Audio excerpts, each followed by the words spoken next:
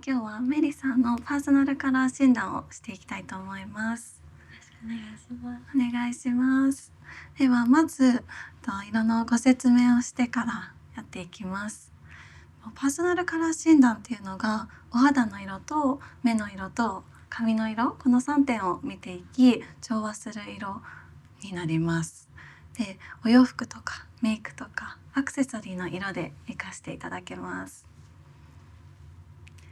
で、パーソナルカラーが4つの季節でグループ分けをされていて、春と秋が色の底に黄色を持つイエローベースっていうグループになります。夏と冬が色の底に青を含むブルーベースっていうグループになります。で、メリさんがイエローベースかブルーベースか今日は見ていきたいと思います。で、イエローベースの春、スプリングが春のお花畑のようなポップで明るい色のグループになっています。可愛らしい色のグループです。で、夏がこちら、初夏の紫陽花のような涼しげで柔らかい夏の色のグループです。結構太陽さんさんとした夏を想像される方が多いんですが、オレンジとか暖かい色はなくて、涼しい紫陽花の色、パステル、ラベンダーとかローズになっています。で、秋が秋の紅葉のような深みのある落ち着いた色のグループになっています。で、最後、冬、ウィンターが雪のようにクリアでクールな色のグループで、はっきりとした原色、鮮やかな色になっています。はい、結構普段は明るい色と暗い色だとどっちが多いとかありますか？普段は多分こっちの方に、それとも夏、の方の色はよく着てる気がします。じゃあちょっとどっちがより似合うかっていうのを見ていきたいと思います。はい。で、ジュエリーの色とかもイエローベースの方は割とゴールド、暖かいジュエリーが似合い、夏と冬のブルーベースの方はシルバーがよくお似合いになられるので、でもシルバーシルバーですね。どちらが似合うかっていうのを見ていきたいと思います。あとは髪の色とかも今染めていると思うんですけど、どういう髪色が他にも合うかなど見ていきたいと思います。暗い髪はしたことありますか？暗い髪っていうか地毛が多分こっちの方に近い気がしますが、ちょっとなんか地毛が合わない気がしてて染めてるので、ちょっと気になります。そうですよね。髪色も、診断していきたいと思います。あとはパーソナルカラー、ネイルとかでも活かしていただけるので、お肌に近い色でパーソナルカラーを使っていただくとすごい明るく見えます。ネイルもよくされますか？ネイルはあまりしないんですが、今回の日本滞在でプロポーズする可能性が多くて、高くて、指輪に合うような色が見つけたいですね。素敵すごい。そうですね。そしたらネイルの色も診断していきたいと思います。はい。ではパーソナルカラー診断をしていきます。メリさんに合う色を見ていきます。ではまず赤。こちらがサマーの赤です。で、次秋の赤です。で、春の赤。で、冬の赤。暗い色ですとすごいお顔色が暗くなってしまって、明るい色でパッと華やかに明るくなります。これすごいですね明るい色がすごく得意ですね。で、明るい色のグループが春と夏になっていて、これはすごいどちらもお似合いなんですが、ちょっと色の温度が暖かい方が血色感が移ってすごい反射がいいです。どちらもお似合いですね。秋がちょっと暗くて、これもおお顔がちょっと気くすみしてしまうので、明るいクリアな澄んだ色が得意です。で、赤はそうですね、春の赤、この色が一番似合う色になります。次に違う色で見ていきます。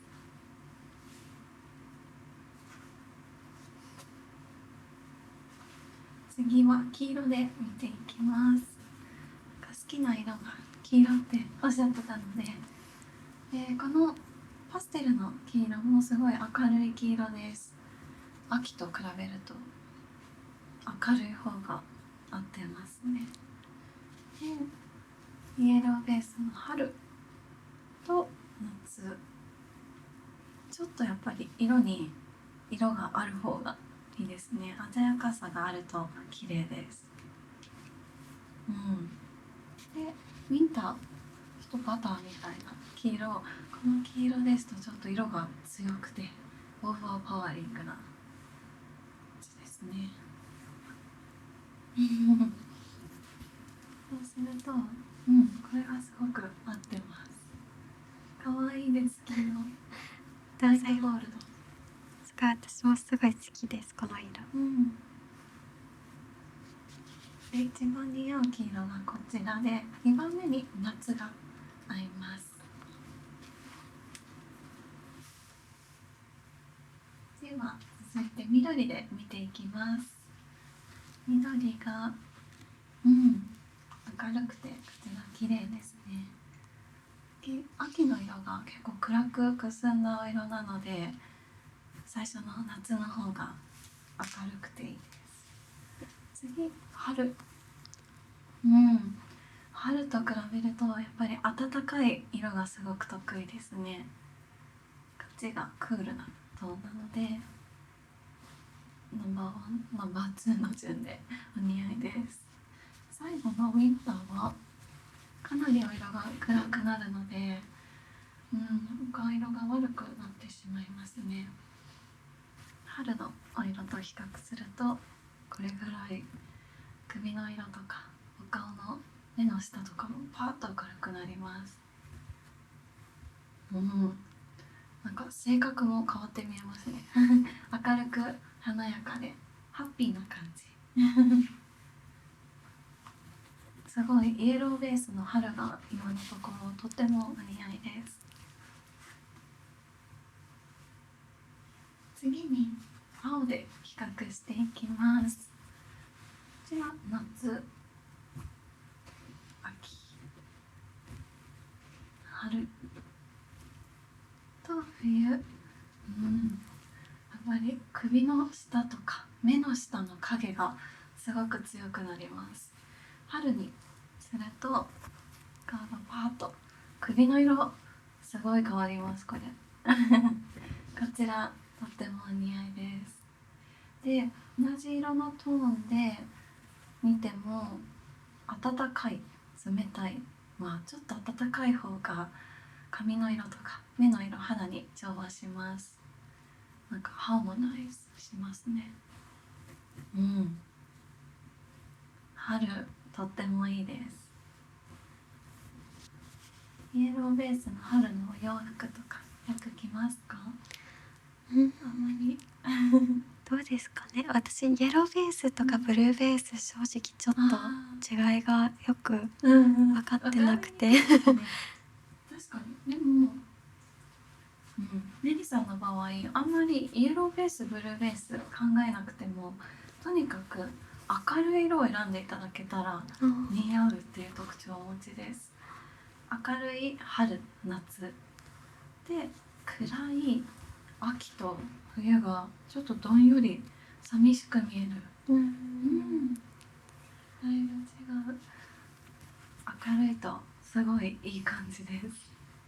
これもメイクで使えるので、春と夏いいですね。そしてピンクがリップの色とかメイクの色で使える色ですが、ベビーピンクのアイテムすごいいいです。サーモンピンク、ちょっとお顔の赤みが目立ってしまったり、ちょっと色が濃い暗いですが、ライトコーラルいくとすごいパーッと明るくなります。これいいですね。すごい可愛いですでホットピンク、もうショッキングピンクまでいくと色に目がいってしまうので、もう少しやっぱりコーラル、温かみ、ピーチ味があると可愛いです。これすごいとてもいいですね。こういうリップとかお持ちですか？持ってないです。持ってない、意外です可愛い。この辺の明るいメイクしていただくといいですね。で次にニュートラルを見ていきます。ニュートラルが色物じゃない時のベーシックカラーになります。アイボリー、髪色ともすごく合ってます。これをくすませるとちょっと寂しい印象で、黄色み、温かみがあると多幸感、すごいハッピーな元気が出る、チアフルで真っ白とかと比べてもちょっとオフホワイト、卵の殻のような色合いがすごく可愛いです。なのでベーシックカラーはオフホワイトかアイボリー、この2つがお似合いです。真っ白ですと結構、鮮やかすぎて境目がすごいくっきりしちゃうんですが、これがベストです。はい。で最後に暗い茶色と黒見ていきます。明るいお色すごい得意です。これと暗い色を比べるとちょっと疲れた時とか寝不足な印象で、明るくするとパッと顔色が明るくなりますね。で特にこれちょっと色が薄いので、色を付け加えて鮮やかさを足すと元気に見えます。なので明るくていいんですけど、色があるとなおいいで、黒は結構暗くて重たいので、こう比較すると茶色の方がお似合いです。この2つがいいですね。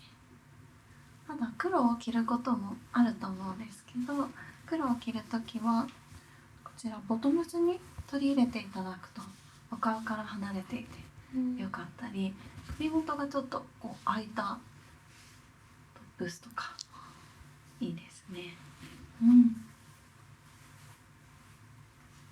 ではこちらで今、全部の色を見ていったら、イエローベースの春と夏がとってもお似合いでしたので、その2つをより詳しく見ていきたいと思います。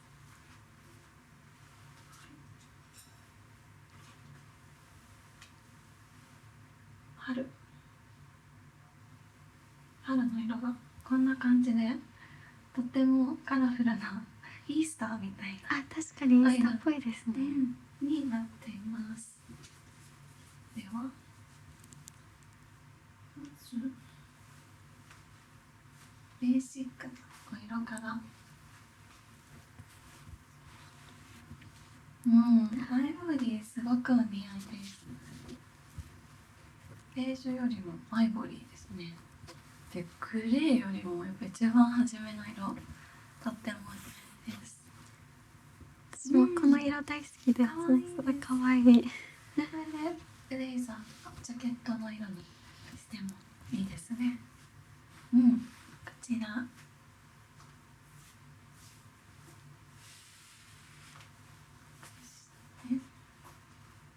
次にブラウン系、キャメル系、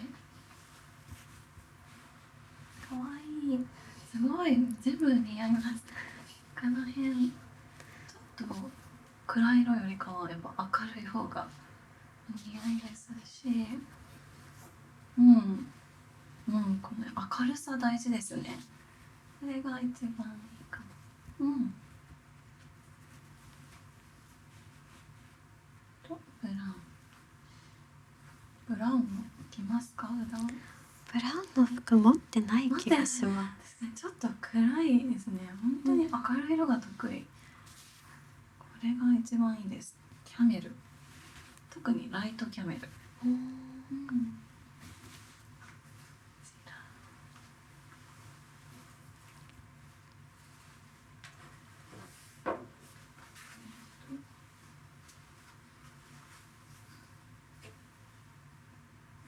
こんな感じで、次に黄色とオレンジ比べていきます。これが可愛いです。パステルっぽい。ちょっと元気に見えたりで、ここまでいくとちょっと鮮やか、強いですね。オレンジも結構お顔が赤み出るので、オレンジより黄色の軽い色がお似合いです。かわいい。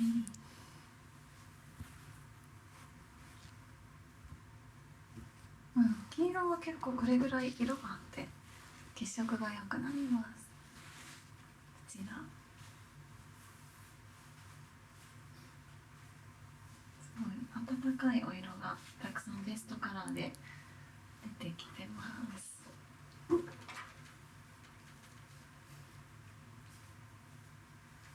そして次に緑比べていきます。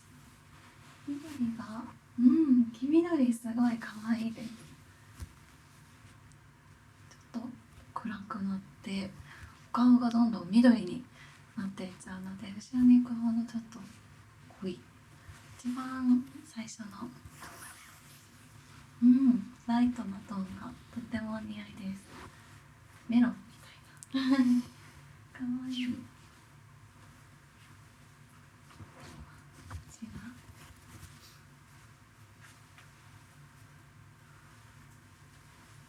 そして青系を当てていきます。青がかわいい。こちらどんどん後ろに行くにつれてお顔が曇っちゃう、影が強くなりますね。すごい首とか目の下とか暗くなります。これもちょっと布に目がいっちゃう。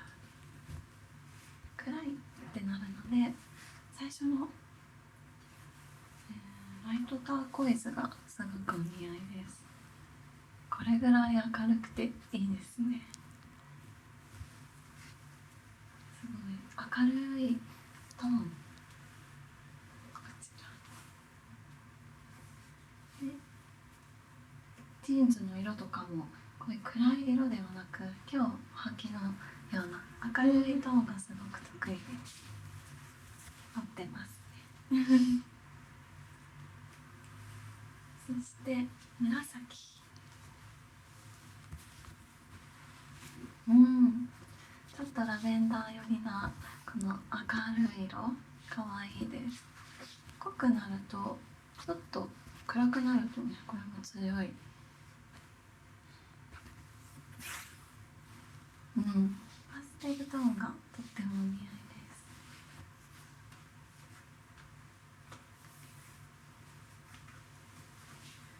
でここまでで結構寒色、冷たい色とかも見ていったんですけど、ベーシックカラーと寒色はすごいこんな感じです。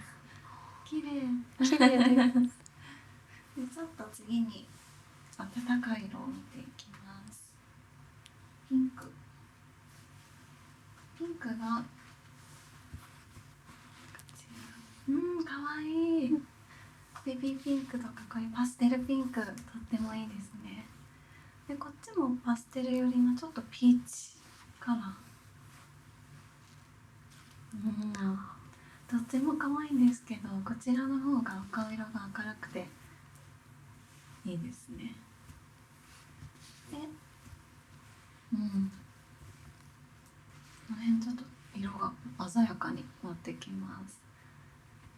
そしてこの辺も布に目がいってしまったり、お顔の目の下とかに結構クマっぽい影を作ってしまうので、明るく、パステル、このライトなトーンがとってもお似合いです。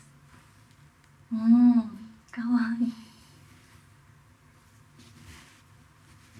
きなトーンにピンクも、こういうピンクも使いますか？このベイビーピンクって言いますかね、持ってます。もう大好き。ね、これすごいいい、持ってます。では、そう、赤よりもピンクの方が合いそうですね。赤はあんまり持ってないです。パステル。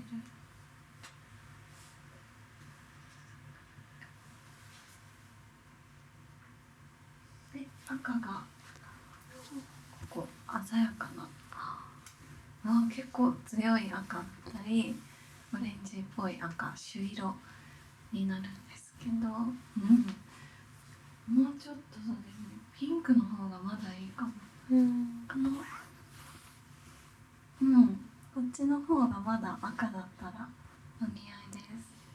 これもちょっと取っておきますね。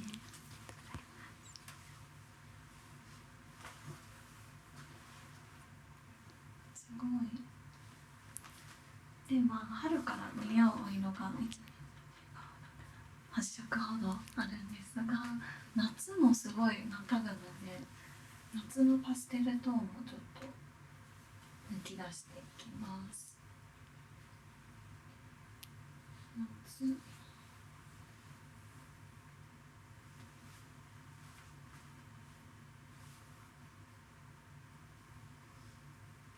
そうですね。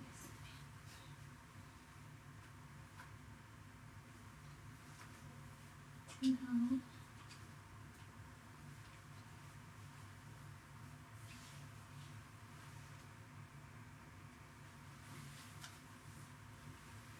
ではグレーとブラウンを見ていきます。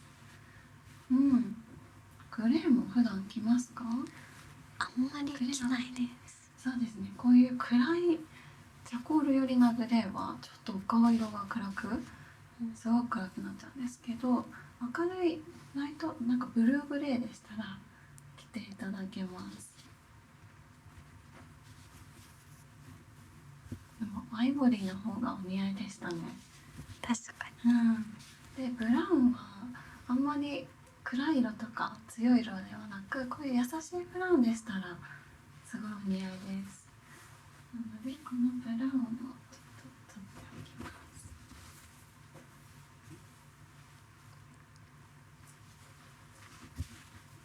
そして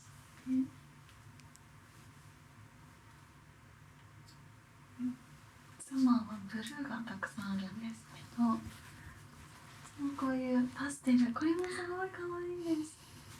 これ後ろに行くともうすでにもうこれで強いんですけど、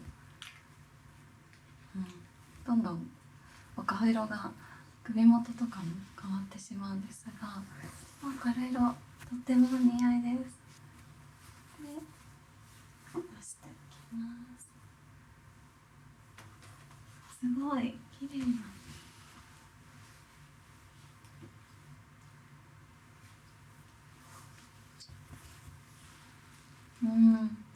かわいい。ラベンダーもくすんだグレーっぽい色ではなく、澄んだお色でしたら使っていただけます。そして先ほど春で選んだ色とちょっと比較すると、夏の方が明るいので、これがいいですね。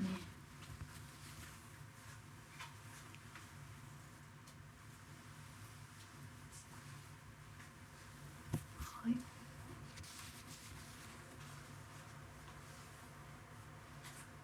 そして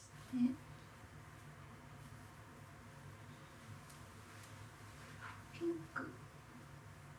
ピンクはさっきもかなり明るいベビーピンクだってるんですが、こういうピンクも可愛いです。可愛い。で、こういうちょっと鮮やかになると、ちょっと布の方が強く、赤色も悪く暗くなっちゃいますね。この中だとこのピンクがすごい可愛いです。パステル大得意です。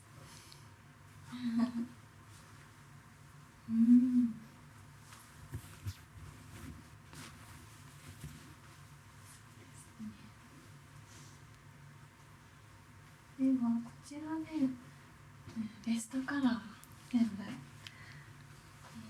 で、これを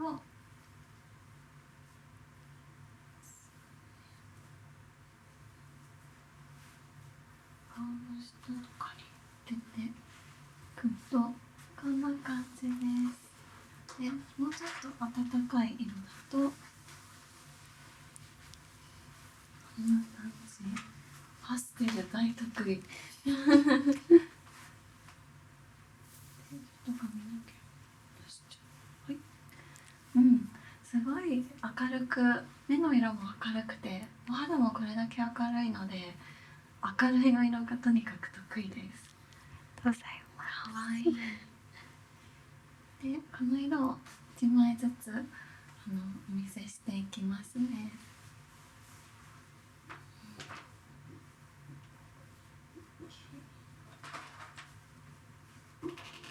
なのでパーソナルカラーはスプリングサマーです。4シーズンだとイエローベース春で、セカンドがブルーベース夏でした。ありがとうございます。予想通りでしたかね。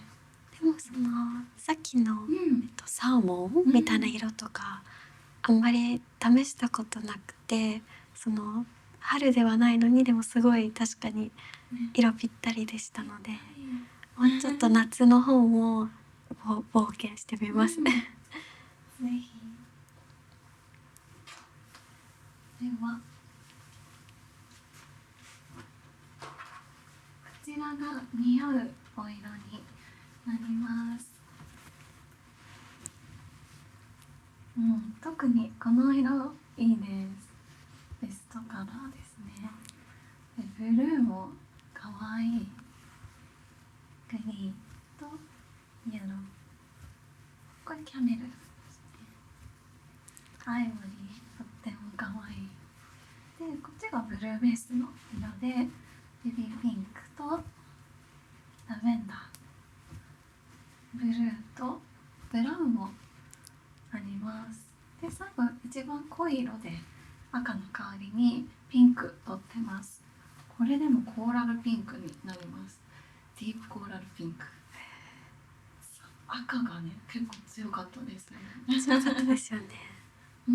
これも赤に近い方の。こういうリップを使っていただくと、パーティーシーンとかウェディングのゲストとかだと使っていただけます。すごい。でもベビーピンク、これがもう優勝ですね。大好き。かわいい。ではこちらで次に似合うメイクや髪色とか、そうですね、あとネイルの色とか見ていきたいと思います。よろしくお願いします。はい、ではメリッサさんの診断結果をお伝えしていきます。メリッサさんがファーストシーズンがイエローベースの春、セカンドシーズンがブルーベースの夏でした。でイエローベースかブルーベースかでいうとイエローベースですね。イエローベースとブルーベースどちらの色もいけるんですけど、とにかく色の明るさが大事な特徴をお持ちです。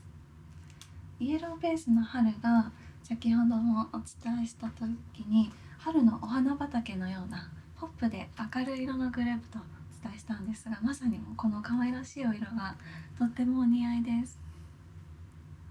で日本の芸能人ですと本田翼さんですとか藤田ニコルさん、トワイスのナヨンさん、ナヨンちゃんと小島春菜さんなどがイエローベースの春の芸能人です。なのでこの方々の髪色とかメイク、ファッション全部真似できます。なるほどです。でスプリングタイプに似合うリップの色ですね。このようなブランドでしたり、実際にここにもあるんですけど、こういうお色が得意です。ちょっとコーラルなお色とかで、チークのお色はこういうコーラルピンクが先ほどもとってもお似合いだったので、こういうのをチークにものせていただくとハッピーな感じや血色感が出て素敵です。で、アイシャドウ、似合うアイシャドウがこういう同じくコーラルでピンク味のあるお色がとてもお似合いです。かわいい。使ってますか、こういうお色？多分もうちょっとブルーベに近い色を使ってる気がしますので、勉強になります。で、お洋服で着たい時はこんな風に似合うお色を取り入れていただけます。アイボリーがすごくお似合いだったので、こういう風にスカートで履いたりとか、トップスでも今日がすごいアイボリーなってます。こんな風にぜひ着てみてください。ありがとうございます。で、あとは髪色とか日本人よりかもともとがしっかりブロンドとかちょっと、ブラウンでも黒くはないですね。真っ黒ではないので、こんな感じでもっと海外のセレブのような髪色がすごくお似合いです。ライトスプリング、これがベストカラーになります。かわいい。で、ネイルの色などはここにあるパステルなネイルカラーがとてもかわいいです。イエロー、クリーム、トップで全部ライト、コーラルとかで、水色もすごくお似合いだったので、こういう明るい色をぜひネイルにも取り入れてみてください。で、指輪をつけたりとか、プロポーズを受けるということだったので、このクリームとかライトトープとかライトピンクがすごい映えると思います。あんまりカラーよりネュートラルでいくといいですね。リップの色とかもすごいたくさんあるので、ぜひオケーションに合わせてどこに今日行くかとか、今日の気分とかで変えてみてください。幅広いです。結構確かにサマーとスプリングのミックス。かわいい。かわいい。で、こんな感じのバイブスです。かわいい。かわいい。で、お洋服とかはもうちょっとこんな感じでもいいですね。トレンチコートとかいいですし、とにかく明るい。このスリップスカートっていうのはすっごい可愛いですよね、色が。ちょっとサテン寄りの素材で、シャイニーなのがとても得意です。キラキラとかメイクもキラキラしているものとか、素材もツヤ感があるとお肌が綺麗に見えます。で、ゴールドのジュエリーもとても得意なんですけど、ローズゴールド、ピンクがすごい得意でしたね。パールとかもいいです。なんか靴とかブーツとかでも色を取り入れられるので、ぜひいろんなところでこのスプリングサマーを使ってみてください。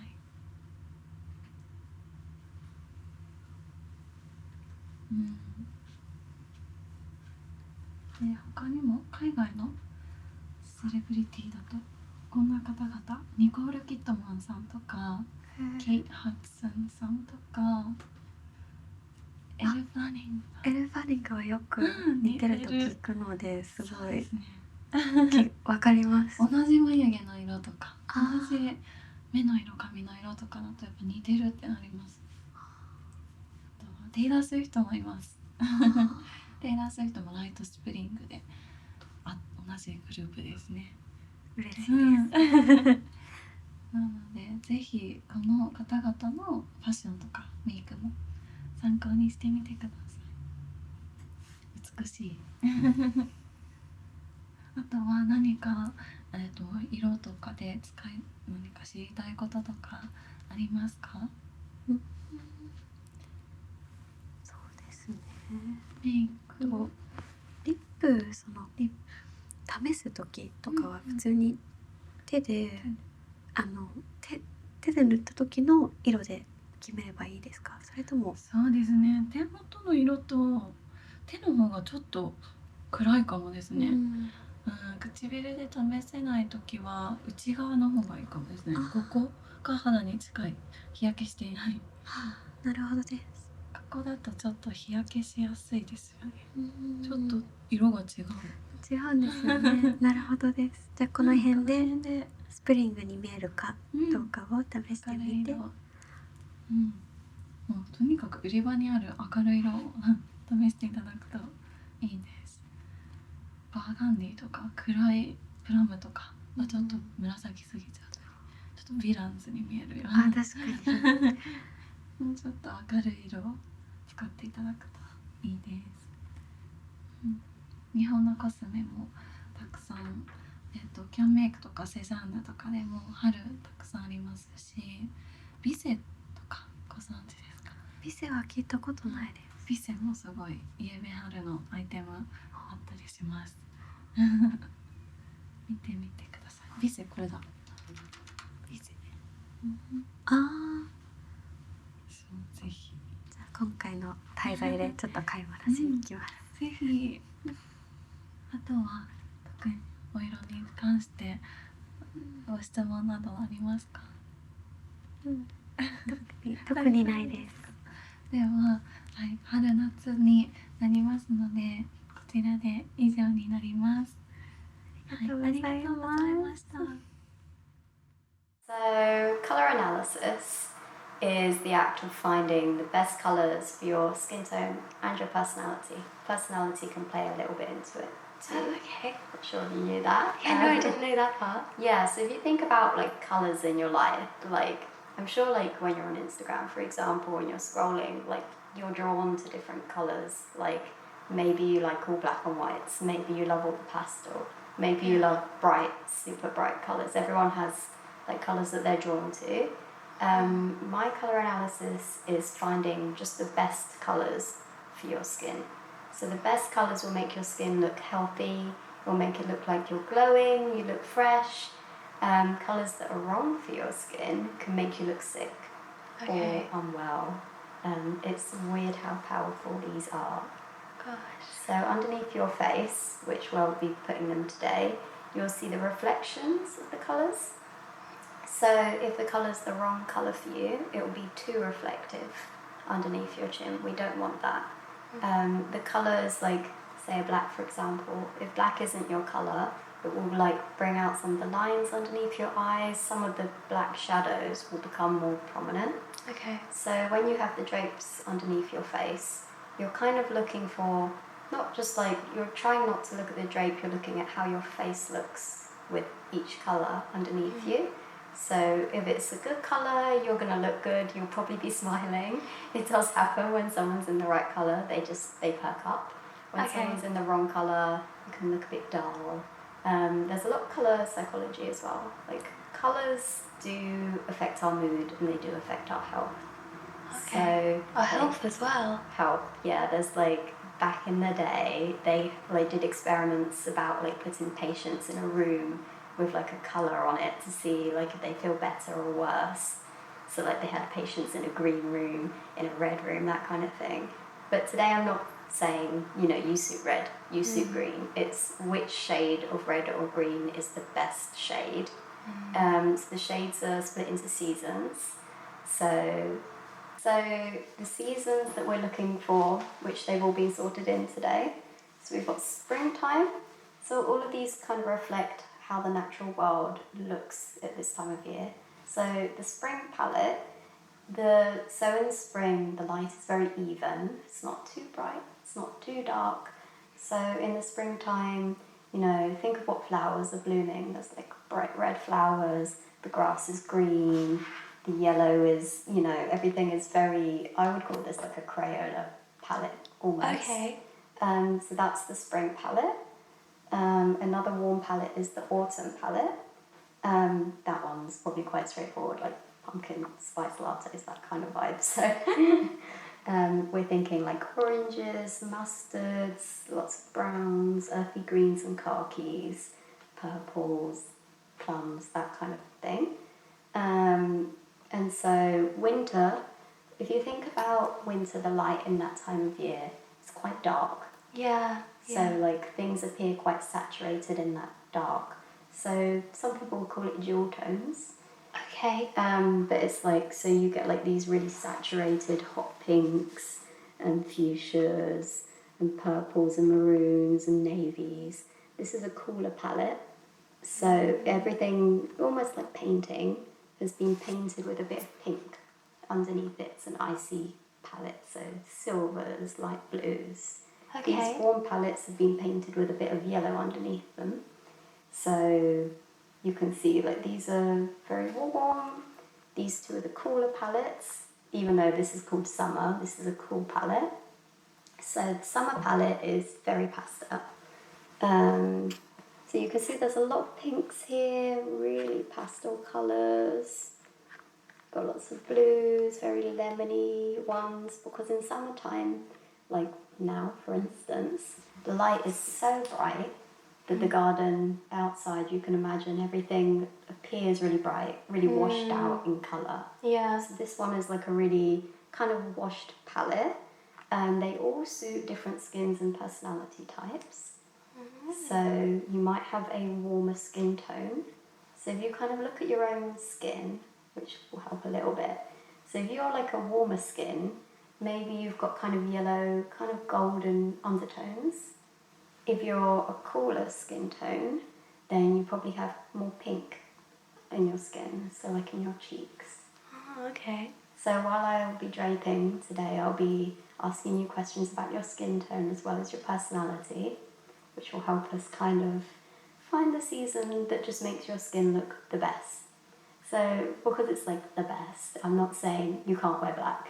Okay. Only one palette has black in it. Oh, really? Yeah. Yeah, because I guess summer. Can you Doesn't see it's just completely light? Yeah. But they all have neutrals. So that's very close. Like it's a brown, we've got like lots of greys here.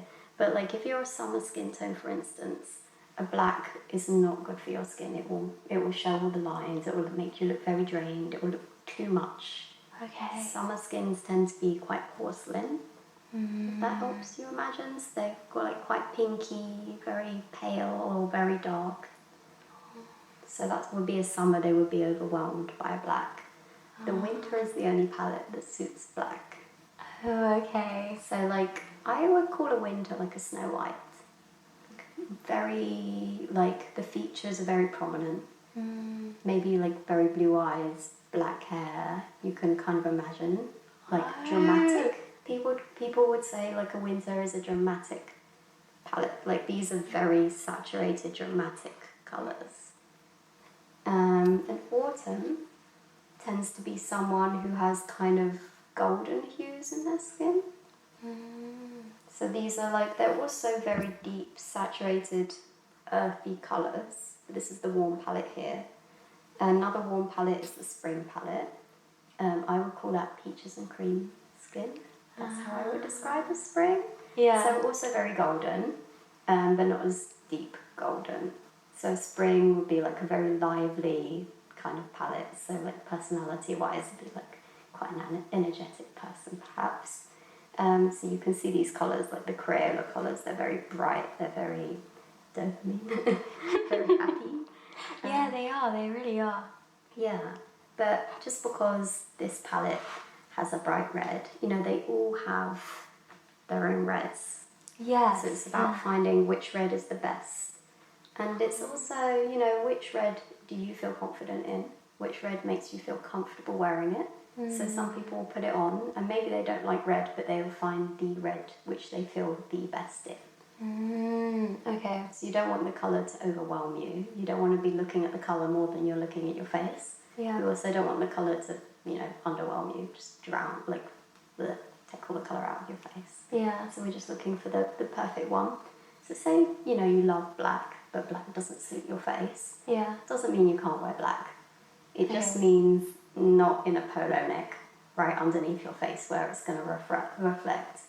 So maybe you're wearing black, but you've got a V-neck on, or an off the shoulder, or it's on the bottom, or it's an accessory. But it's about finding which colour is the best underneath your face. Okay. So like, you're going to the Oscars and you want an amazing dress, kind Yeah. of thing. You want to look your best. You want to look amazing. Yeah, it's really interesting the way they're grouped. Yeah. So like when you see them all together like that, you can kind of see, you know, they all have their kind of vibes. They all like have their different feelings. So you were saying that you're more drawn to this palette, you would say? Yeah, I think either this one or this one. I'm Yeah. torn between these two. I think I do have a lot of these two colours in my wardrobe, but I think they suit me less. Okay. Yeah, but I love black. Okay. So if black doesn't suit you today, Yeah. we just find a different way to wear it. Sometimes I would say with people, like a lot of people feel more comfortable in black, and their palette might, you know, they might love it, but they might feel, you know, I don't think I can wear my palette. It's just a lot for me. Yeah. I love it, but I'm not confident enough yet. So I would say introduce it gradually into your wardrobe. Yeah. So maybe if you have your best colours somewhere, you're going to feel good. That's what I would say. So perhaps you've got a black dress, but the print is in a spring print, for instance, on the top. Okay. So like for me, for instance, I have a black dress and my palette is a spring. And the flowers on it are all in the spring colours, but it has a black backdrop. So that's ways of introducing it. You know, you could have it in your makeup, for instance. It could be on your nails, it could be on your bag. So like you can introduce colour into your life, you know, that way. And also not necessarily this is your palette, one palette. You can have like a secondary palette. Okay. Oh. So like the one that suits you best after your main one, or is it one you like personally, or? So the first one would probably be the one which we're saying more colours from this palette suit you. Okay. But maybe a few from this other palette pretty good as well. So like maybe, like for me for instance, my main palette is a spring. Yeah. But I've been told that some of the winter colours look quite nice too. Okay. So winter is a secondary for me because I'm a little bit in between. So like I have quite warm skin, so like you can see that I tan quite well. I'm a little bit pale in places, I'm a little bit pinky in places, my hair's very black, but it also has a bit of red in it in the sun. So I'm a little bit in between. Oh, okay. Weirdly enough, my twin brother is also exactly the same. He is also a spring-winter. Oh, wow, okay. Yeah, so you can have two palettes as well. So if you've got a little bit skin with both in it. So I'm looking a little bit at your skin, looking a little bit at your hair. So when you have these underneath your face, maybe also we can look at everything. Look at how things reflect all across. Like you can see in your parting, you can see around the hair in your face if things are right or not. These are very powerful, weirdly. I know, I was blown away too when I had this done to myself. Yeah. Like, I don't know about you, but like when I shop, before I found my colours, I was buying everything.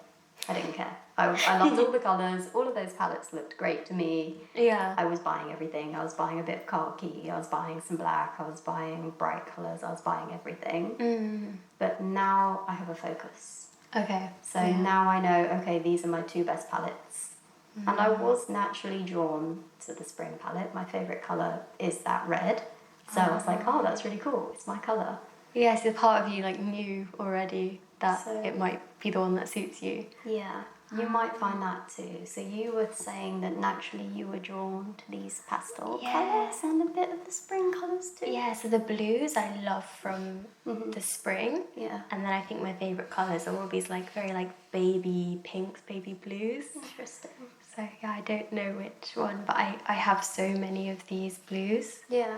Because I think I always just end up buying blue because I don't know if it matches my face, but I match it to my eyes quite often. Yeah. So yeah, I have so much blue clothing. I can see blue looking really nice against your eyes. Oh, thank you. There's a blue in every palette. So Yeah. no one's going to tell you can't wear blue today. That's good. Yeah, it's not the same level as a black, I guess. Yeah. So to start this off, what I tend to do with these, so that nothing's influencing us today, we're going to just throw everything out the window and just see what happens. This is for me. This is for you. Okay. Oh, okay, cape. Yeah, so we're going to block out the colour you're wearing already, so we're not looking at what you've already got on. Okay. I pop my hair out the way. Thank you. I feel like you're getting a haircut. Yeah, it really does. But it's interesting to know where you gravitate, because people usually gravitate towards their colours. Oh, okay. So I had a client recently that she loved the winter hot pink, and the kitchen where I did her colour analysis, there was hot pink everywhere. So that was fun. That it was her colour. Like, you find you decorate as well, like what I was saying about Instagram earlier. The colours you're drawn to, you will probably have them in your life. So you'll probably find, like, when you get to choose something, like you get to choose a phone case or something, probably in your colours.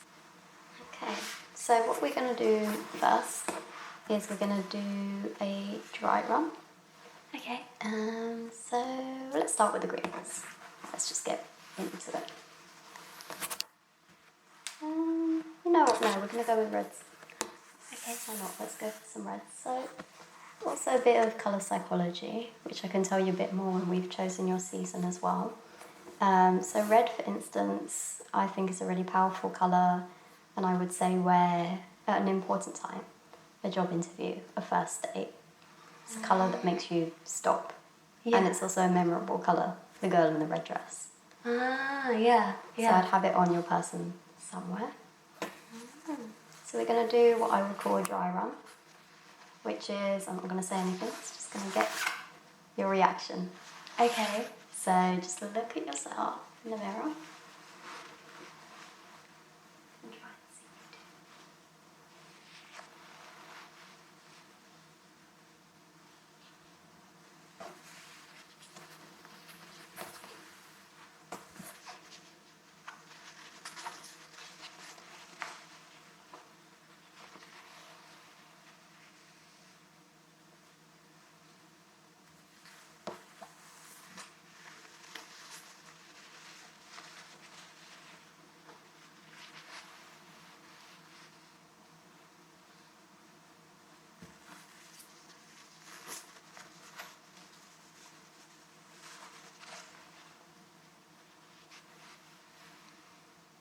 Okay.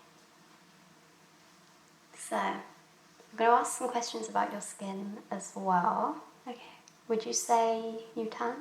No, not at all. You don't tan, do you burn? Yes. Interesting. Okay. How do you feel in this orange?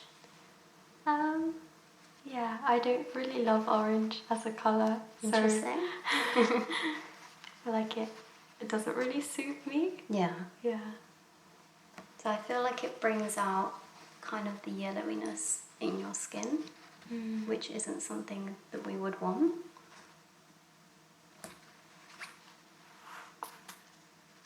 Now, you smiled when this colour came on.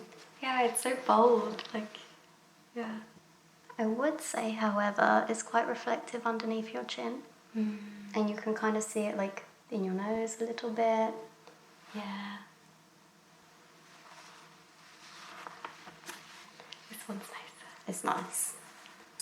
That's quite nice. But It's my favourite, yeah. this is your favourite. Yeah. I feel like this one as well. Like so far, I feel like we've been looking at the drape with each of these. Now I'm looking at your face. Okay. Is that good? That's good. Okay. We want to be looking at you, not the drape. We don't want the colour to be wearing you. Ah. I do think my skin looks better in this one. I know Yeah. I do have quite a bit of like BB cream on, but it looks like shinier in like a nice way. Yeah. So your natural hair colour, what would you say that is? Yeah, so my eyebrows, Yeah. like it's actually showing a bit today, but it's quite brown, like dark blonde. Like a kind of mousy... Yeah, like a colour? mousy brown. Yeah. So, And so you don't tan, you burn. yeah. Interesting. But when I was a kid, I actually was naturally this blonde, but over time it just went dark. So, yeah, I kind of dye it to the colour I originally had. So this is the colour that the shade of red we were enjoying the most. Let's compare it to this one. Comparisons sometimes are quite fun. So this one you're looking quite even skinned, looking quite healthy. That's just quite fun. Your hair is looking very vibrant in this shade, which is quite nice.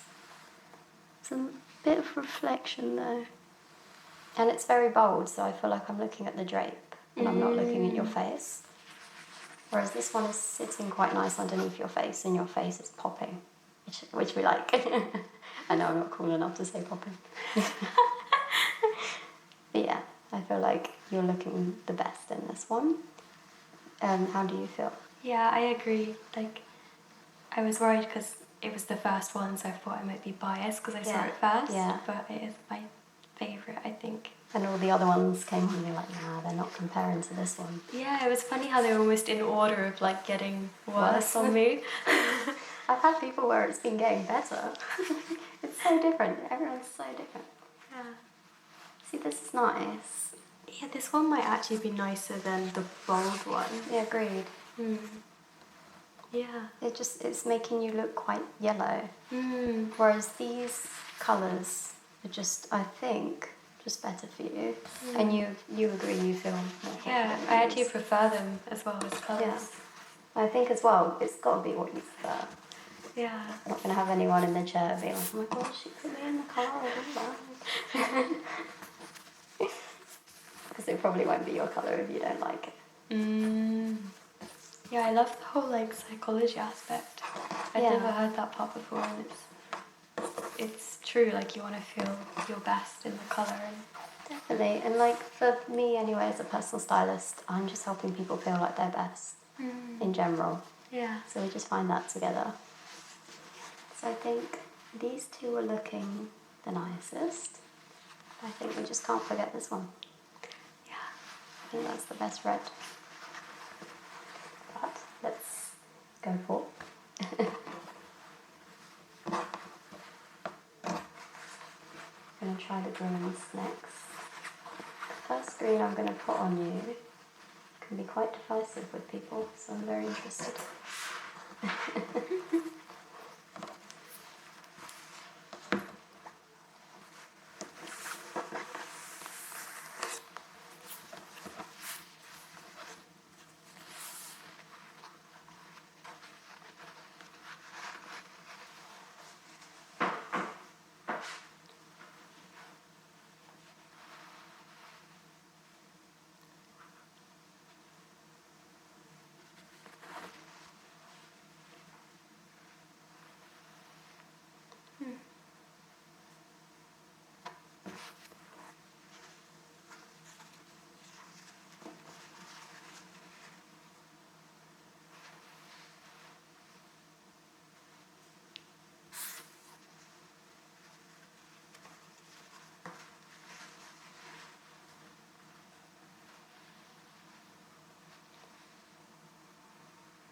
Okay, a lot of different faces.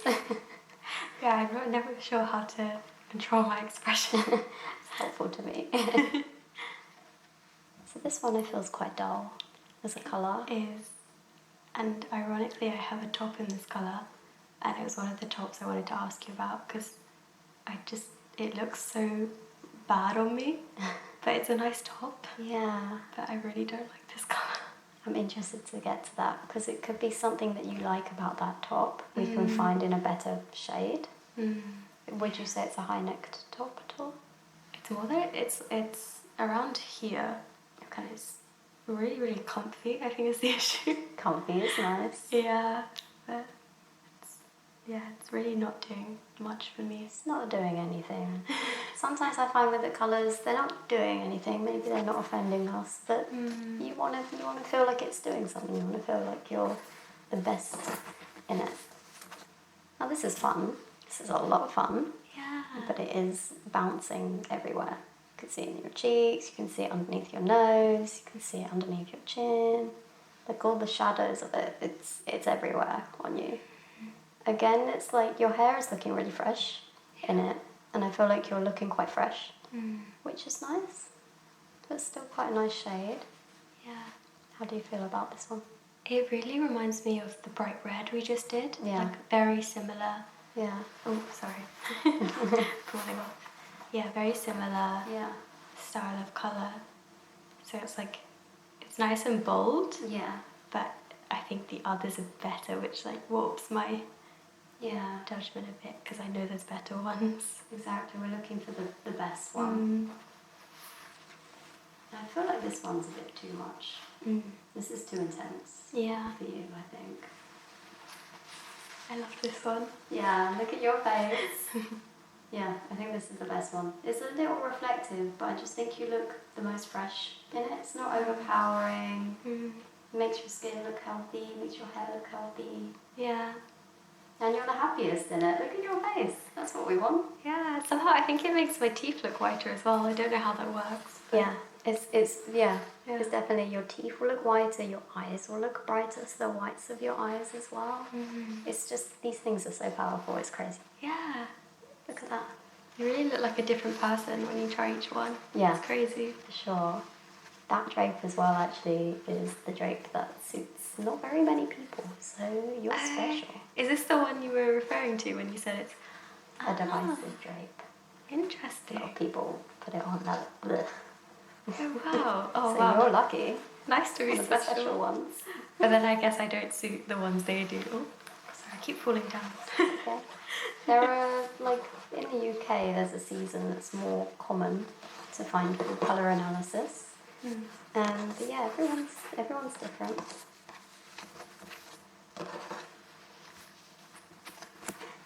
So I think I'm getting a bit of an idea. Yeah, how fresh. A lovely colour.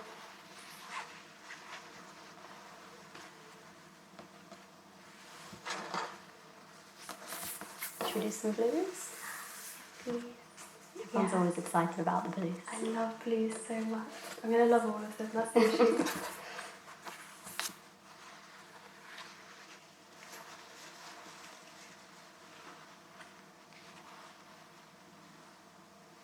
Would you say personality-wise you're more introverted? Yes, yeah, probably, but I think it changes over, yeah. Probably before lockdown extroverted, after lockdown introverted. Are you a perfectionist at all? Yeah.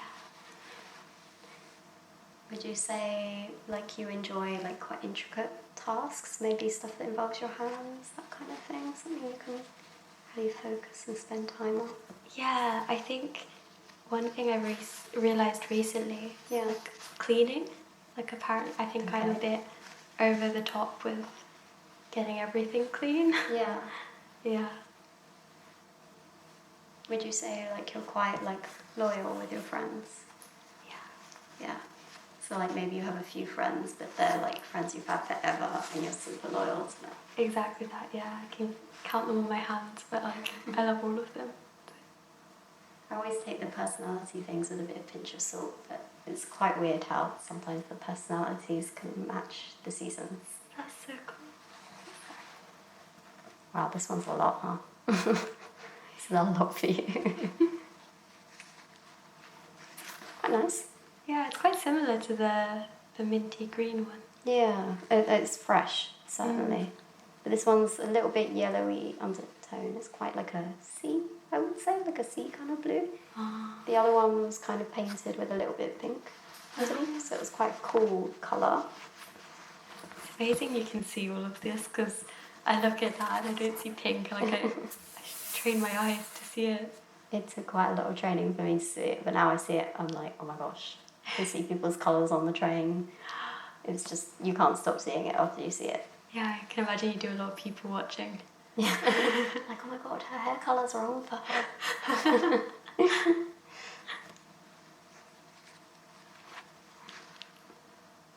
It's intense, isn't it? Yeah. So I feel like all the darker shades are just overpowering you a little bit. Mm.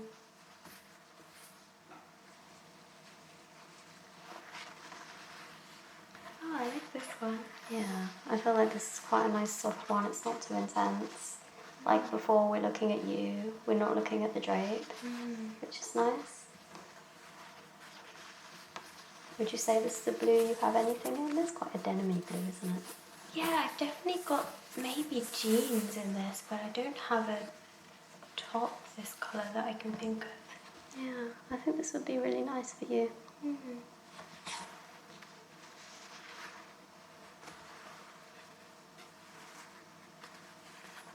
Into the yellows. Now, I know before I said, you know, people, like for instance, I'm someone that's like, oh my god, I'm not a fan of yellow, I never wear anything in yellow. But it's always just nice to see, you know, what shade is the best one, even if you're not someone that's going to wear a lot of yellow. I can see you looking quite nice in yellow. I actually love yellow. Nice. I love the dress in La La Land. So yeah. I really want one. I would say psychology, this is the colour of happiness. Yeah. It's the colour we all associate with it. It's sun, it's happy, it's the smiley face, it's the happy colour. That's a really nice one. It's a little bit reflective in the nose, but it's a nice one.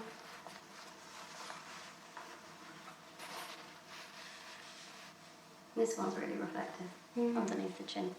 Yeah, it's reflecting everywhere.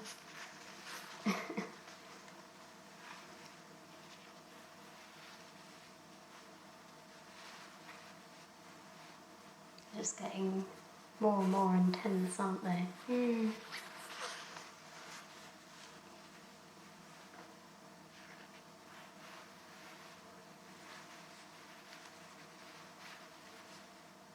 It's not too reflective, but it's also not. Sorry, I lean back. I keep coming out. I think it's my bad posture. I'm making them fall. It's not too reflective, but I feel like against your kind of skin, because you've got like this quite pinky porcelain, quite soft skin, this isn't really the colour that's best for you.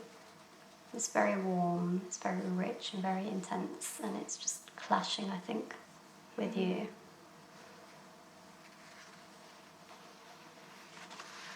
This one was just looking a bit powerful.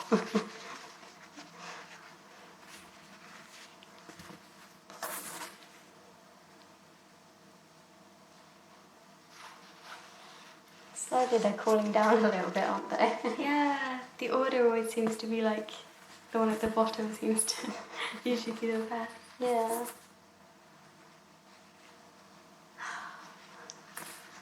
Oh my gosh. There we go.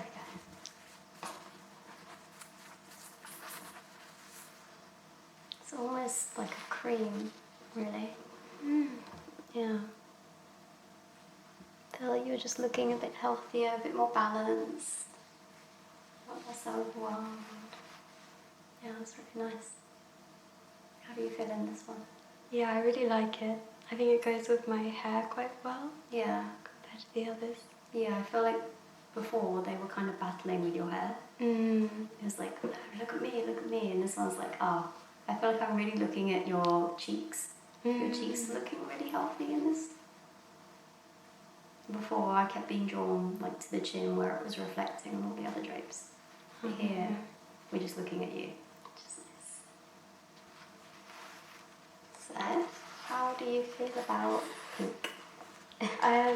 Yeah, so I actually realised I don't have that many pink clothes. I like it as a colour, but I never seem to buy it. I don't really know Interesting. why.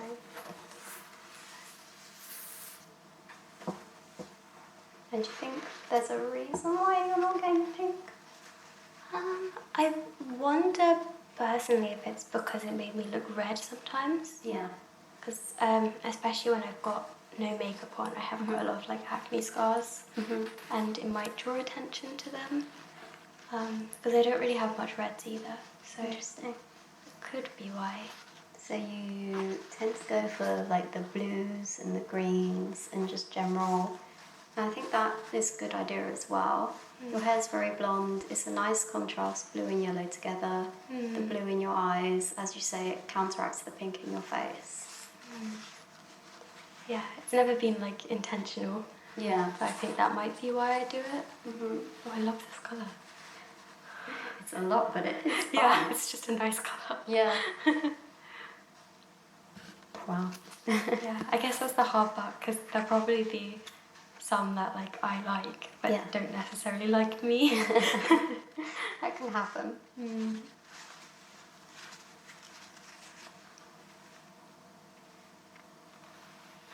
Oh wait, this one's nicer. Got to say all the pinks actually. I'm quite liking them. Yeah.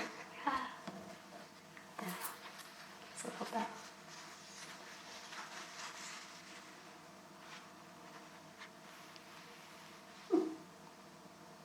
I mean, none of them are that offensive. Yeah. Which is nice. But let's find the best. So this one's a bit reflective underneath the bottom. It's not awful, but I think we can do better. This is quite nice. Also a bit reflective. Still. This one you loved when we put it on. It's very intense. It's probably like one of the most intense ones, but it is fun. This is the only one not reflecting, which is nice. It's very calm. We're looking at you. So I think this might be the best one. I don't know what you think. Yeah, it's like much paler than the others, I think, which probably goes with my face a lot more. I feel like you're looking quite porcelain in it as well. You're just looking very even skin tone. Nothing is like showing. There's no redness as well, which is quite nice, like what you were saying. Yeah, I feel like this is the one where we can just like breathe a sigh of relief. Yeah. It might not be as fun as the other ones, but this is just one shade of pink that I have here. On your fan, I can see a lot of pinks in it. And I don't have the drapes for them, but there are lots of pinks that you can see. But I think this is the best one for you.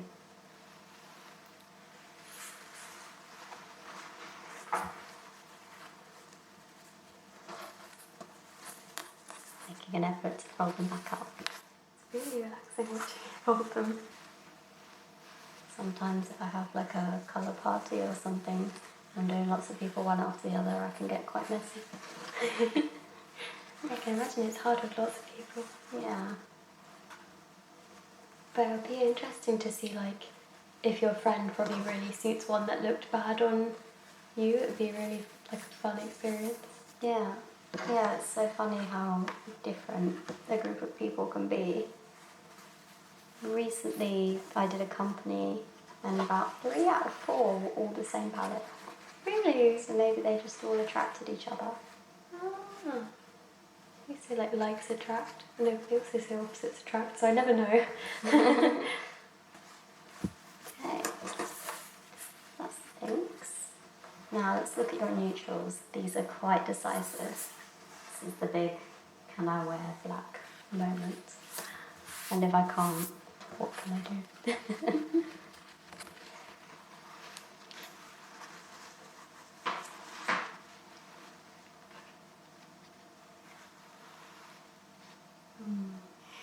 It's a lot, isn't it? Yeah. And it's not great underneath as well. No. Just sad. Yeah. But that doesn't mean, you know, maybe no black polo next, but maybe a black here with like something. So maybe you can have your best colour somewhere else. Maybe your best colour is a scarf. Maybe your best colour is like a big jewellery or something else to detract from it if you know, I really need to wear black in this moment. And this is actually from the same palette. It's the white that I'm currently blocking out. It's not bad.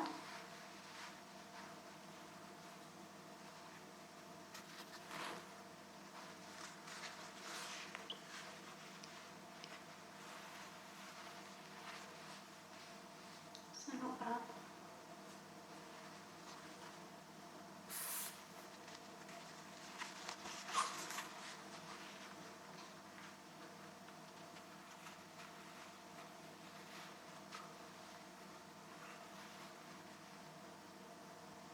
How do you feel in these neutrals? I'm really struggling to like tell which one suits me. Yeah. Like with the colours, it was a lot more apparent. Like there was always one best one. Yeah. I really can't tell with these. So the palette that I'm thinking you might be, I actually don't have a neutral drape from, which is probably why you haven't had the aha moment. Interesting. I feel like your palette, I know exactly what it is. But these are from similar ones. I'll do a bit of revealing now. This grey in particular is an autumn grey. Okay. So a lot of the autumn palette I was finding it wasn't reflective, but it wasn't doing anything for you.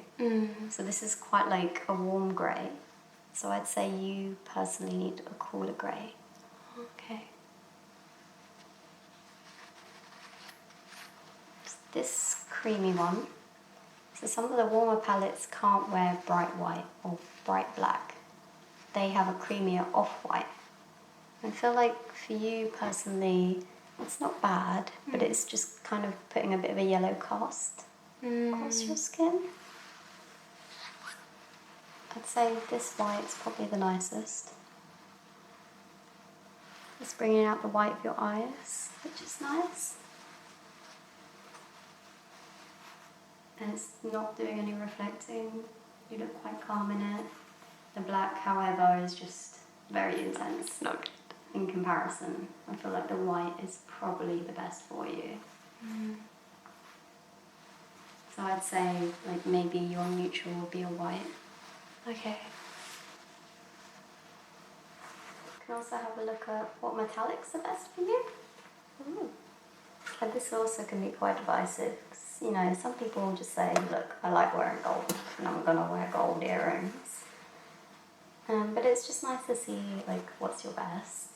Like say you're going to that Hollywood premiere and you're like, I'd like a dress just like entirely in gold.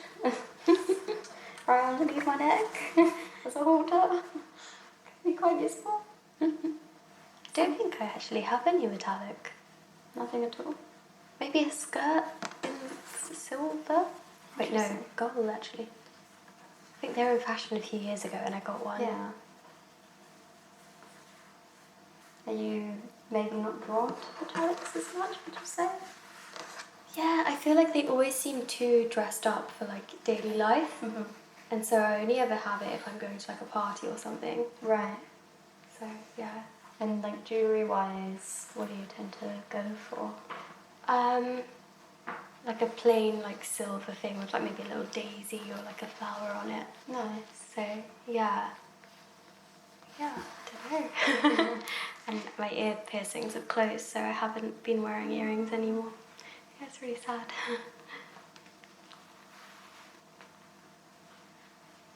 Yeah. I feel like the blue of your eyes is really nice with.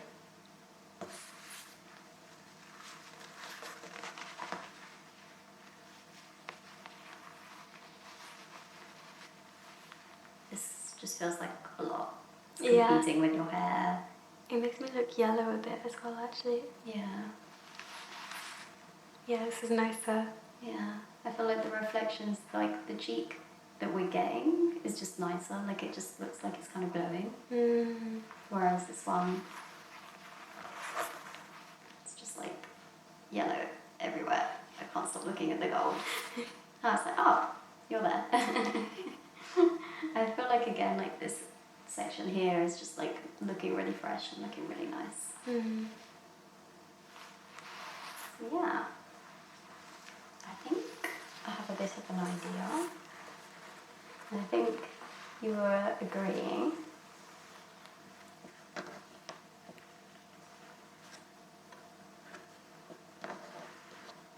Going to keep this one up.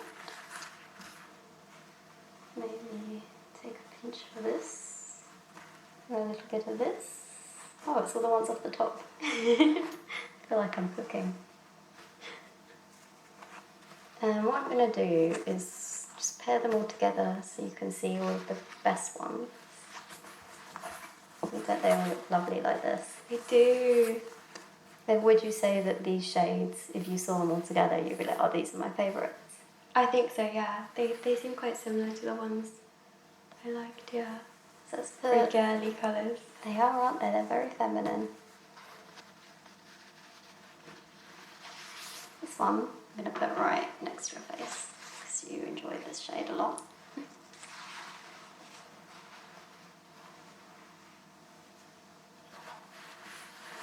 Sometimes it's nice to have, like, when you're pairing colours, like a pink and a green together because they're kind of opposite on the fan. Oh, okay.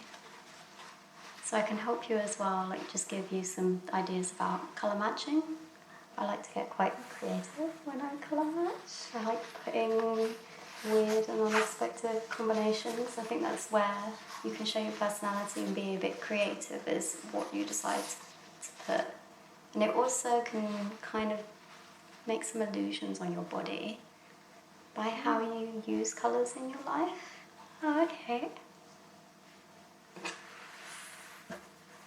I'm left with these. And this.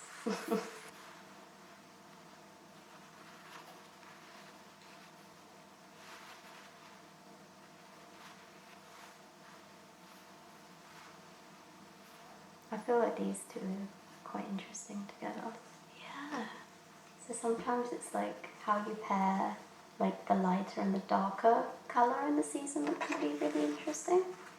Like a really pale shade with something more intense could be really interesting.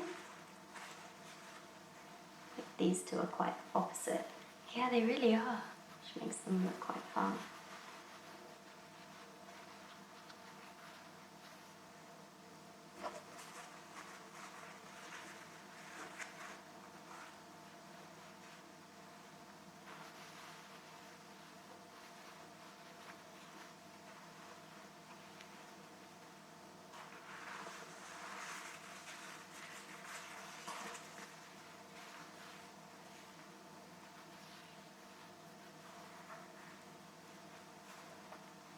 How do you feel about seeing them all together?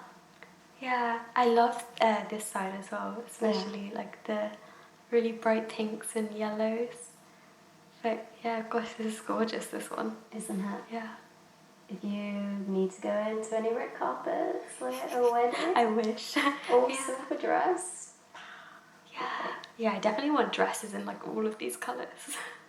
I could see you with like a really lovely dainty floral, which would be really lovely. So like say you have like a white dress, Yeah. maybe like a full length dress or something. We'll get to the body shape later. And then it's got like a little ditzy print, like flowers and all this, puff sleeve. Oh god, I'd love that. A bit like cottagey. Yeah. Cottagecore. Cottagecore, yes, yes, literally. Actually, there's I don't know if it was white, but a few years ago, like the Disney Cinderella movie, her wedding dress was like a white creamy colour with like these floral things on it, and I thought like I love that dress so much. I want that dress. Yeah. And it's like exactly what you just said would go with me. So I'm just like yes. That's what we're looking for. But I feel like you have quite like a Disney princess kind of vibe. Like Wow. So this is your best palette. Oh, so it's the one I liked. Yeah. Yes. It's always the reaction. You're like, yes. I love it. My heart knew. It's the summer palette. Ooh. So in summer, as I said earlier, the light is so bright, everything appears pretty like washed out. So imagine like really dainty, kind of, you were saying quite feminine colours. Yeah. Put these together, aren't they so nice? Yeah, the really pastel ones, I love them. Yeah, and I feel like these are really good for you as well because they're not intense, Mm. which was nice. I feel like all the intense colours were fun, but they were just battling for attention on your face. Yeah. Whereas these, I just feel like they really go, like what I was saying about skin tones before, I feel like you're quite porcelain. Okay. Like this pink that you've chosen already is just like it's been hand painted. It's so like porcelain, especially like with your eyes and like popping against like the fairness of your skin. So I feel like these colours are really nice. Like even like the jean against your skin looks really nice. It's kind of light colour that you're wearing. So you were like, we saw this drape today. Okay. But look at all these other pinks that would be really lovely. With these kind of rosy colours could be really nice. Yeah. All of these could be a lipstick, if you like. So this is quite red, but it's not like a yellowy tomato red. It's pinky red. So everything, I would say, like painting-wise, has been painted with a little bit of pink and blue underneath it. Imagine like a really nice jumper in the winter in this colour. That would be gorgeous. All these pinks. And you just needed to find your pink. Yeah, this one actually reminds me a bit of the one I was in love with. Yeah. Like is it a cooler version of it? Or is it... I'm not very good with the cool and warm. Yeah. So the palette, so the order that I've been doing them in. Okay. Spring, then I go winter, then I go spring. Summer, winter, spring, autumn. That's the order. So you have been seeing your season first every time. Every time, okay. And the winter is still a cool season. So you are still seeing something that could have been in your kind of lane because I think your skin is very cool. I see. So you were seeing that kind of colour that was nearly there, but it was just too intense. Yeah. Like usually people who have a winter skin, they have quite like dramatic features. Maybe they've got quite dark hair or very, very light blonde hair. Yeah. Like a kind of icy blonde hair. But like your kind of natural hair colour is quite difficult over summer. Oh, okay. So it's like my natural and dyed colour are both okay? Yeah. So like this is the kind of yellows that we have here. I love them. That's the reaction we want. Yeah, I really like them. There's like no colour on this palette I don't like. Amazing. That makes me the happiest. These could be nice hair colours. Yeah. I've always wanted to go a bit more like the silvery, like whitey, but Yeah, I think this would be really lovely. it's always good to know. Or if you're feeling like a pink hair colour. Yeah. I had the courage. Yeah. Like if you're feeling a bit too scared, you could just like put it in the ends. Yeah, like a dip dye. Yeah. These creams. So gorgeous. Like you were saying before, like the greens and the blues, like against like the kind of pinks of your skin. You were saying, oh, I love blue. Look at all this blue. Yeah, it's like all the ones I did gravitate towards. Yeah. Yeah. No wonder there's so much blue. Like, Yeah. I love blue. And like this purpley kind of blue is really lovely. Yeah. This could be a nice lip colour.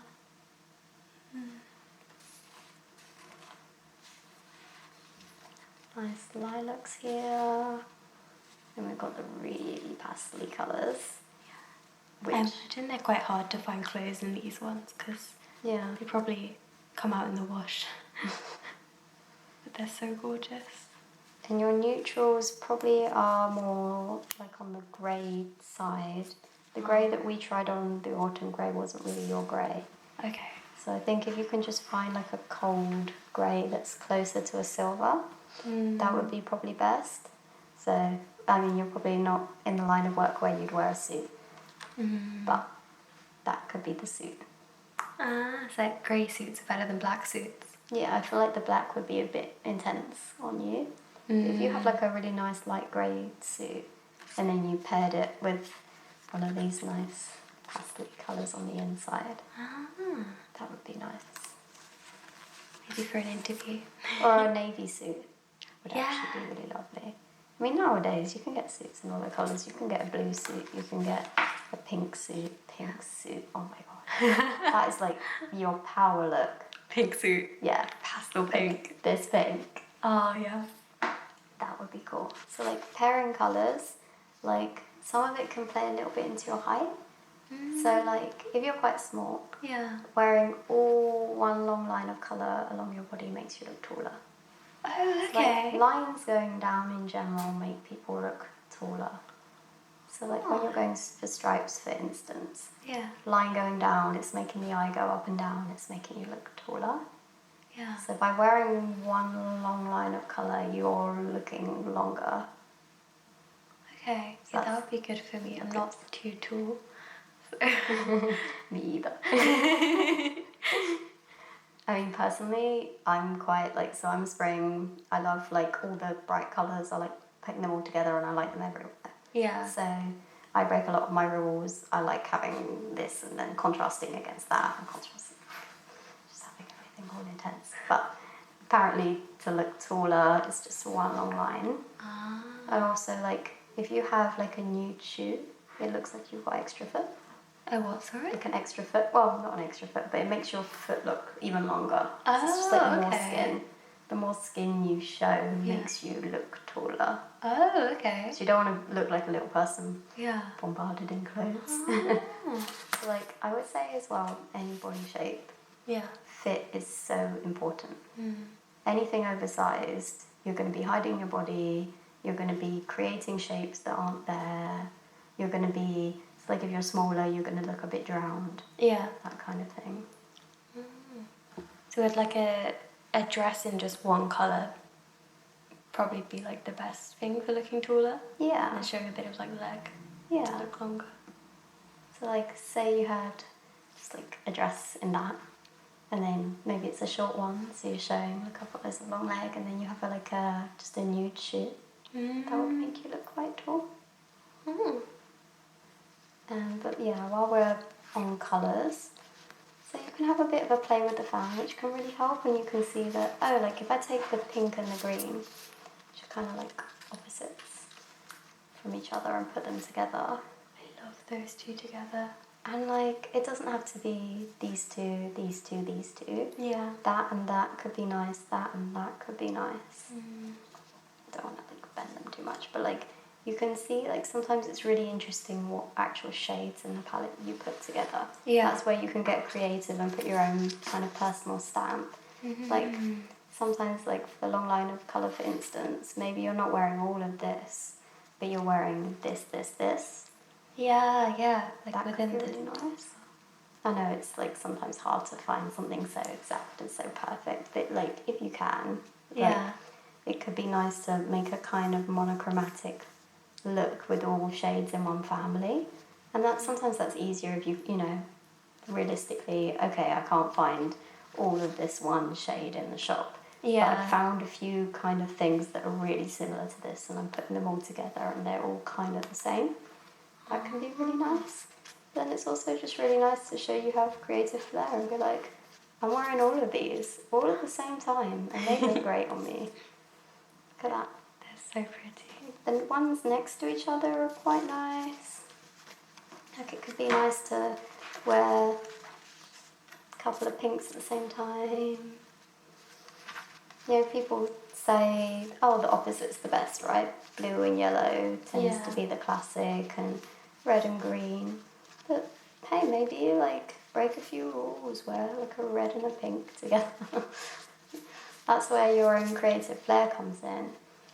You know, it's just about like expressing yourself, but also like they're in your palette. Yeah. So they're gonna look good because they're all skin, you know, it makes your skin look good. It's the combinations are up to you. These are fun. Yeah. You know, they all work together because they're all in the same family.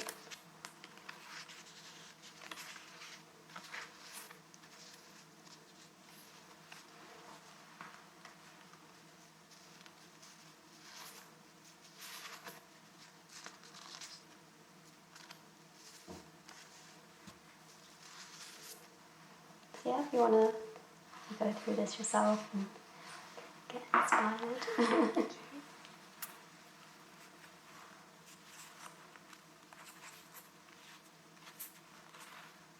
Yeah, there's so many colours to choose from.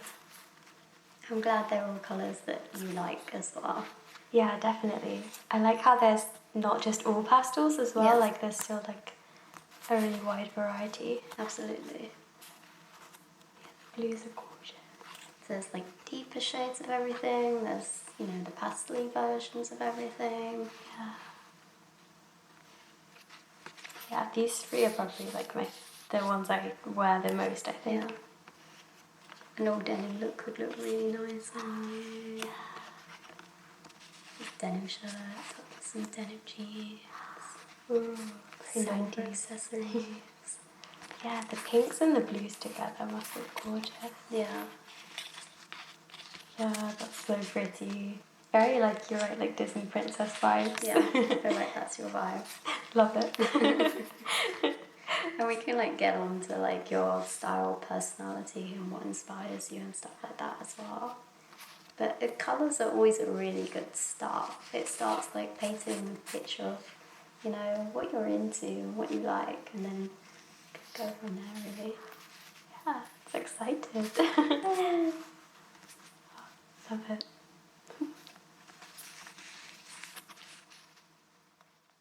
Could you please film this form for me, your name, and then have you ever done color analysis before? Okay, thank you.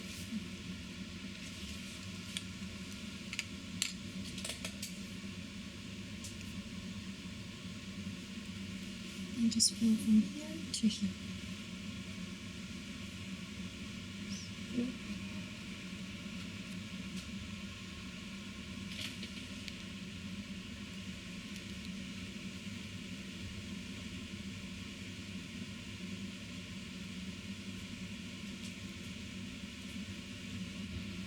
And then today you're doing color analysis and makeup.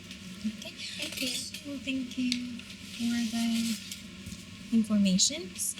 And before we start the color analysis, I'm gonna check your skin lightness and redness and yellowness. So this is the scanner. Okay.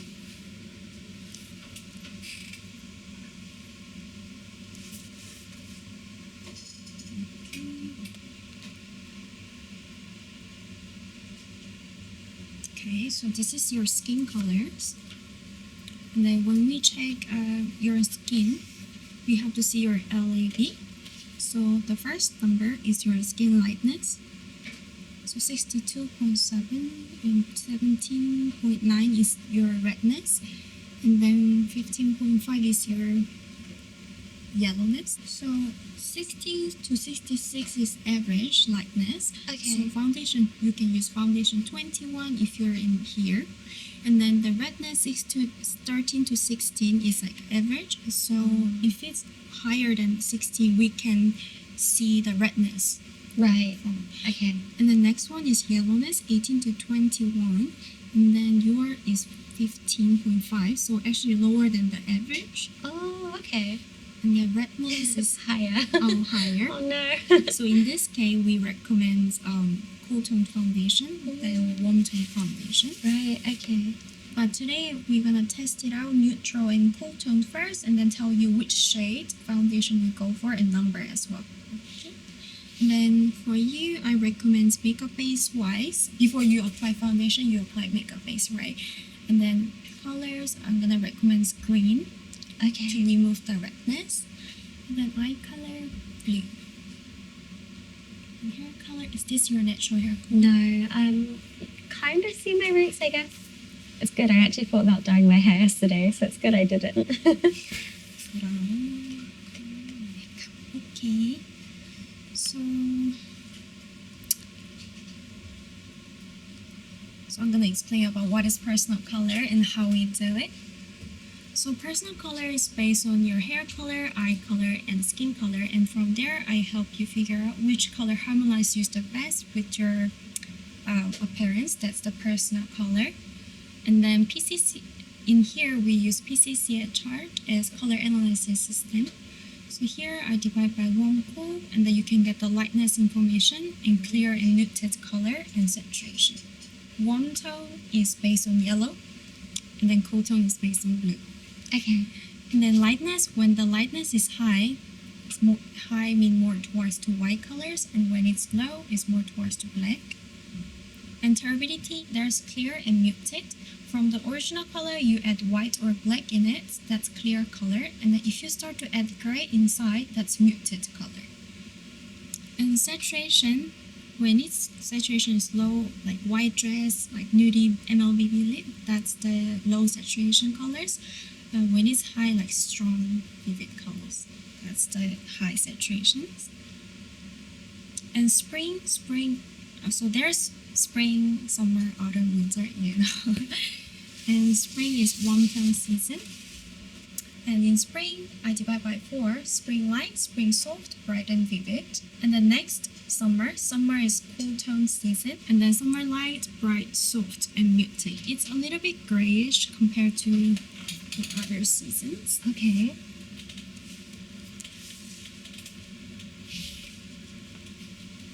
And next one is autumn. Autumn is warm tones.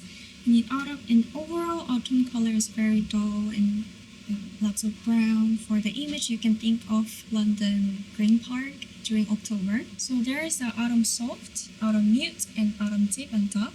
And winter is cool season. There's 4 as well.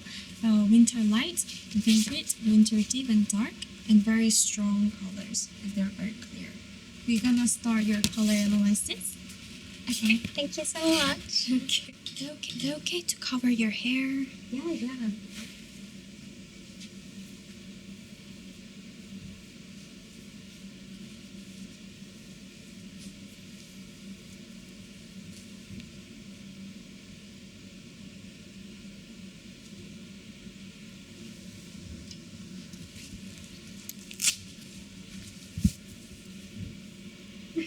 People hate this part.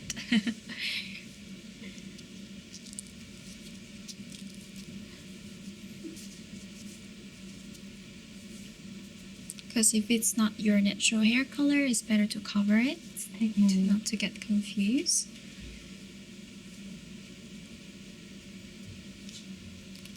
예쁘게 해줘야 되는데. 감사합니다.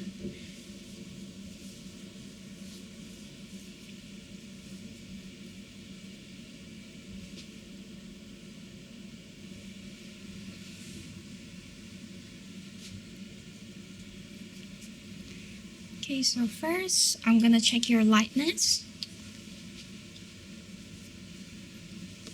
Start from the level 1, white. So this is also about how much contour you need.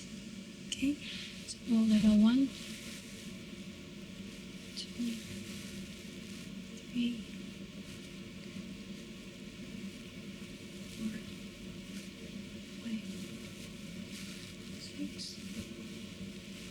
Okay, so when it's come to lightness,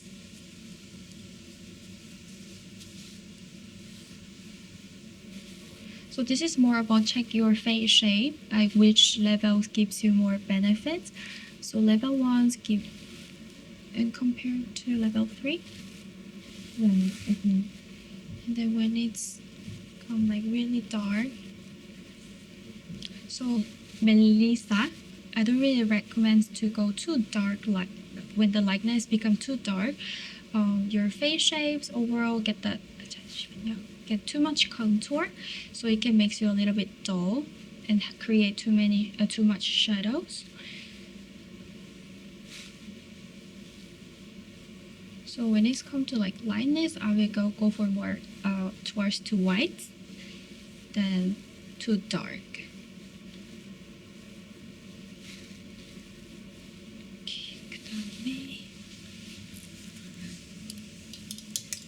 And next, I'm gonna check warm and cool.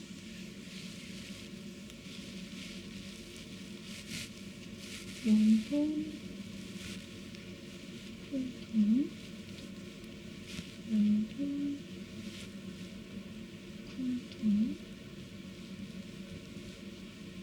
warm tone, cool tone. Very strong. Yeah. Warm tone. Cool tone, okay. Warm tone, cool tone, warm tone, cool tone. So, what do you think? I genuinely have no idea though. Okay, so the colors that I trust the most is green because green is neutral color. It's mixed between yellow and blue. So this is you with warm green, and then next one is cool tones green. So when it's like cool tones green, actually brings out the blueness from the face. So what warm tones usually do is gives you colors. And what cool tones do is take away the colors. But when it's cool tones for you, what makes you a little bit pale compared to warm tones. So warm and cool, I would suggest you to go to more warm tones than cool tones. Maybe when it's like blues too, you can check under your eyes area. So this is warm. The next one is cool. On top of your eyelid, even become a little bit bluish. So this is warm purple. The next one is cool.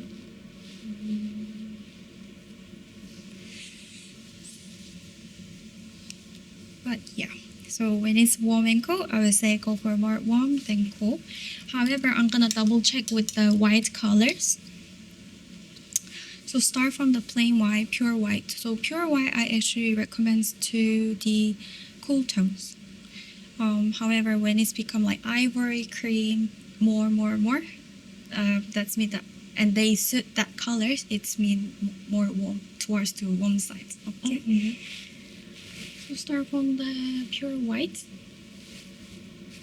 a little bit of ivory, a bit more,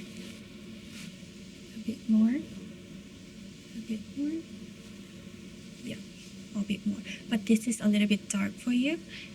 However, until here, you look really great. Then the pure white colors, so like this. And so I suggest you to go for more cream or ivory colors than pure white. Okay. Good to hear. I like the color. Thank you.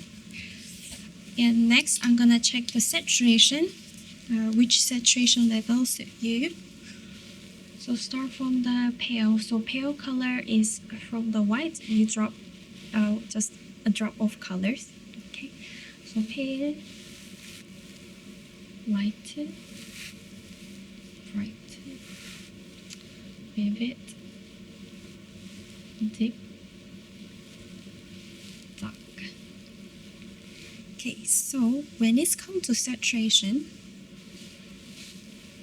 pale saturation, you can handle it. Light, okay. But start from the bright, the red pigments from the face comes out, so that means it's a little bit strong for you. And vivid too, this color stands out first before you, so it's too strong, so I'm gonna remove it. And then deep too, it's too much black. And dark as well, makes you create too much shadow, so I don't really recommend. So when it's come to saturation level, remove these three, and also bright as well.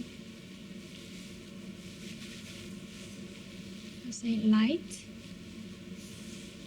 and pale. Okay, light, pale. And next, I'm gonna check turbidity. So, which means clear color or muted color. Which colors makes you look better? So first is clear color, which don't have any gray inside. Clear, mute, clear, mute, clear, mute, clear, mute, clear, mute. Okay. What do you think? I think clear? Clear? No, I'm I'm not actually very good at seeing it. Ah, okay. So now this time I'm gonna start from mute to clear. Okay. So mute, clear. You got it. I really struggle. This is mute, clear. So when it's clear, it's too strong. So what clears do is give you glow. Right. And what mute do is make your skin make the texture soft and matte glow. Okay. Mute, clear. So I would say go for more mute than to clear color, because clear colors actually is a little bit strong. Okay. Clear. Mute and This clear. one's cute. Yeah. Oh wait, I think I just keep looking at the colors. The pink. Okay, so turbidity, mute. So with the so for you, lightness was towards more white, and then when it's warm and cool, it was more towards warm, and then when it comes to turbidity, more towards two muted color, and saturation, pale and light. And with this record, my first recommendation, and second, third is first one I will show you is the spring light. So which is this type of colors with a little bit of white, and it has to be warm tones, not cool tones. I will show you the differences. So this side and this side, okay? And actually yellow colors is great for you to try when it comes to colors. And the next one is soft color, spring soft. It's a little bit muted than spring light. Spring light contain white, however spring soft contain have gray. Okay, but light gray. So these colors, it's much softer than the spring light. So this is my second recommendation. However, if you want to go a little bit more darker than this, you can go until Autumn Soft. Autumn Soft is a little bit like this. So compared to Spring Soft and Autumn Soft, it's a little bit darker, right? Have dark gray.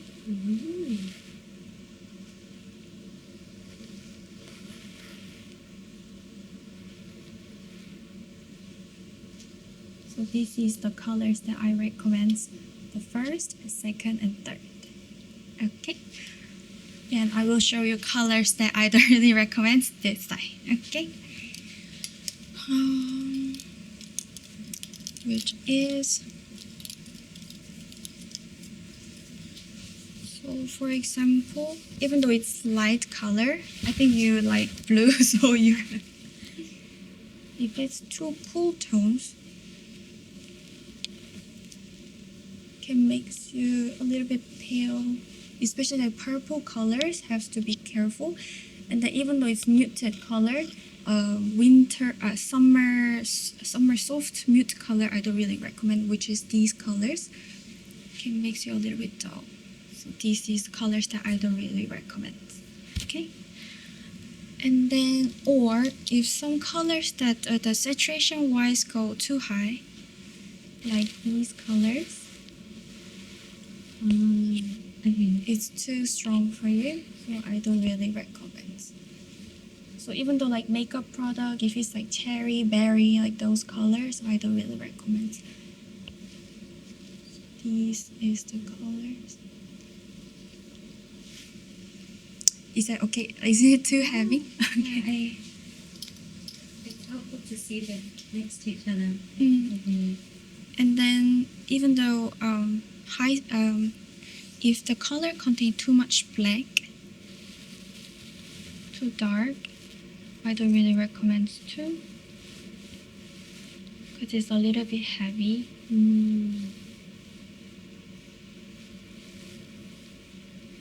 And purple have to be careful. Okay. So so when you wear, I'll have to say formal clothes, maybe black is that a good choice. So this is the colors that I don't really recommend. Okay. So when you wear formal clothes, I would say I will show you.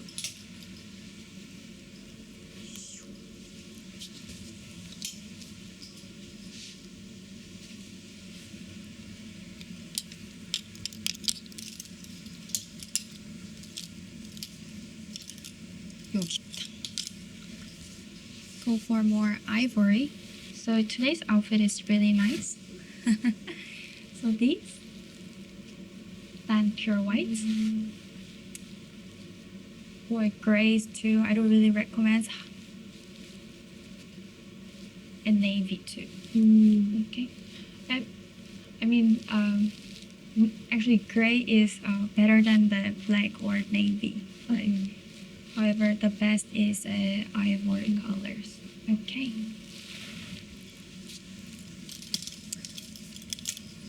However, you know, sometimes we have to wear black, like in some occasions. In that case, how you wear black is you can mix match. So for example, you wear ivory on top.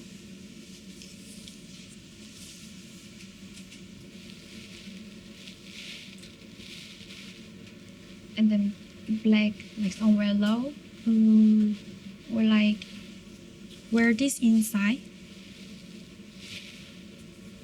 Or like wear this as V-neck. Okay. Like far away from the face. Or it can be off shoulder. Like show your skin a little bit. And go down. Okay.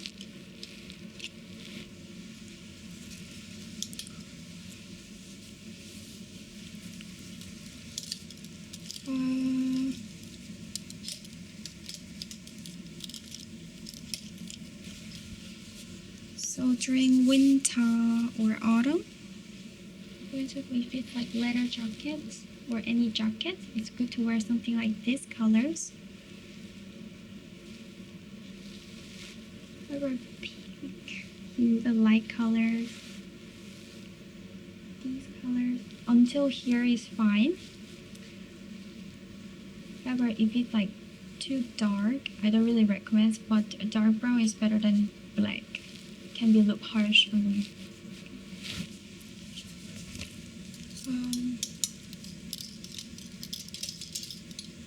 When it comes to jean jackets,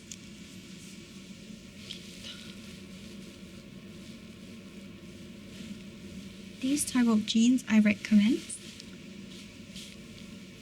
Until here is fine. However, if it's like these or this, can be too much black. So I recommend this one. And also this one. Okay. So when it's come to jewelry, rose gold, 14K gold, and also champagne gold, 24K bronze, silver, and gunmetal. So for you, I recommend, first recommendation, rose gold. And my second recommendation, champagne gold. Very pretty. 24K is fine, but I would say go for more champagne golds. I don't really recommend bronze. It's too strong. And silvers too. Like I usually recommend these strong silver colors to cool tones. And gunmetal as well contain too much black. And when it comes to hair colors, yeah, I'm really curious about this. so right now your hair. So if you are by my first recommendation and second recommendation was Spring Soft and Spring Light. And usually Spring Light and Soft, I recommend go for blonde. Okay. Then dark colors, like these. This is a little bit heavy for you. Have you ever dyed your hair color like pink or? I've done light pink before, Mm-hmm. like a pale one. Oh, But I've also done like maybe kind of like a brown. This Brown. one, and it looked like quite strong on me. right. Yeah. So when it's if you want to makes your hair a little bit darker than right now, then I recommend go for 요 정도?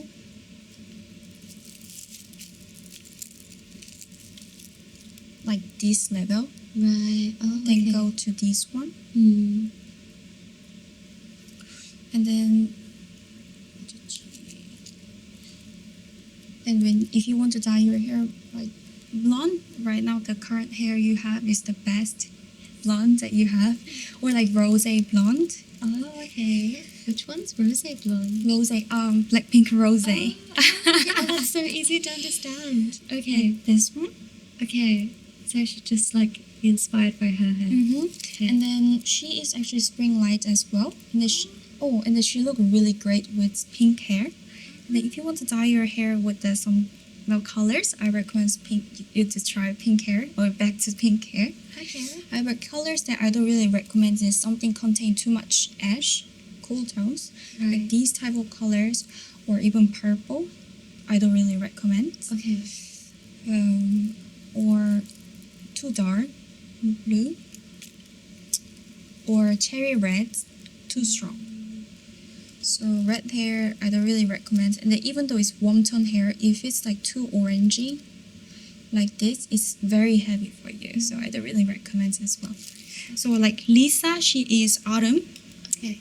personal color wise, and she can handle that orangey hair. However, yeah, it's same warm tones, but spring and autumn is different. Okay. Okay. So you're more rose. That's nice to hear. Okay.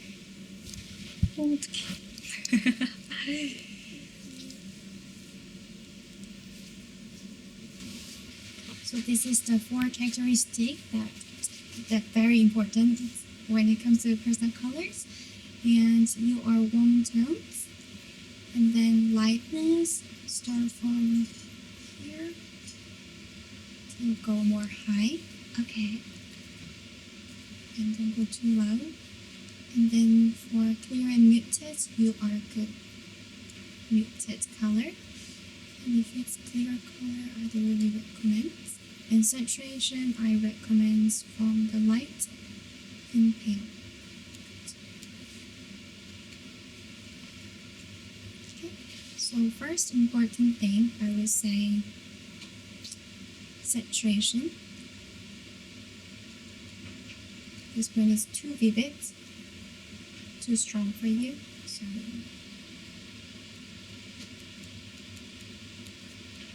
and deep, dark,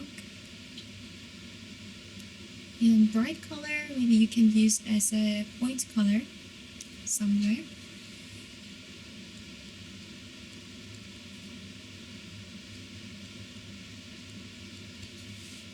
And the second important thing, I would say, got lightness. From the level 3 to towards white.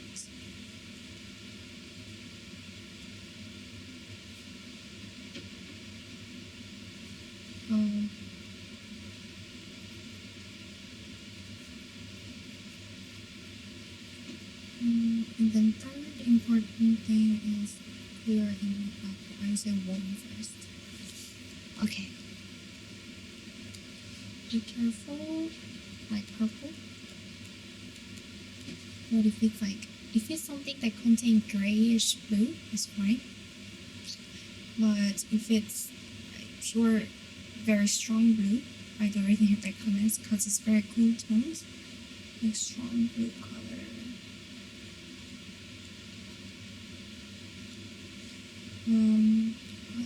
shades like pink, yellow, recommends. And then fourth, we are going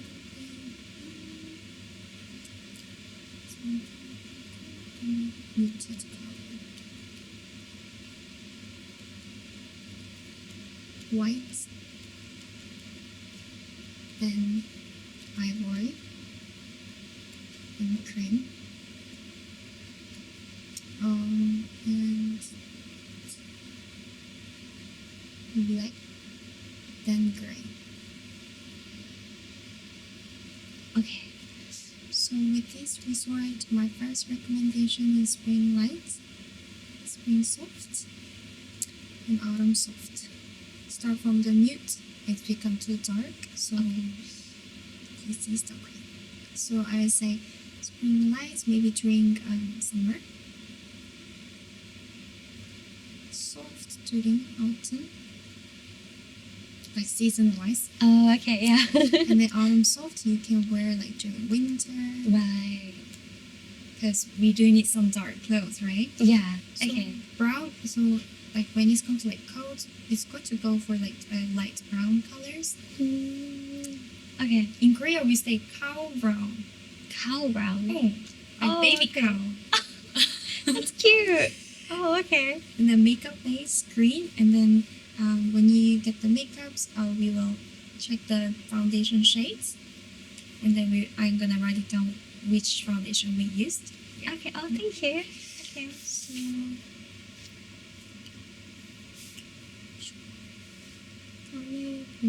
light. So this is the color chips for spring lights, and in PCCS chart you are here and here, pale and light. The characteristic is warm tones, high lightness, clear color, low saturation, and for the image for spring light is a peony flower. Oh. And this is the colors that I recommend you to try.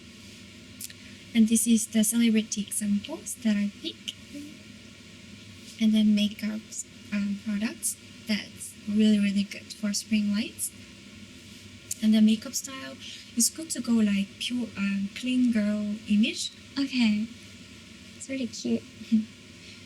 And then when you dye your hair, for example, you have light pigmentations. So first of all, they both spring celebrities. However, Songkyung, she have light pigmentation than the Yuna. So for example, if the dark pigmentation person want to dye hair blonde, then we recommend to use eyebrow mascara or color contact lens to change the pigmentation first, and then recommends color hairs. Okay. So for the spring lights, this is the hair colors that I recommend. For you, since you have light pigmentation, so I recommend go for more this side, then go for this side. And blonde hair is good, pink is good, and also green is really good colors. Okay. Like light green. Like green. Oh. And colors that I don't really recommend is something that very strong saturation, orangey, or black hair, and wine. It's too strong. And then this is the clothes that I recommend for spring lights, color-wise. Right. Cute. And then when it's come to jewelry, rose gold and champagne golds, I recommend. And then we do looking at the image as well when it's come to like color seasons. And for spring, I recommend this type of flowery scents.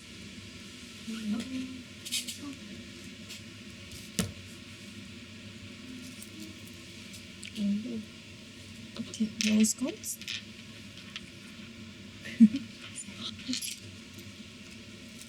And next is silver. It's too harsh a little bit. Even like this. So my first recommendation, rose gold. And next, but this is 24K, it's a little bit too much.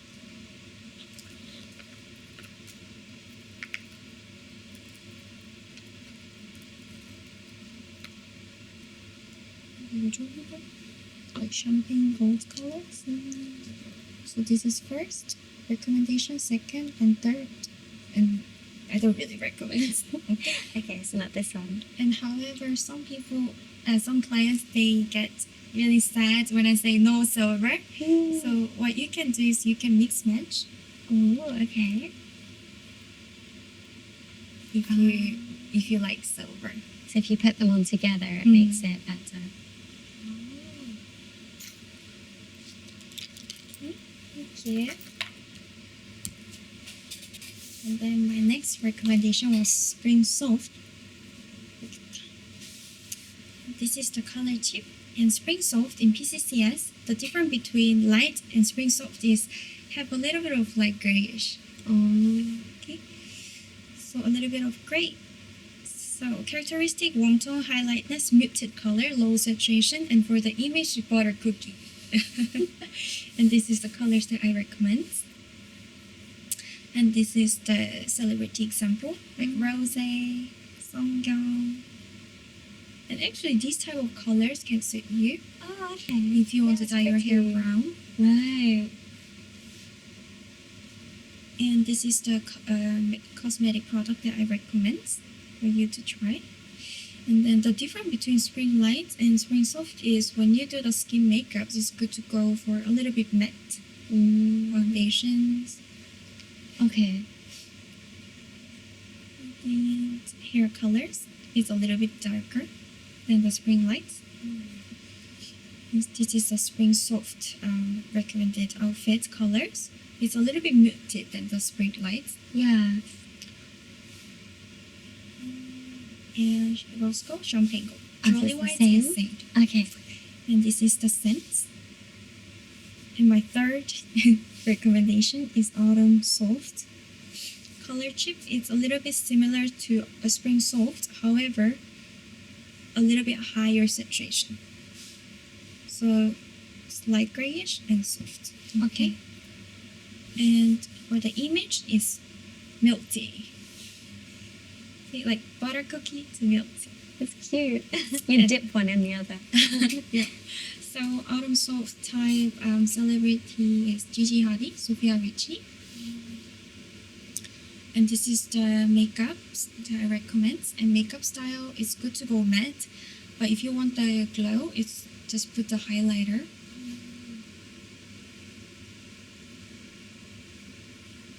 And then hair colors too, but Autumn Soft is a little bit different compared to Spring, because when it's too blonde, it's too strong for it can ruin that Autumn Soft image. So recommends to stay in the like middle colors, hair colors tones. And the outfit colors is this. So it's a little bit reminds old money. Yeah, yeah. It's pretty though. I think you're gonna look really great with these dress. And jewelry, yellow gold, champagne gold, and this is the perfume that I recommend for autumn. It's much more vanilla-y. Okay. Do you want the report that I can send it to you? Oh yes, please. Yeah, that would be great. Yay. Okay. Thank you so much. Thank you.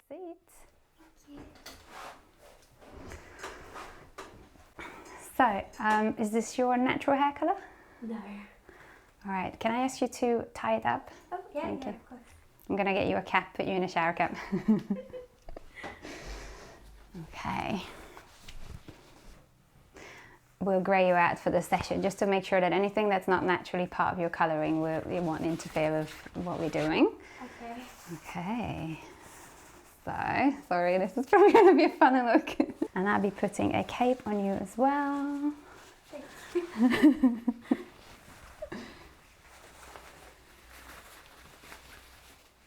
Okay. Just going to tuck this in.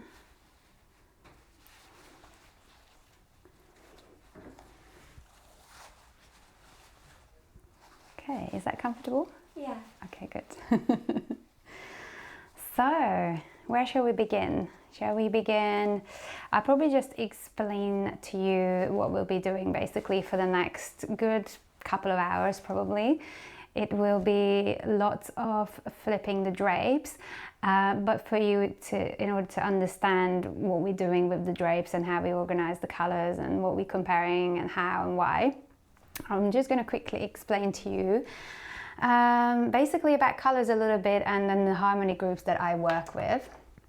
So colors, generally people think of them as sort of like a solid thing, like a paint or a pigment, and that is kind of correct partially, but what most people sort of forget, that color is just a reflected light. So light, natural light, you know, that comes from the sun, it's basically a full spectrum light, and it's kind of like a whitish color, almost pure white, and it hits surfaces, like it hits this drape, hits all the surfaces, and the surface absorbs some of this wavelength of light, you know, the full spectrum, and it reflects some of the spectrum back. And whatever it reflects back, like this wall, this drape, these prints here, whatever they are reflecting back, it's basically the wavelengths that they haven't absorbed. So ironically, the colors that we see when we see a color is everything that the item is not, you know, all of the wavelengths that it is not, because it's reflecting it back. So that's kind of like an interesting little thing. Basically, if you think of color space like similar to this globe, but it's just not a perfect globe shape, it's sort of like a irregular shape. But in terms of talking about colors, we tend to, in this really 3D realm, we tend to think of their properties in 3 different dimensions. One dimension is the type of hue, angle, or type of color family that is. So basically, what type of color of the rainbow it is. AKA, you know, is it red? Is it yellow? Is it green? Is it blue? So that's the color family or the color type. But let's say we pick one hue, angle, or one color family, yellow here. What's really interesting here is that this is all the same wavelength of light being reflected off of this surface, but these are not all the same looking color to us, right? That's because this same wavelength of light can be reflected with different intensities. So right here we've got full intensity where it looks like, let's say, pure pigment, but sometimes we can have lighter intensities, darker intensities, or just less and less colorful intensities. So basically, if we were a painter and thinking in terms of pigment, this would be a case of adding a little bit of white to a pure pigment, adding a little bit of black to a pure pigment, or adding gray, aka both black and white, you know, not to change the darkness level, but just to get the color grayer and grayer and grayer until we reach a complete grayscale. So, and then what's really interesting here as well is that if I told you think of dark yellow, you wouldn't necessarily think of olive green, would you? Yeah. Like people think, oh, that's a green color when you look at them out of context, right? But it's just a dark intensity of yellow. That's why dark yellow doesn't actually exist in our vocabulary and in our minds, because we named it wrong. We named it green, but if we're looking at green, dark green, you know, it's a different color. It's not olive, is it? So olives are yellow. Whoa. Just a little interesting thing. Okay. Ooh, sorry. Okay, so that's basically the 3 dimensions of color. So it's the type of color family it is, and how light or dark it is, and how colorful or gray it is, right? So the 3 types of dimensions. And then based on that, we order them in this work that I do into different intensity groups at different temperatures. So here we've got them named according to the 12 seasons, and the only purpose of the 12 seasonal or the seasonal naming, not necessarily really to kind of for you to think of it very rigidly that it has to be summer colors that appear in the summer, because in the summer we have fruits, right, which are supposedly spring color, right? So like we don't need to think of them in a rigid way in terms of seasonality, but they just give us like very quick reference points for, you know, how to think of like a color space that is really luminous, like very warm and bright colors, you know, like if I said to you, oh, think of warm, neutral, medium intensity and high chroma colors, your brain is going, oh, what am I computing? But if I say bright spring, oh, suddenly a picture can pop up in your mind. So if you can almost like use the seasonal namings like little codes, you know, to kind of a quick reference for types of intensity and temperature combinations. Any questions so far? Yeah, no, I think I'm okay so far. I didn't ever realise that the seasons didn't mean that it was like necessarily things you saw in that season. Mm-hmm. So it's more, just groupings, isn't it?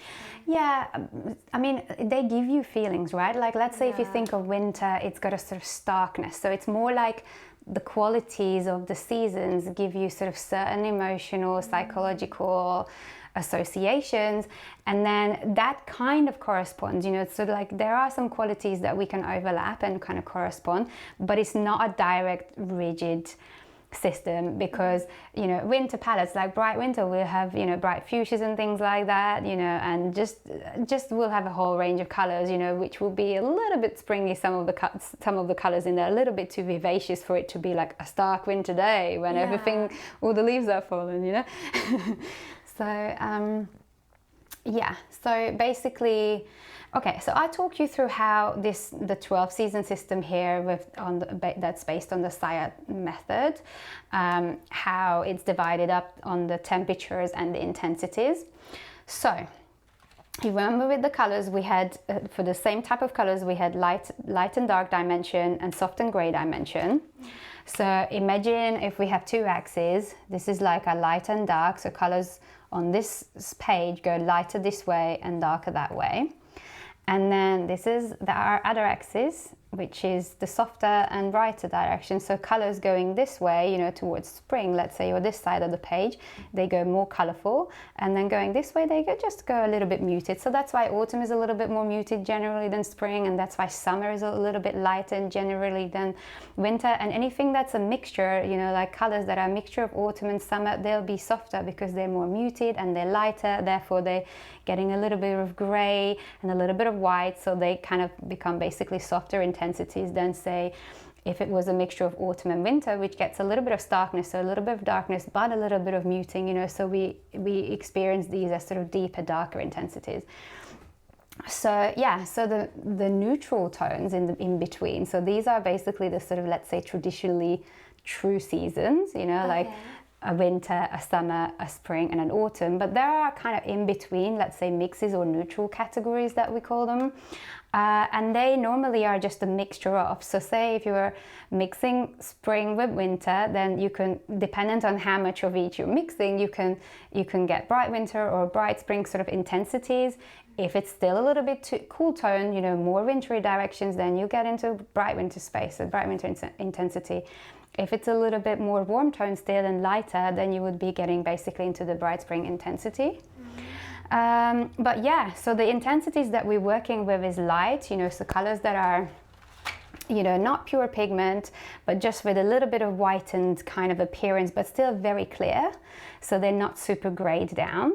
And then we've got the soft intensities, which are colors that, you know, they are getting grayer, you know, like they can be sort of more light rather than dark, but they're always a range, you know. It's not like, oh, the soft seasons only have very medium gray tones. No, they have a range of light and dark colors. It's just the overall appearance of each category that we're talking about when we're talking, you know, light intensity or soft intensity. And it's always because we're comparing it to all the other types of intensities, not just not as a standalone rule.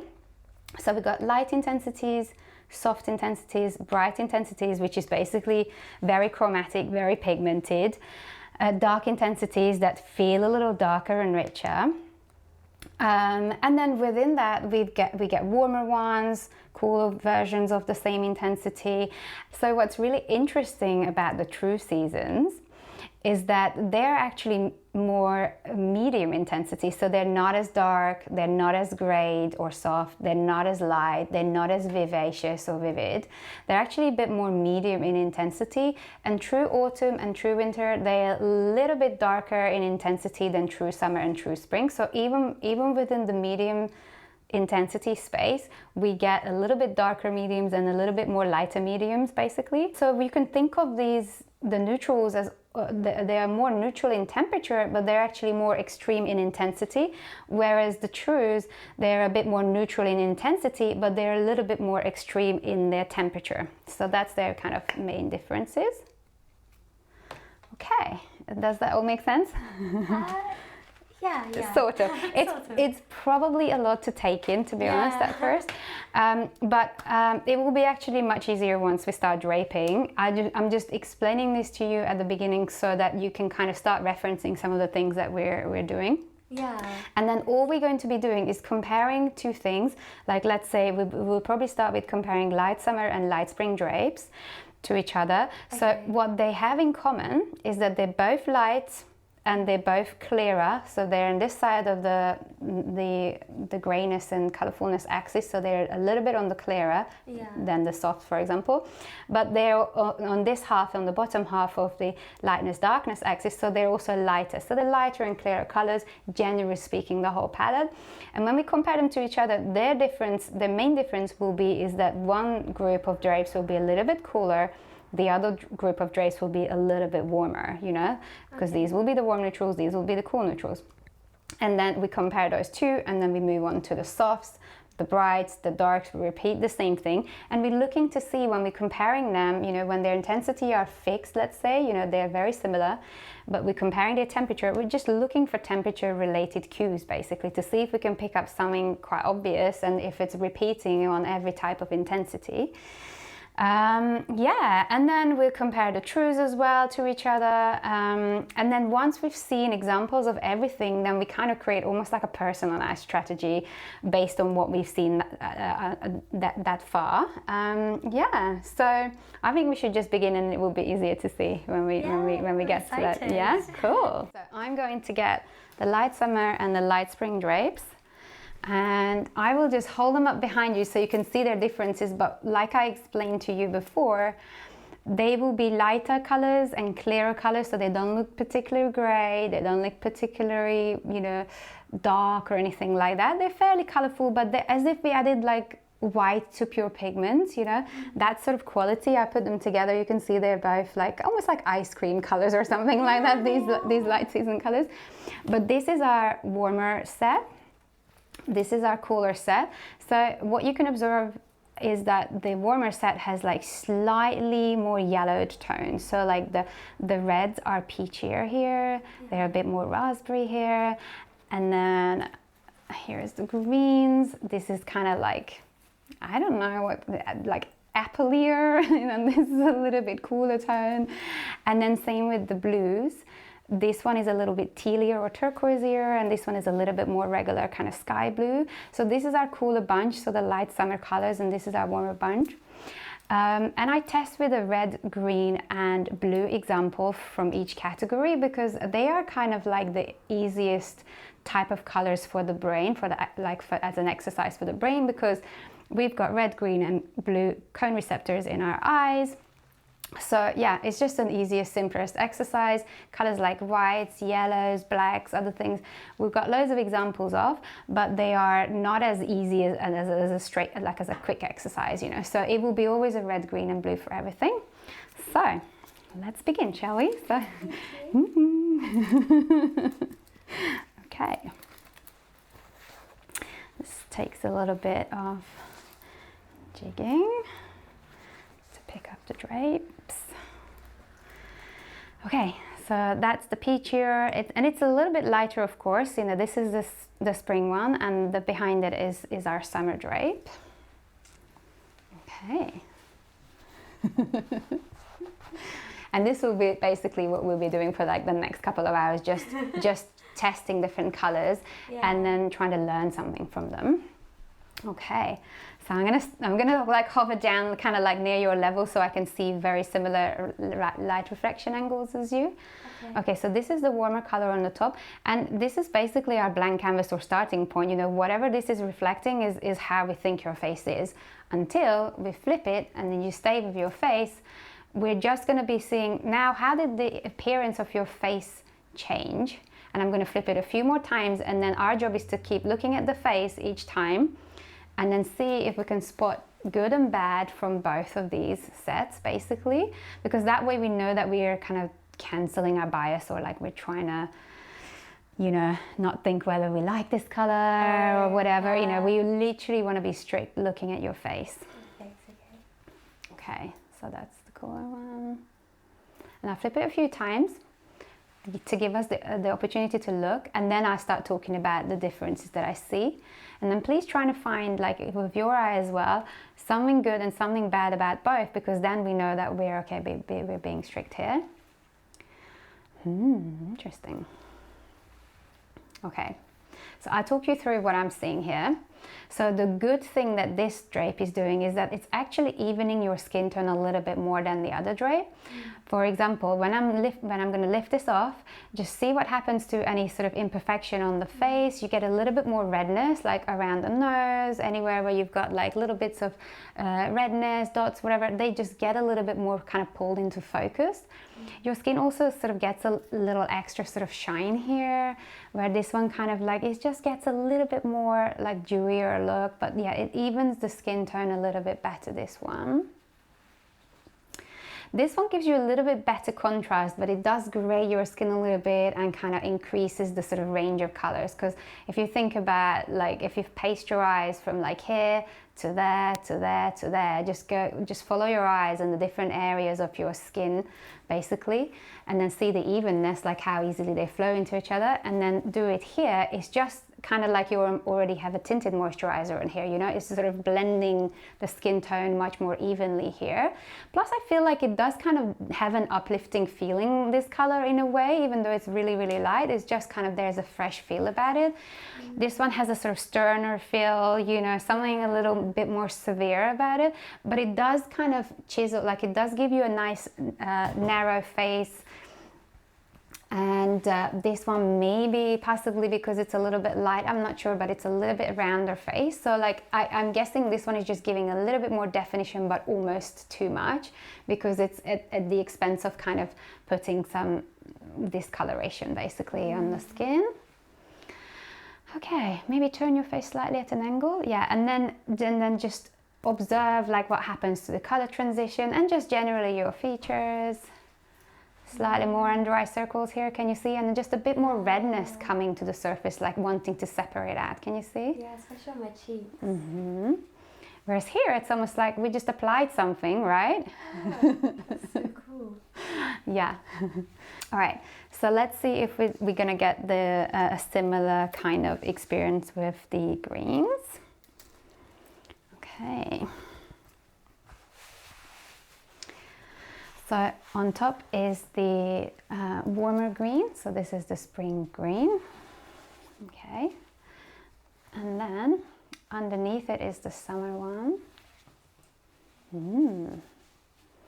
Okay, and I'll flip it a few times to give us the opportunity to keep seeing how the reflection changes, because basically what happens is that the light hits the drape absorbs some color, reflects some on your face, and then your face absorbs some of that reflected wavelength, and then whatever it leaves is basically what's creating an optical illusion on your face. So what we're aiming here is that we kind of want the colors to be fully absorbed, like fully harmonious with your coloring, so that it absorbs fully and there's no leftover noise to kind of create these optical illusions. Because this is obviously not how your face looks like, you know, with all these kind of accented out, you know, imperfections.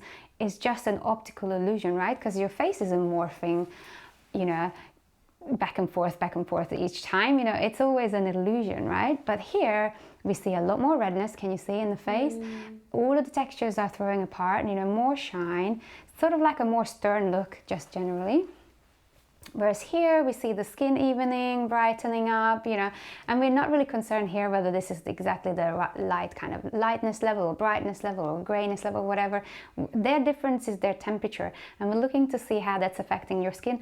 But this is not yellowing your skin or anything like that, you know, this is actually evening your skin tone, whereas this one is reddening your skin, graying it in some areas, a little bit more under eye circle noticeable here, you know, just kind of dragging the features.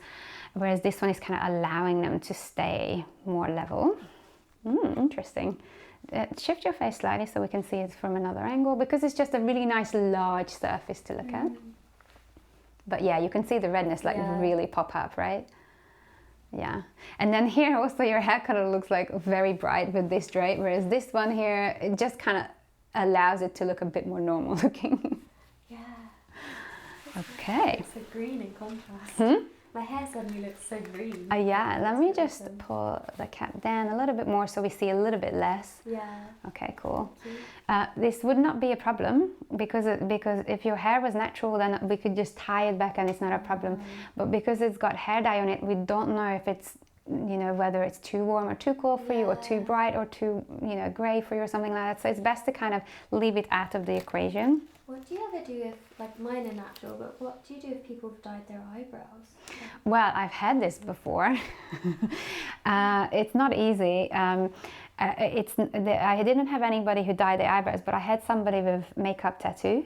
Yeah, that was very difficult. So we probably spent about half an hour at the beginning with a tiny little brush and a concealer, me kind of brushing the hairs down and going with the concealer, like dotting on top of the makeup, you know, the sort of tattoo, until we got it out. But she had it as a rim around the eyes and also the eyebrows, you know. So the eyes was of course easier because we could just kind of dot it around, and we had to be careful not to put too much because we don't want makeup, we want the rest of the face to be kind of responding, you know, we just didn't want that to interfere.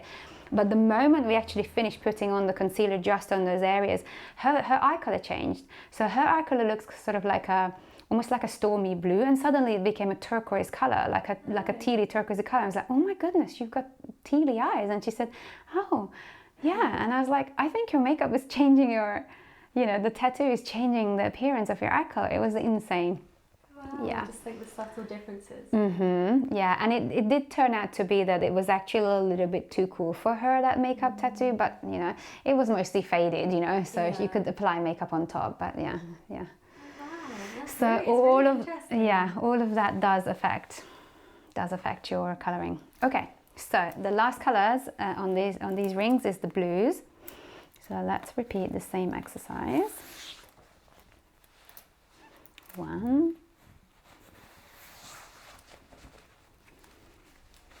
Okay.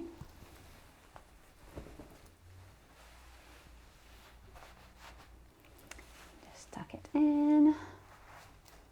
Okay, so this is the warmer one on the top, and we're comparing the effects of this to the cooler one underneath. And because this is a lighter color from the cooler set, it's not as severe looking as the others. Yeah. It's hard to not be biased because I really like blue. But every category will have blues, you know, like there's just their kind of blues. But this one is still pulling red to the face, can you see? Yeah. More so than this is casting any sort of yellow that would look unnatural. So, you know, it's not like the redness disappears, but it just kind of looks a bit more sitting well in your face, like sitting a little bit more comfortable. Whereas here we just get drawn to the sort of textures of the face, you know, and then it just pulls it to the surface. Yeah, and it's also kind of like, again, it's not a stark and stern look like with the darker colors, but it still feels a little bit disconnected maybe from you. Like I feel there is just a little better balance between the energy flowing up and down between you and the color here, you know, just there's a little bit a better union going on here. This feels a little bit almost like masculine in a way, or something a little. I agree. Yeah. I was actually thinking the same thing, like. It's a different look, it's a different you, right? So yeah, every single color will create, that you add to your context, will create an optical illusion. So our job here is to narrow down to the types of intensities and types of temperatures that you absorb so well that it's not going to leave all these kind of weird optical illusions that don't look right, you know? Yeah, okay. So that was the light set. Light summer, light spring. So I'm just going to move on to here, make some notes. So these are the two that we compared, and we thought that the light summer one was a little bit stern at some point, and also a little bit kind of pulling red and throwing textures apart on the face. So we actually preferred the spring one here. So we're going to move on to comparing soft intensity colors. Again, warmer and cooler ones. Soft autumn, soft summer. Okay, soft autumn, soft summer. So very similar kind of thing, but they're not going to be as light now. they're actually more kind of grayed down pigments rather than like whitened down. They're still not full intensity, of course. There's quite a lot of gray in here, but the main difference is that, of course, the summerier ones will feel a little cooler tones, some more terracotta reds in the autumn, a bit more rosy pinks for the reds in the summer. The greens are a lot more yellow here. And then interestingly here, my blue drape in the autumn is actually almost like a slightly more tealy version to this. And this is quite a bit more grey. Okay, let's start with the reds. So, okay.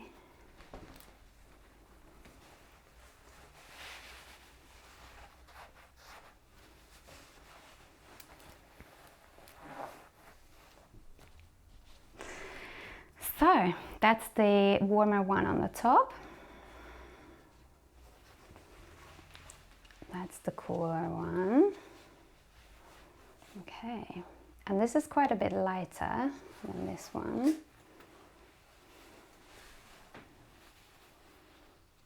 And we're just observing the differences and seeing what we might be able to find.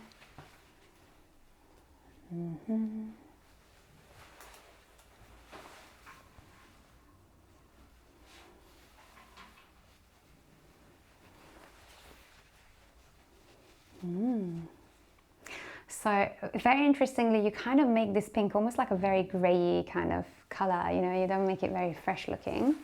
You possibly make this drape a little bit more colourful, and maybe you're also a little bit more sort of vibrant looking here. I feel like there's a co-paling going on, you know, you pale each other in a little kind of weird way. It's not giving you so much redness like the light set did, so this cool drape is not actually pulling all that red to the surface, so that's good. You know, that means that either the intensity is better here now, you know, that maybe all that pigment was just like pulling it to the surface. So it's possible that that's the case. So maybe turn your face slightly. Okay. Tiny little bit under eye circle-y, like a little bit, maybe a little bit more like feeling drained maybe, but I'm not noticing any kind of optical illusions that are very severe or bad. If anything, this feels almost dark, you know, like just feels a little kind of starting to get heavy, but it's still even on the skin. Like I'm liking, you know, that it's doing less redness. Yeah, maybe this is, they're doing two opposite things, almost like this is paling a little bit and maybe this is now a little bit too much. So I'm going to move on to the greens and see if maybe they give me a slightly better reading.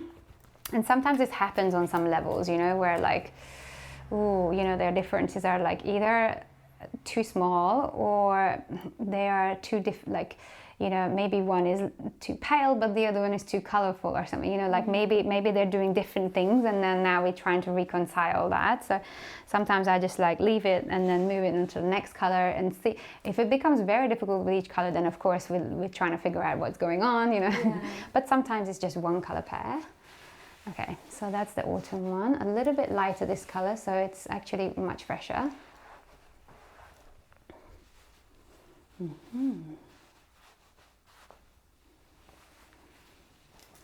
That's the summer one. Is it weird looking at your face? I don't know if I should smile or like, yeah.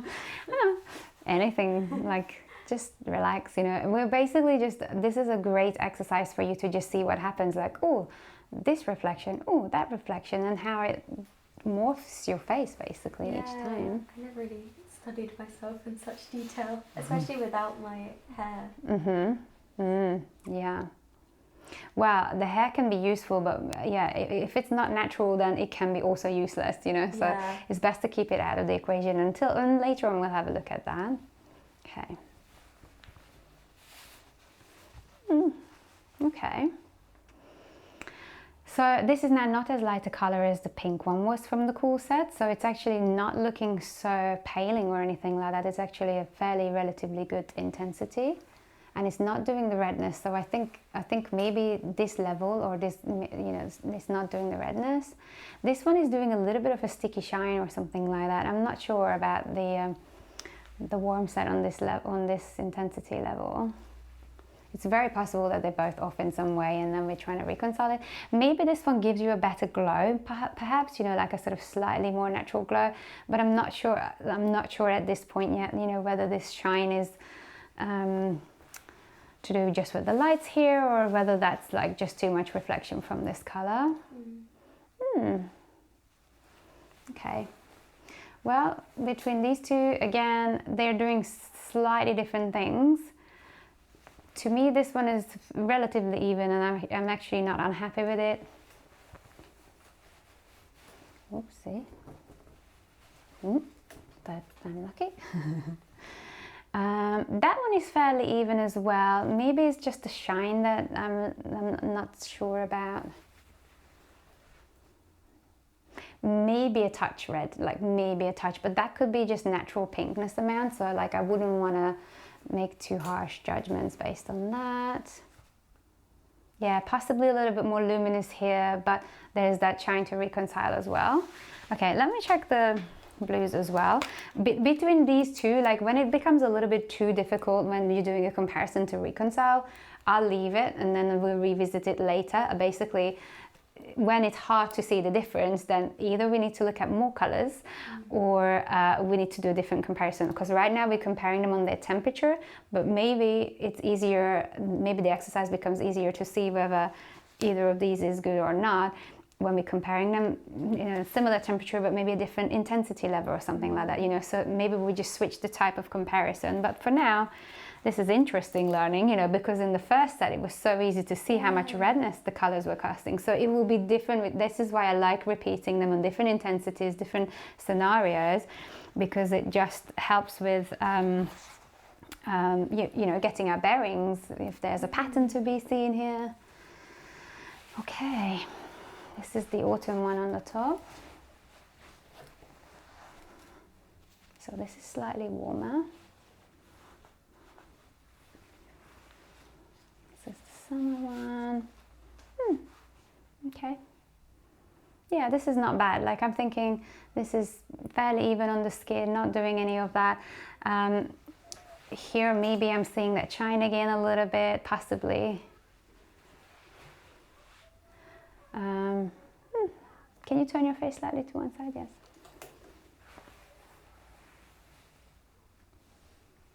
So I'm just looking to see if this might be graying a little bit or if this might be yellowing, because of course we're comparing them on temperatures. So I'm looking to see, like, is this a better relationship between the drape color and your skin tone? Like, are they more harmonious looking together? Or is this a better relationship? Maybe here I'm seeing a little grayness or something in the neck. Can you see? It's not quite as sort of as a fresh looking skin next to the item. This feels a little cleaner. So my thinking is temperature wise, the autumn one might be better because it is giving us kind of quite a nice glow. I'm not sure if it's the right intensity at this stage. It's very possible that the shine is just from all this extra studio light. Yeah, and maybe this does feel a little drab in your contacts, like you're not making it look as nice as you are doing with this drape. You know, you kind of feel fresh, and so does the drape. Yeah, but this level was actually quite tricky, wasn't it? Yeah, the first one was a lot easier. So easy to see.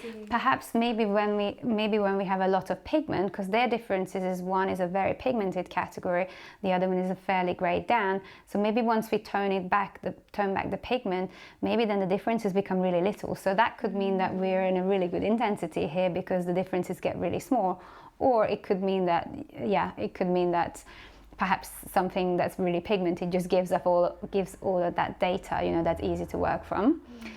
Yeah, so I'm umming and ahhing with these. I think what I'm going to do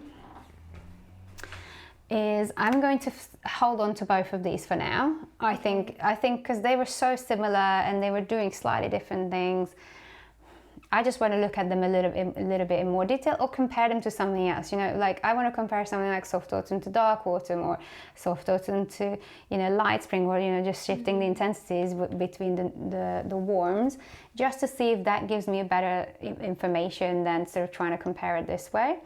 But since pigment was helpful first, we're going to move on to the bright level. So we're going to compare the cool neutrals and the warm neutrals from the bright intensity next and see where we get with that. Here we go. So this is the warmer set. This is the cooler set. So the winter colors are also a little bit more dark, or sort of slightly starker feeling, because the whole color space is a bit darker and starker. And yeah, this is kind of fruity and fresh because the springy spaces are very much like that. But overall, you can see that it's still kind of warmer poppy or watermelony or green. This is more berry colors again. Back to the sky sort of blue colors and the royal blues here, and even the greens again back to that sort of fruity kind of feeling, you know, whereas here we're back into sort of darker, you know, piney tones, you know. So these look like food colors, you know. Yeah, yeah. Yeah, I always think that the spring categories are very like edibles, you know. Yeah, that these sort of bright colours. Yeah, reminds me of fresh food. Okay, so here you can see them behind you. So they're similar intensity, they're very pigmented, quite crisp, but of course one is warmer, one is a little bit cooler, so that's what we're looking to see. And hopefully with these having a lot of pigment, it will be easy enough to see. Okay, that's the warm one on top.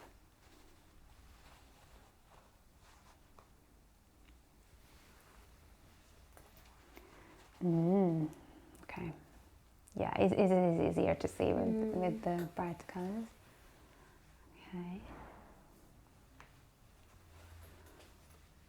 so I'm going to switch to you. Let's see. Let's test you on what you picked up on the phone. Like this way. Yeah. So is your skin more even here, or is it more even here? I think the first one makes it less. Yeah, it doesn't pull up the red to the surface so much, so that it kind of allows it to blend and flow, the colors flow into each other easier. Yeah, and then this one brings out all the pink. Yeah, it separates it out. Exactly, and then it just kind of creates almost like little like areas that just want to like separate out, you know, whereas this one allows it to kind of like smoothly flow all the color tones in your skin. Okay, what else? Let's see, if you shift your face to the side again, let's see if there's a better relationship going on between your skin tone and the drape here, or if this is a better relationship between the skin tone and the drape here. I feel like we're seeing that grayness again here a little bit, can you see? Yeah. Whereas here, this feels like a cleaner relationship between the two. Very interesting, right? Yeah. Yeah. Oh wow, you're right about the grey. Yeah, just next to this color, your skin has a sort of like a grayish tint to it. That's basically something that it's an optical illusion, and it's reflecting a little bit more of that coolness back. Yeah, whereas here it's able to absorb it much nicer. This is, for me, this is an easier one to see. Yeah. And then this one just feels a little bit more tired as well. Yeah. Just a bit more redness and circles around the eyes, whereas this one is sort of a little bit more neutral, so that's good. Okay, let's have a look at the green ones. Let's see if we find the same. It's very interesting, isn't it? It is. Okay, so these are the two greens. They're actually quite different in darkness level. The winter one is quite a bit darker, but the winter category is quite a lot darker than the spring type of harmonies. So I like to sometimes have a little bit higher contrast with some of the pairings, just so that we can see, you know, like, and the spring is very colorful. So I wanted to see, like, you know, when you're very colorful or when you're really dark, you know, like how does the difference appear on the face?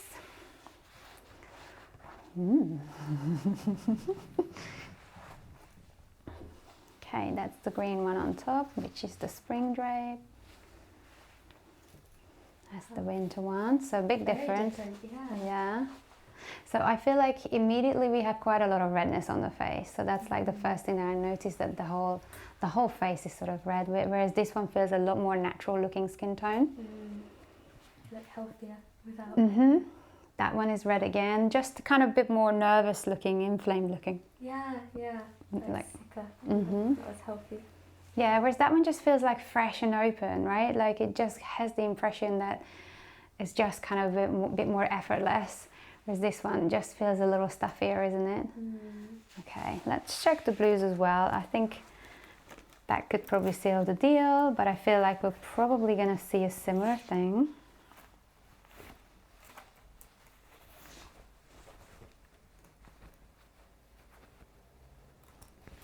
Oops, dropped it.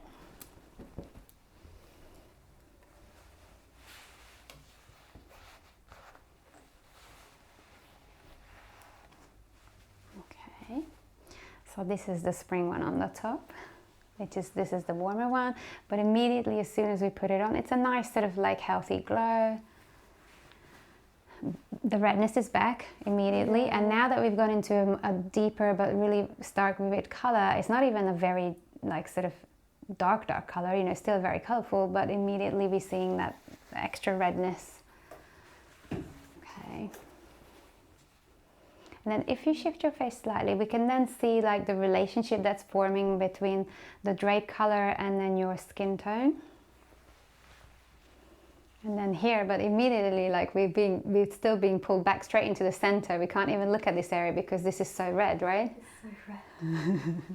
Whereas this one, it really does disappear almost. Right, it's almost like you've put a cooling gel or something on your face, or you know, like a tinted moisturizer or something that's already kind of dealt with the problem mostly, you know. It's amazing. Whereas that one is just like, oh, I'm flaming. Yeah, and then it just really draws attention to like any areas that like the skin is sort of like dealing with, you know, it will just pull it out, you know, it will separate it out, whereas here it just kind of calms it all down so that the skin is just basically as it is, you know. Very interesting. Okay, well, yeah, with this, again, this is a more colorful set like the lights were, and it was much easier to see that these when we're pulling, the cool tones were pulling quite a lot of redness to the surface, quite a lot of pulling the colors apart, you know, separation in the areas, lots of texture, whereas these ones were sort of fairly nice and blending, weren't they? Yeah, they're really nice in contrast. Okay, so that's the spring ones, that's the winter ones. So okay, so here the winter ones were a bit too reddening and the spring one was our better candidate again. So let's check the dark intensity again. So last time it went more muted, it became harder to see the difference. I'm very curious to see, is that going to repeat again? Or because now we're a little bit darker in the intensity, you know, we're going to see a little bit more pigment on the drapes. I'm wondering, is it actually going to be okay to see? So let's find out, shall we? Yeah. Okay.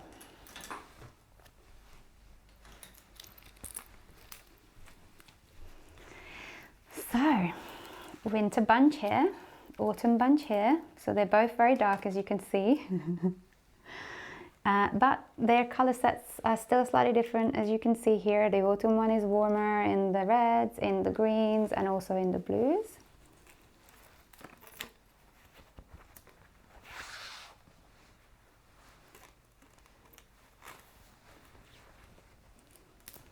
Okay, let's check this.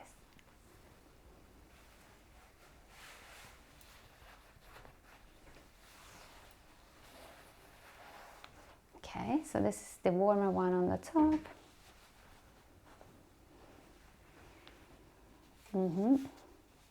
Okay, so it's less intense then again than the brighter set, but I think it's still easier to see than what we've seen with the softs. So this is again the more even skin here. Yeah. Especially this middle area really reacts here. Can you see? It's just really reddening, and that little bit of graying going on again. Plus you make the color look kind of grayish, not kind of clean in tone, whereas here you allow the color to sort of be clean and fresh looking, and so does it the same to you basically. It's allowing you to be cleaner and fresher in tone. It's a two-way relationship, isn't it? Yeah, that's really interesting. Because of course you're bouncing the light back and forth between each other, so you're affecting each other in each other's context. Let's check the greens.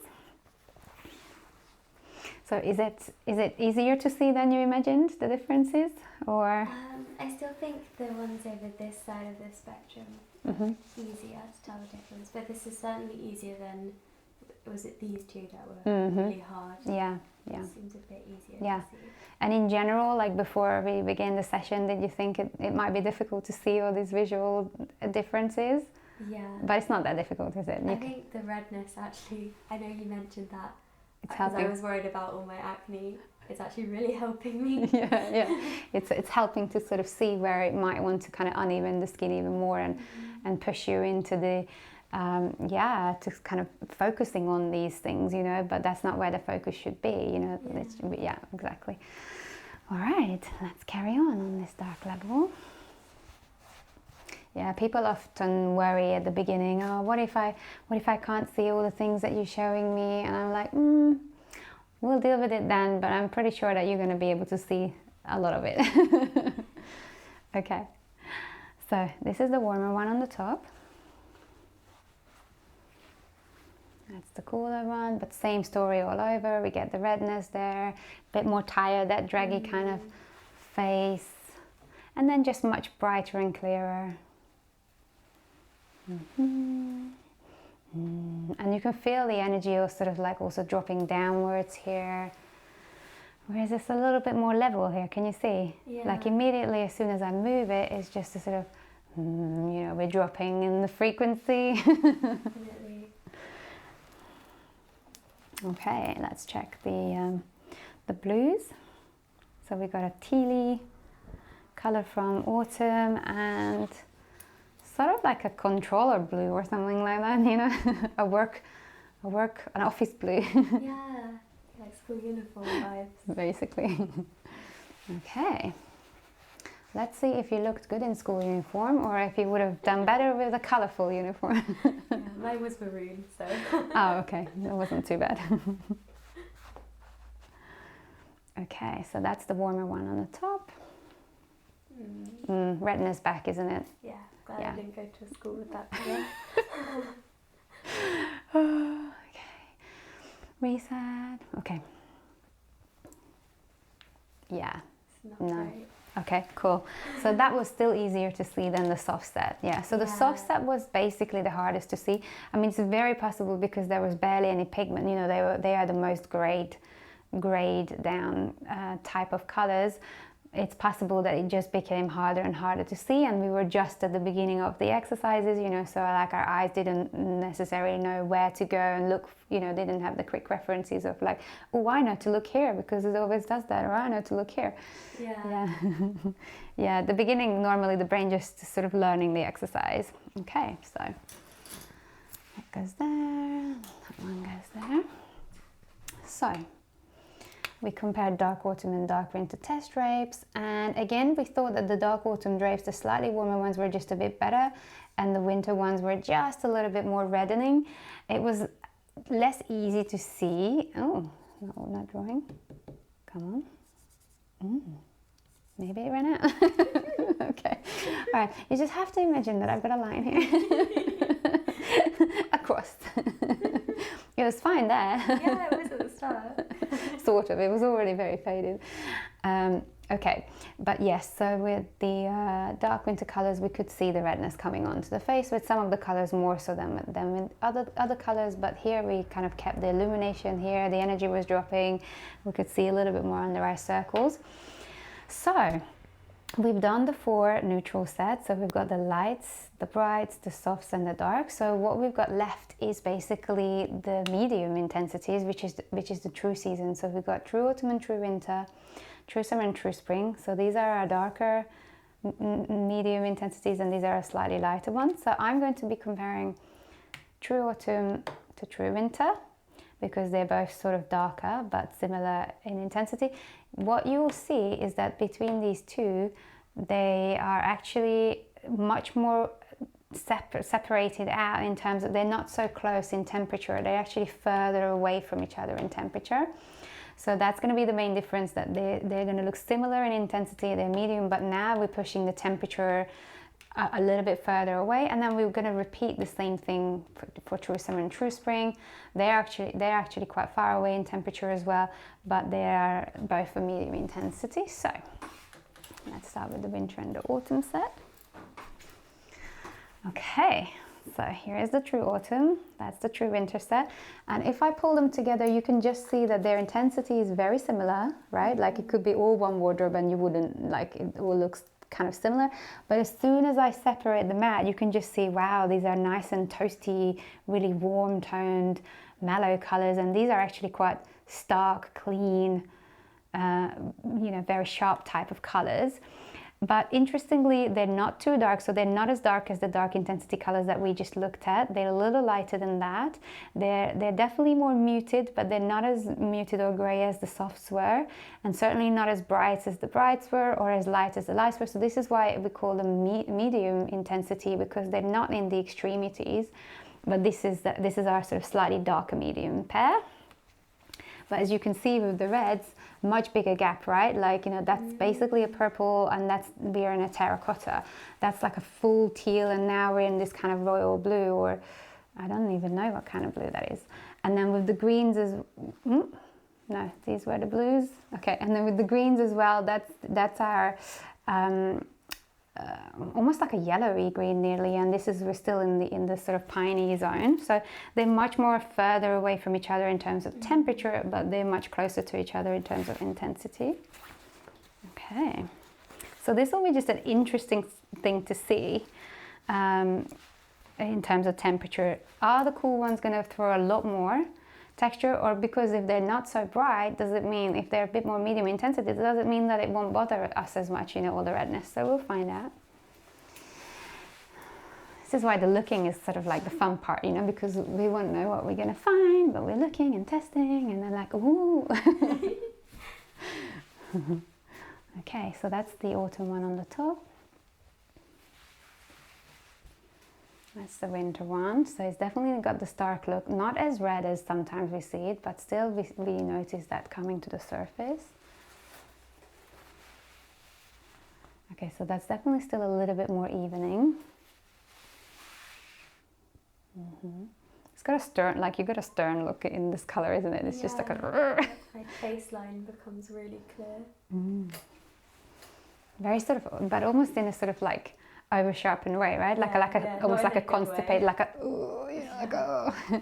I'm uncomfortable. Yeah, that's nicer. Can you just shift your face slightly? Yeah, this is also always a good angle to have a look at, isn't it? So a bit more under eye circle, a bit more redness going on here. Yeah, that's definitely more even. And, you know, it's very possible that this isn't perfect, you know, but we're looking to see where are we going to get a little bit closer to where the skin tone is even. You've got a nice radiant glow. But here I feel like we're dropping away from it. We're seeing the grayish kind of skin tone color again, the redness come, you know, the tiredness pulls in. And that's kind of like stern look, isn't it? Like the strict school teacher, you know, like, oh, don't want to be mad with her. Here we go. Yeah. Okay. So next lot is the greens.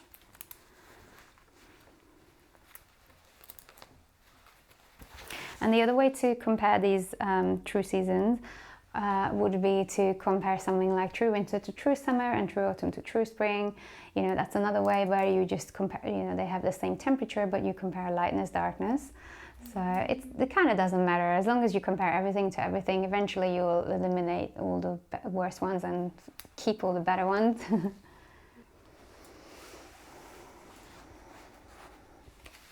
This is the warm one on the top. Okay. That's the cooler one, and just back to that sort of discoloration here, that grey, and can you see like almost like the bluey bits and grey bits sort of coming? It's almost like these really cool tones are starting to like yank up anything that's similar to them to come to the surface of your face. Whereas here, of course, all these veins and everything still exist in your face, but it's just not being sort of separated out, you know, everything is remaining even, so we're not like drawing to them. That sort of stern look as well, again, isn't it? Okay, and then with the blues. Yeah, I'm thinking with the medium intensities, the intensity is forgiving, but of course the temperature is not. So let's see what we find here with the blues. And here they're going to be quite different because that one is very, very electric and this one is very, very sort of toasty. But that looks just as a first glance nice and even looking on the skin. No, and you almost have to start like squinting a little bit to look at you, you know, so as soon as we kind of go into the crisp sharpness of the winter, it's also becoming a little kind of piercing. That's definitely a little bit more smooth. Can you just shift your face slightly? That's it. So we're going to be looking for the skin coloration and the drape next to each other. Is your skin appearing more natural looking next to this color or there?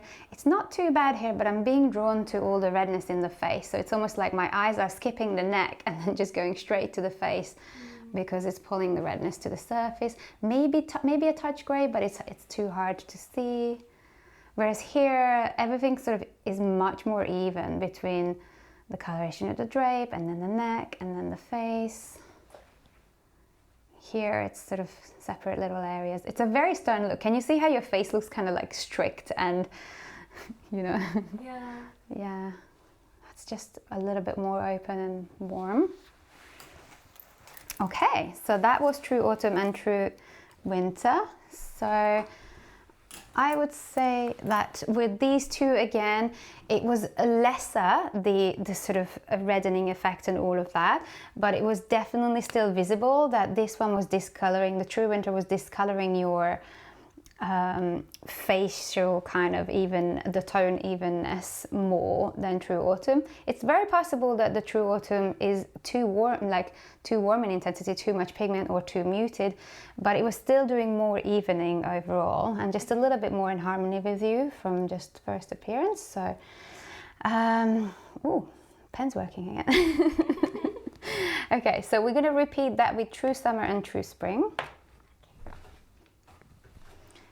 Okay, so True Summer and True Spring.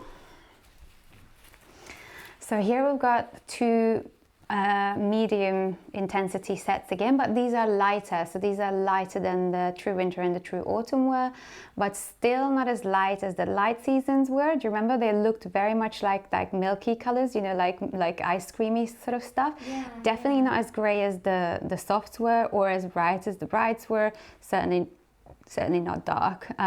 So yeah, that's the cool set, that's the warm set, and in their intensity they are really, really similar. Can you see they're basically matching intensity, and it could be completely, a lot of the times when I get clients who end up being a true season, they have other true season clothes in their wardrobes from the opposite temperature, like this sort of way, because they matching the intensity and that's already working for them really well. So yeah, and then sometimes there's just a bit of discoloration issue if, you know, they got the wrong temperature, but they're already getting like half of it right, so that's often workable for most people. But as soon as I pull them apart, like we did earlier, you can really see that, wow, these are really fruity, springy colors, and these are not, you know, like they're very different types of temperatures. So let's compare them. Right.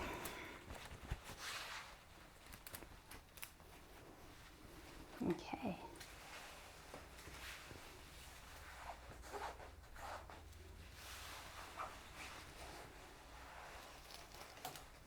Okay. So we've got the spring one on top, very nice and even looking just as a first glance. That's the summer one, and we're seeing that sort of redness coming back, a little bit of that graying as well, like around the eye, just generally seeing a little bit of gray on the skin. The intensity feels good, can you see? Yeah. So the intensity feels like, oh, it's a friendly intensity, it's nothing strange, you know, but if I'm comparing it back to this, here's where the skin becomes much more fresh looking. And can you turn your face slightly to the side? That's it. So we can do a sort of skin tone evenness test. So we look at the neck color or the skin color next to the drape to see that relationship, very nice relationship. Here we get that slight graying effect next to this. And then let's put this back, and we just look at the sort of evenness from, like, say, the temples, down the cheeks, you know, down to the chin, just to kind of see how smoothly evening the skin this color is versus that. But yeah, here this area gets inflamed immediately. Here we definitely see more redness. Definitely that kind of pops to the foreground a lot more. And that stern look again, right? You know, that's sort of like, you're really sort of like almost like a mean look, you know, the mean girl look, you know. This one feels so warm. You know, they're just so kind of friendly. It's nice. Yeah, very lovely. Let's check the greens. Okay.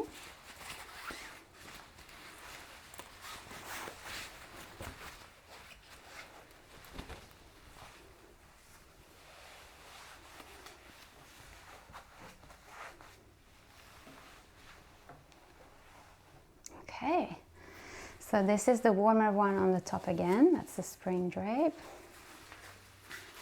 That's the summer one. Same story. We get the graying around the eyes, also around the chin as well. Can you see it's starting to sort of cast as like almost like a gray type of feathery effect. The redness here. And then suddenly it just sort of clears up much nicer. Back to the graying, a little bit of redness. And just more luminous looking here, right? Can you just turn your face slightly? That's it. Because from this angle we see a large sort of sample of skin all the way from the neck, up the jawline, the cheekbones, basically all the way up to the temple, the nose. So it's just kind of easy to see the transition from different areas of your face and how even the skin tone appears. So imagine if you were doing, like, say, a concealer. Say you're a makeup artist and here's your model and you're just checking her face, like, okay, let me see what I need to prep with this face. Now imagine if this is what she's wearing when you're checking her face and you're looking at all these areas, versus imagine if she was wearing this. You're thinking, oh, okay, so it feels like a lot less job to do here, right? Like in terms of trying to even the skin. Whereas here, she'll be putting quite a lot more to sort of get it all even. You get a little bit more tired here under the eyes as well. And then just kind of, this one has a sort of like a bit more lifting kind of look just overall. Can you see all that?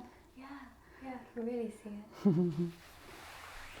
Okay, well, I'm expecting this to be the case with the blues as well, but let's just double check. So the blues of the spring are really kind of nice and turquoisey, and the blues of the summer are very much back into that sort of, oh, I'm not quite sure.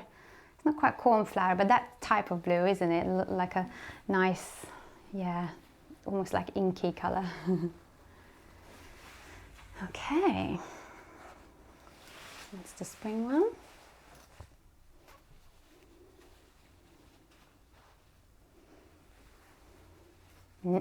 No.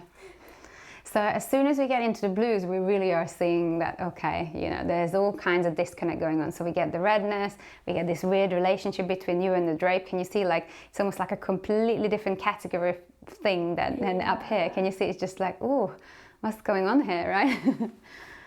But then here is like, okay, yeah, okay, they're speaking the same language, right? A lot more, you know, whereas this one is like, I'm sorry, I have no idea what you're saying, you know, like your face is going, huh? Yeah, it really doesn't match. No, doesn't really want to work together. Whereas here we can just see it kind of evening the skin. Of course, that's very important because that's basically how we check that there's no optical illusions kind of lingering around from leftover, you know, reflections. Here we get the redness, you know, attention going to all these bits, the stern look, you know. But now we're getting a sort of head separate, you know, and then there's the drape, you know, like there's definitely almost like a cut. And then just look how warm you appear compared to this drape. Can you see? It's just like, oh, I don't know if I have anything in common with you. I'm really sorry. Whereas he's like, I like this one. Yeah, works much nicer. Okay, so I feel like with the true summer and true spring pair, it was even easier to see the temperature differences than with the autumn and the winter set. So that's again another indication, to be honest, that all the way through we've been finding the warm one being better than the cool one. The only time when it was very difficult to reconcile what we've been seeing was in the soft pairing, do you remember? Yeah. So it's very possible that either that pair there is just really off, like maybe the colors are too gray and therefore they just can't really pull their weight, you know, even if it's a good temperature. So that could be the reason why. Yeah, I'm guessing that's possibly why that was the hardest to reconcile, because let's say if you need a lot of pigment, then the grayer the color is technically the worst it will be. So even if, let's say, you end up something warm toned, but if the color is not really present, then you need a lot of color, then it doesn't matter if it's warm toned, it will still be struggling to give you what you need, you know. Okay, so that was the spring one. Summer one. So we said the true summer was doing a bit of redness and the true spring was the better one. So basically we get to a point where we've seen everything now, like we've basically seen it at least once, every type of category when we compare them to each other. So this is basically the part of the consultation where we are going to create a strategy based on our current findings to figure out like how we're going to do the next steps. So what we found so far is that the cooler tones were always pulling a lot more red, different amounts dependent on what we were comparing, what intensities, but ultimately they were always feeling just a little bit more disjointed, disconnected. So that leaves us with the warm categories, the autumn and the spring. My instinct says that the autumn categories are possibly a little bit too muted because they were always harder to give us, information, and I don't know if, like, just from my memory, it feels like they have been not quite as radiant and glowing as some of the spring options that we've seen. So my thinking is I think we're heading towards spring, one of the springs. So how I would go from here is I would probably compare over this way, you know, so the difference between spring and autumn is their color, is their amount of color, right? The colorfulness. Yeah. So I would probably want to compare something like dark autumn, if the pen drew. I definitely need a new pen. I think I'm gonna have to get a new pen after this. So imagine this line going here. But dark autumn basically and bright spring, they both have a touch of winter added to them. So they're not true seasons because they're a little bit more in the neutral category because winter is influencing both of them. So they're both warm neutral, they both influenced a little bit by winter, so they both have a little bit of that crispness, sharpness to them, but of course not quite as much as actual winter. But comparing the two would be very useful because we'd be comparing them basically just on how pigmented one is, you know, how colorful or bright versus how muted it is. Same with true autumn to true spring, and then soft autumn to light spring. So I'm thinking this is the best way to test between autumn and spring, is to compare them on their corresponding levels, because light spring and soft autumn are both lightened by summer, and then the trues are just standalone, you know, so they're easy to compare. So yeah, I think we should do that next. And let's say that we do find that spring is better, then if we get to that stage when we're just left with the three springs, then it will be a matter of comparing them to each other to figure out which intensity and temperature from within that range that we like the most. So shall we start with dark and bright? Yeah. Okay, let's do this. Dark autumn, that's it. And then a bright spring. Okay, so dark autumn and bright spring, you can kind of see that they're very similar, right? Like look at the reds and the blues. The greens are different. Autumn has a lot more yellowier greens in it. It does have pineier colors as well, but so that's the different looking ones here. But look at the greens and the blues. They're very, very similar. This is just obviously a little bit darker, less kind of clear in the pigment department. So we have modified it from pure pigment, a little bit more muted. Let's see how they do against each other, shall we? Okay. One.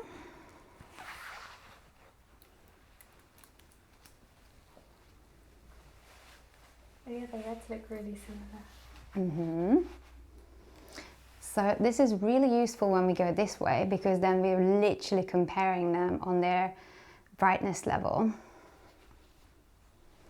Okay, so that's the bright spring. That's the dark autumn. I'm going to flip it a few times, so the closer we're drawing to sort of like where we're going to be, obviously the differences will get less and less and less, so we're probably not going to see so much redness anymore now that we eliminated all the cool stuff that was doing that. So we might have to start looking for different types of differences, you know, that we've seen before, because we're now switching from comparing them on temperature, we're now switching to comparing them on their intensity, so they're matching their temperature now.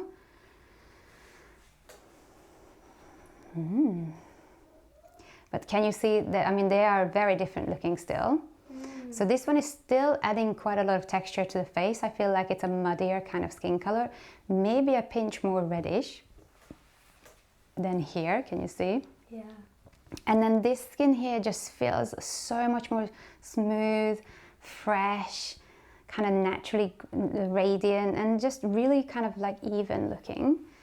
Here I'm still seeing a lot of texture, can you see, coming up, a little bit more tired. Yeah, if you shift your face slightly, then we can do a sort of side track, but look how much smoother and cleaner that is, right? It's a low pattern.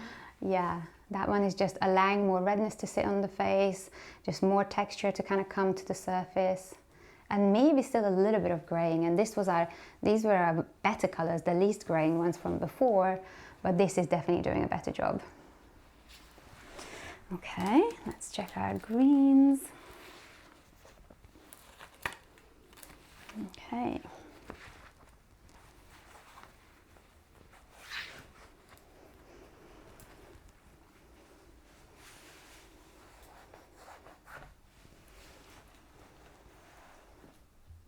This is the spring one on the top. So this is kind of like back to those fruity type of colors. This is the autumn one, very similar kind of difference to before. It does allow a little bit more redness to the surface, a little bit more texture to the surface, more disconnection as well with you.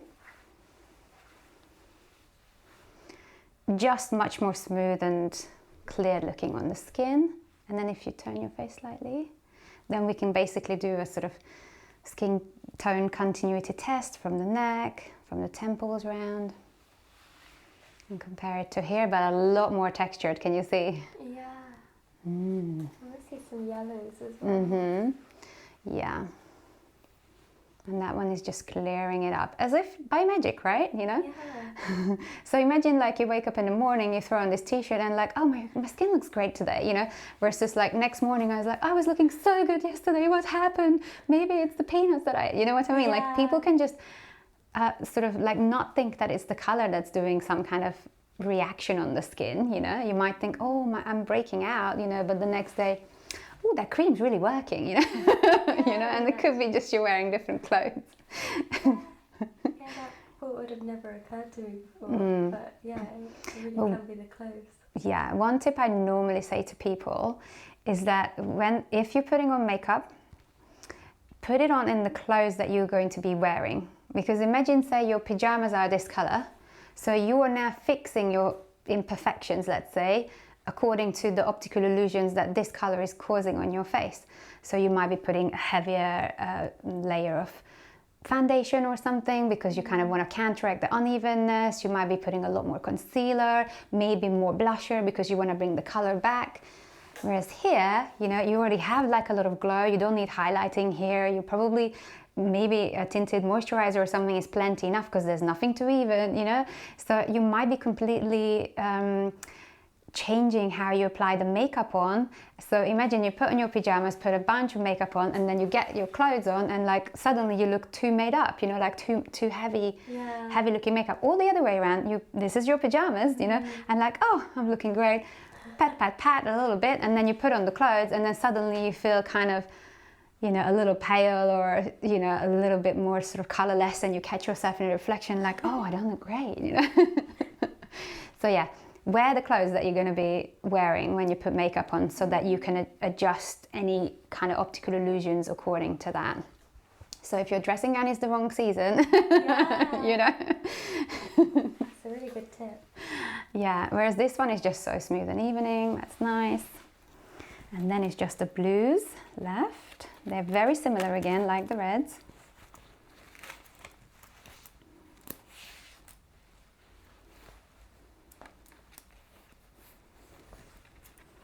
Okay, see? Lighter, darker version of the same kind of thing. Same wavelength. Okay, this is the spring one on the top. That's the autumn one. Same exact story, right? The mature, draggy, textured, slightly yellowed even. Versus the cleaner, smoother, definitely more radiant, more even. Then here it's just the texture just pops on. The darkness level wants to offer you something, you know, but it's just not evening the skin enough, you know. So you're better off going with something clear, but then using that type of tonality to select the dark colors from, you know. So it's just possible that even from dark tones, it just needs to be less gloomy, you know, less muted.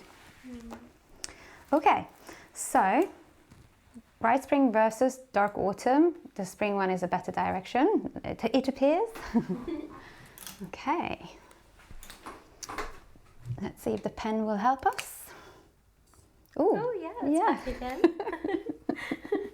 I think after the session I'm going to be ordering one. Okay, so let's do true autumn, true spring. And that. So, exercise is the same, and again the differences are very similar. That's the spring, that's the autumn set, and as you can see, the same type of colors, same type of wavelengths of light, but just reflected at different intensities. These are a lot more clearer, you know, not as muted as these. Let's see who's going to give you the right ones. Nice.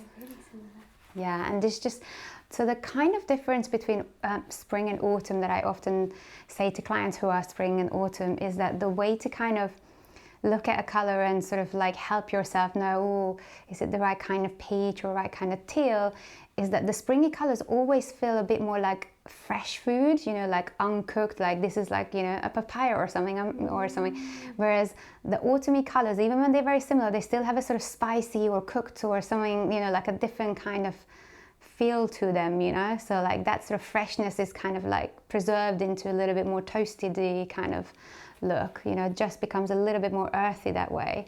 So yeah, I think that's kind of like my way of checking, is it the spring? That's the spring one on the top. Very nice. I really like that one. Yeah. Last time we put it on, I was like, ooh. I think it's going to be a strong contender. Okay, let's see how it compares to the autumn one. Yeah, same what we've seen before. That sort of graying almost on the skin. Can you see? Yeah, that's clearing it.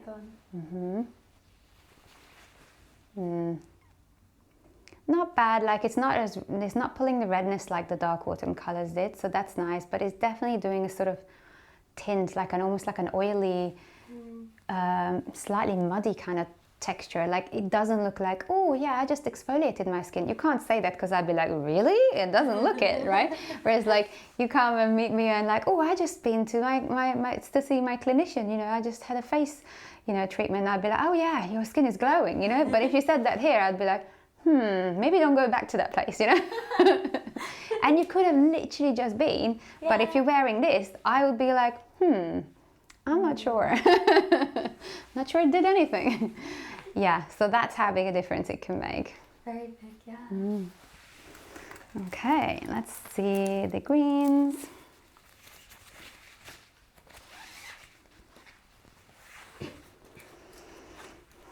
Warm tone, both of them, but that's the sort of cleaner, you know, like almost like grass color, you know, and then this is like really, really deeper, you know. I'm just trying to think, because even this is even too kind of muted for moss, you know, like even moss is kind of a bit more fresh looking, you know, but this is kind of more mossy, you know. Yeah.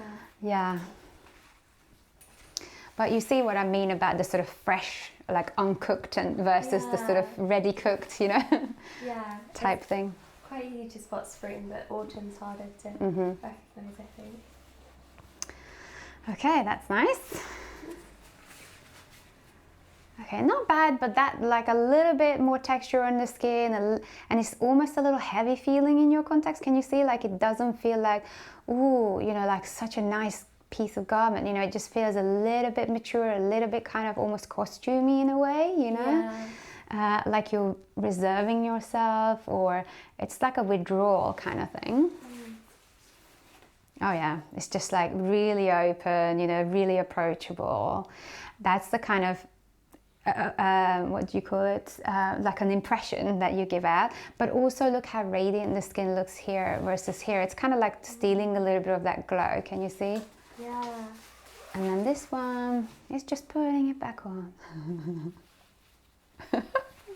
It's fun stuff, right? It is. I really like spring. Well, I think spring likes you. Yeah. Okay, so the blues are the last from this set. Again, same wavelength, different intensities, the way they reflect.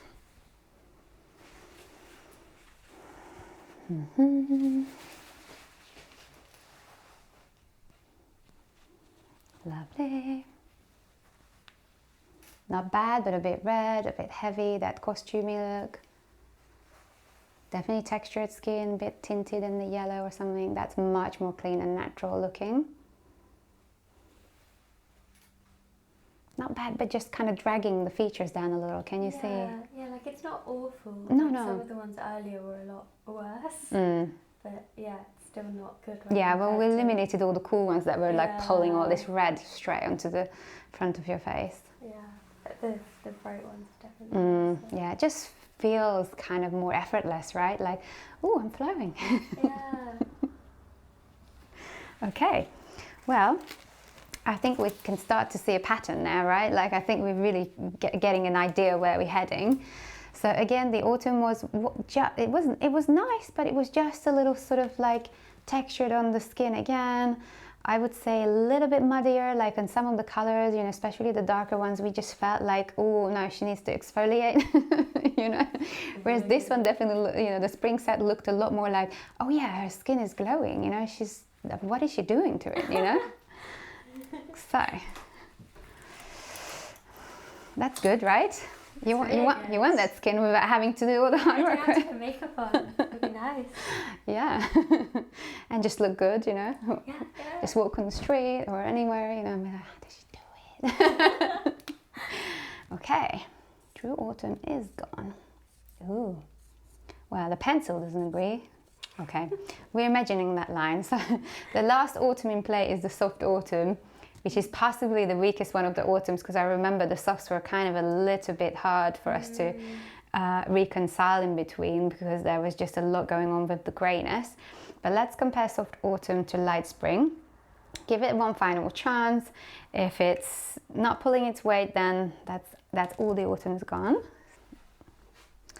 Soft Autumn, Light Spring. So again, very similar. As you can see, both of these are lightened down by summer. That's why they have this kind of heathery feel to them. They're both warm toned. This is the clearer set because it's got obviously spring as the base, and this is the slightly more muted set because it's got autumn as the base, but they both have this sort of like feathery, heathery kind of feel to them because summer has said something, you know. It said, ooh, why don't we like smooth you a little bit, you know? Because spring colors are normally like, ooh, juicy, you know. And autumn colors are like, ooh, toasty, like let's cook spices, you know.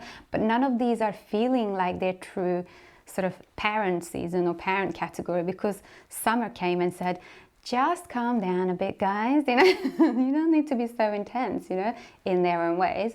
But otherwise they're very similar, you know, looking. This is just a clearer looking set, and this is the little bit more grey looking set. This will be interesting. So a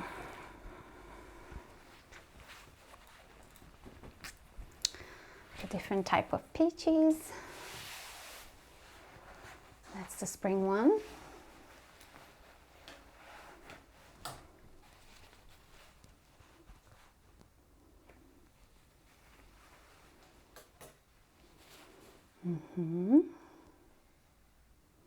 So we're seeing that sort of yellowy tint come onto the face, a bit more texture. Maybe it's a bit draggy still, dragging you down.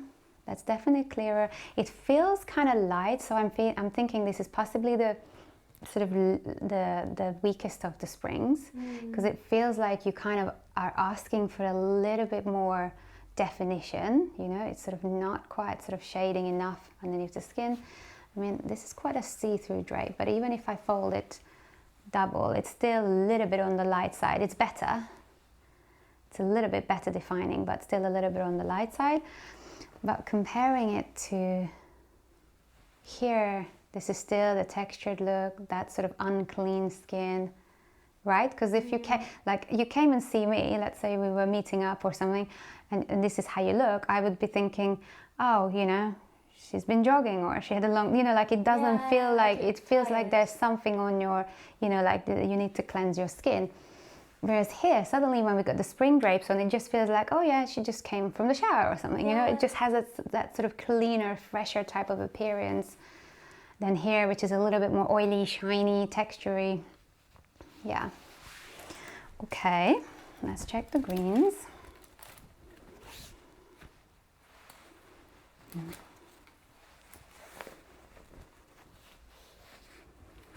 Okay, so bigger distance between the two. Of course, spring is very like luminous looking. But again here, even though it's evening the skin, so it's really nice and glowy for the skin, it's losing a little bit of your chin, can you see? Yeah. So I'm just making a mental note so that even that this is good for the skin, I wish that we could sculpture a little bit better. So I'm thinking ahead for the other springs, but because here we're not losing your chin, but it's also texturing a little bit too much on your face. That sort of mature look, the unclean skin versus that. But this one needs a little bit more defining. But we are comparing them on their intensity level, so we're seeing whether you need more clarity.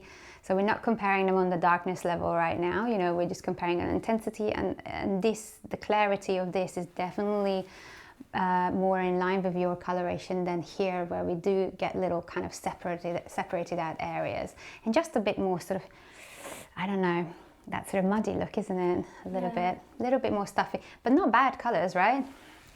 We're already getting like quite close, you know? Yeah. Okay, let's do the blues. I remember like earlier on we were just seeing all this redness from like winter and all these other groups. The stern look is gone. Yeah. You can have your face back. Okay, so that's the spring one on the top. That's the autumn one. This is not bad, but again, texturing the skin more, a bit more red even. That sort of shiny, unclean, cleansable skin. This is much more even straight away.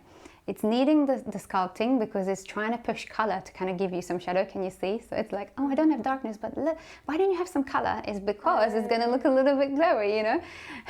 So it wants to get there. It's just sort of like, oh, falling a little bit short in terms of darkness, you know? But it's nice and clean on the on my clarity.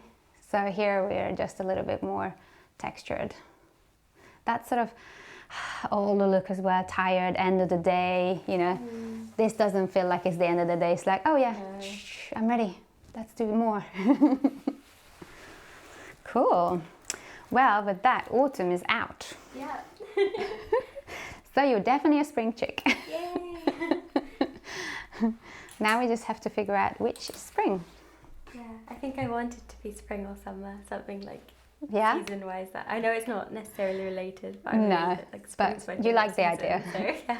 Well, that's a nice coincidence, because sometimes I get clients, you know, they sort of have a personality, let's say a spring personality, but let's say there's some kind of a summer. Like I recently had a client, and I think she really wanted to be a bright spring. She was a soft summer, And sort of like the way she managed it was that she was kind of wearing slightly more muted colors than the bright spring, so almost like dark autumn category, just to kind of get to her softness level in a way, you know, but that's how she was kind of bringing out that sort of springy feel in her.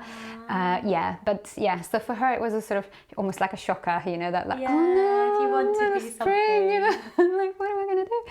But no, she could see it, you know, and it like once you see it, it's like you kind of know, and your heart knows, you know, and you want that, you know, that's exactly what you want. You want your clean skin and radiance, and you know, that sort of approachable, effortless kind of impression, you know, that's basically what we're after. Yeah. It's just, you know, when you had an idea about yourself before. And it's harder to accept. Yeah. Okay. So we're down to the last basically group, which is all the springs. My feeling is that light spring is a little bit too light. I don't think it can support your depth enough. So for me, it's going to be really coming down between bright spring and true spring. I don't know really which one. I don't know. Have you got is your heart singing better with one? I think we'll just have to see, isn't it? Yeah, I've got no idea. Maybe bright spring? But I don't Possibly. know. Yeah. No idea. Yeah. They both looked good. Yeah, exactly.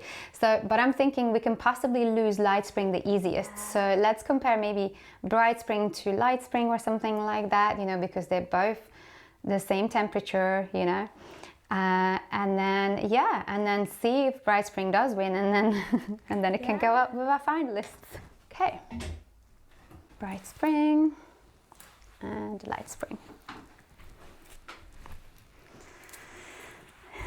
Okay, so here we are, bright spring and light spring. So you can see what I meant at the beginning, that we've got sort of almost like pure colors, you know, very close to sort of true intensity, you know, like as intense as these colors get in terms of clarity, kind of like straight out of the paint tube kind of colors. And here it looks like we've added a little bit of white to them, right? Can you see that what we said right at the beginning about different intensities of the same type of colors? So for example, if you look at the reds, oops, you know, you can just see like, oh, let's add some white to that nice red, and then we get this sort of, you know, peach, you know, we call it. Same with, you know, the blues. Oh, why don't we add a little bit of white? You know, that sort of way. So yeah, let's compare them. Our idea is that this might be a little bit too light to support you, but let's see if that's the case. Okay.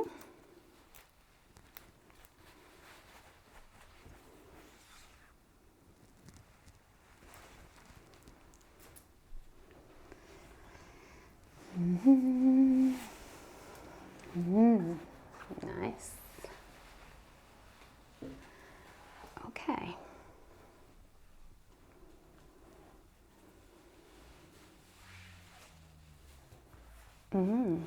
Okay.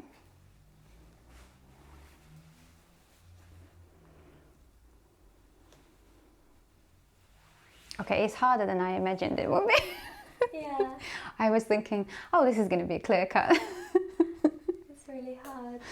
Yeah, that light spring one is nowhere near as bad as I expected it to be, if I'm honest. Yeah, this is very lovely. But can you see what I mean? Like, it's not supporting. I'm kind of going to fold this in half. Sorry, it's just because it's so thin that it's sort of not showing, like, can you see it's sort of showing the drape underneath you a little bit more. So I'm going to do it this way. Let me just tuck it in. Just to give it like a proper chance, if you know what I mean. Okay. It's hard because it does look good. Yeah, and we don't, this is why we, like, especially near the end, we have to be more careful because we're so close to home. All of them are going to look really good. So we're just really going to try and navigate these waters now at near the end, sort of a bit more carefully and slowly, and just make sure that we not rush this last bit. Okay. Where do I put you here? Just trying to tuck it somewhere. Here we go.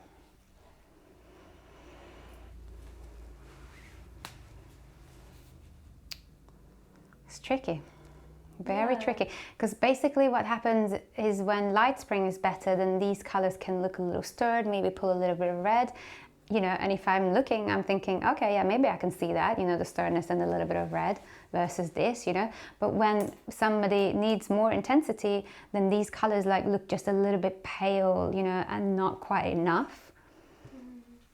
but it's certainly pulling less red, less stone. And it's possible that both of these are not it, you know, it's possible that it's still the true spring. Okay, let's check it with the greens. I think we're thinking with the reds that, oh, it's a sort of almost like a toss up. Let's check these two. That's bright spring. Because it does feel a little bit luminous in your context, can you see? Yeah. It's just possibly a little bit in front of you, a touch. Let's have a look. But that one does feel a little bit light. I mean, this is the hard part near the end. Got no idea. And both of these, remember, are extreme intensities, you know, in their own right, you know, so it's very possible if you're more medium, then we'll find that. But can you maybe just turn your face slightly? Yeah, I just want to see.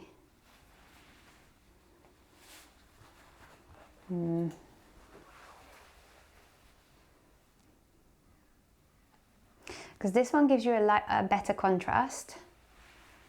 Maybe this one is doing a little bit like smoother skin, but it's kind of very disconnected from you in a way that it feels a little bit, I don't know, almost neon-y or something. Can you see? Just a little disconnected.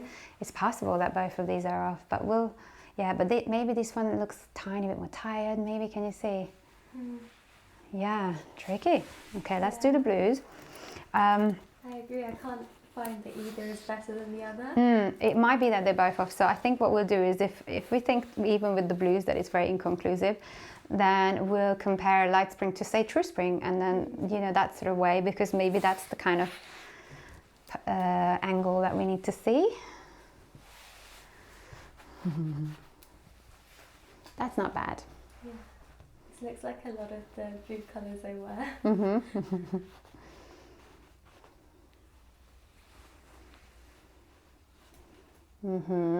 No, this is too light for me. It's too pale. Is it? No. The blues, this one's definitely better. Yeah. And then turn your face slightly. Yeah, it gives you a better contrast. This does do an evening, but I feel like you feel darker. Like if I'm looking at this drape color and I'm looking at your neck color, if I'm imagining, oh, I'm making this nice handbag and this is going to be the leather strap that I'm putting on it, it just feels like, I don't know if this is the best strap for it, if you know what I mean. Whereas, let's have a look here. That feels like a better pairing, right? You know, if that's the item and this is how I'm accessorizing it with leather, I feel like that just feels more, you know, unified, you know, like a better design. But yeah, we can't really just call it on just the blues, because I feel like we were just a little bit divided here. So I'm going to hold on to light spring and then I'm going to compare it to true spring now, yeah? Okay. Okay. So let's see if this is going to be more helpful. So here the intensity jump is less. So here we got true spring and light spring. And because true spring is a medium intensity, so it's not as contrasting as, say, bright spring was, the difference between intensity is a little bit less. So there's not a big jump. But of course, this is possibly a little bit more pigmented than this. So let's see if the medium intensity with a little bit of extra pigment, does that work better, or what do we think? You know, let's see if this is helpful for us or not.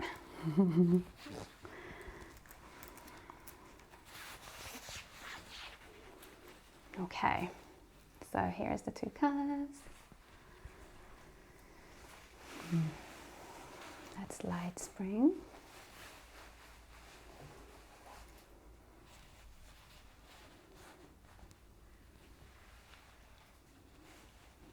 Yeah, this is a more in line darkness level.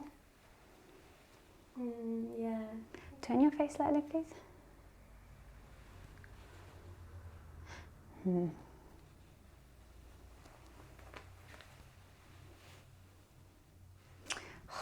This is still good though, isn't it? Okay, let's look at the greens. This is possibly the part where we have to pull out more colors. This is where sometimes the three main core colors is not enough and we just need to check with a lot more. But we'll look with the core colors and figure as much as we can. Like, it's up until this point, it was so helpful, wasn't it? It was just enough, but sometimes there comes a point where, like, it's so close between them that it, you know. Okay, let's check the greens.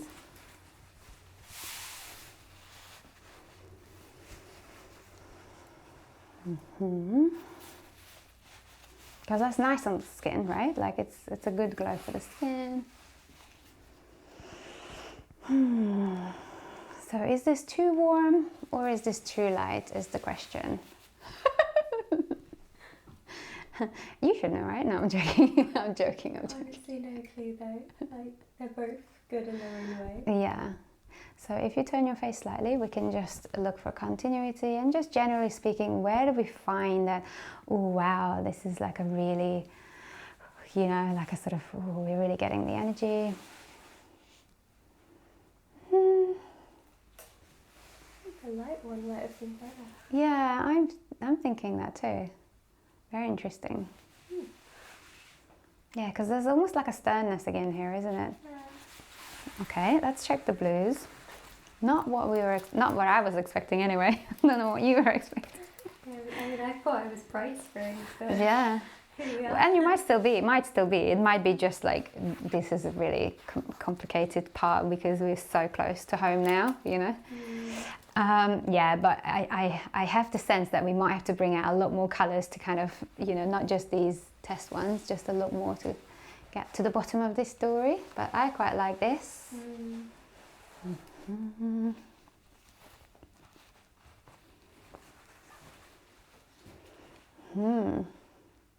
Yeah, almost like there's a tint to the skin here, right? And maybe less clean looking possibly.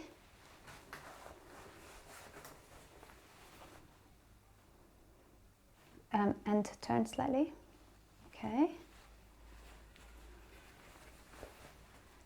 Yeah, just more texture. Yeah, and I'm looking at I'm making clothes again, you know. Looking at that and looking at that. That's nice. Honestly, they're all really good. So, okay, I think this is the point where we looked enough now, I think, that between the springs. We haven't checked Bright Spring and True Spring against each other, so we could still do that. But I'm thinking it's probably worth just bringing out a few more colors to these are the sort of friendlies that I test with, meaning that they're kind of like similar enough to each other so that it's easy to see small differences, but I feel like we might need to push into their individual spaces a little bit more, like fully into the lightness of Light Spring, fully into the brightness of Bright Spring, and fully into the warmth of True Spring to like really get to the bottom of where we are with you. Because really, for me, all these three springs feel like, okay, I can make a case for each, you know? Yeah. I'm still uncertain. Maybe I'm vibing less with True Spring now that I've seen it against another spring, because so far we've seen it against summer and we've seen it against autumn. We haven't seen it against another spring, so now I'm thinking, oh, I'm losing the love I had for it, you know. But yeah, I'm not going to discard any of it. So I'm going to get them to the front. Just making some space here. Okay, so Light Spring, True,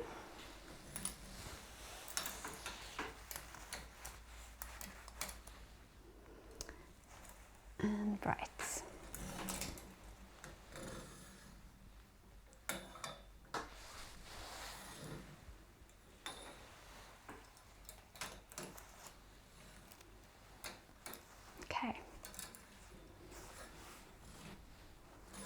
Okay, so I've got all of the spring bunches here. I'm just going to show you each of them sort of like as a full, like, you know, what a full wardrobe kind of appears like, so we can see the characteristics, the difference between each three. So Light Spring has that sort of ice creamy look about it. Yeah? Yeah. It's just sort of like, oh, we're adding a touch of white to everything and it makes it all pretty. And then True Spring has a sort of mediumness, you know, it like we haven't added anything to it, you know, we just like it as is, kind of, you know, like a bit more that medium feel. And then Bright Spring has almost like a little bit more of that electric, like super pigmented kind of overall effect. Yeah. So I think we'll just pick two to work with at a time. and then compare a few more colors, you know, going into the purples, the neutrals, whatever, just to get our bearings a little bit more, because you can kind of see that they are slightly different personalities, right? Like the bright is definitely very different personality, the light has that very different kind of milkiness, and then the true, definitely that mediumness, you know, kind of offers something as well, almost like the most muted out of all of them, right? Because it doesn't get the extra push, you know, from going closer to white or to keeping in the pure pigments. So yeah. Okay, I'm thinking let's compare bright and light again, which is what we started with, but just more colors from each, just to see like. So what I'm going to do is I'm going to basically just pick colors that look comparable to each other, right? Like green to green, pink to pink, orange to orange, this kind of stuff. So if I'm doing, let me just move True Spring to the end.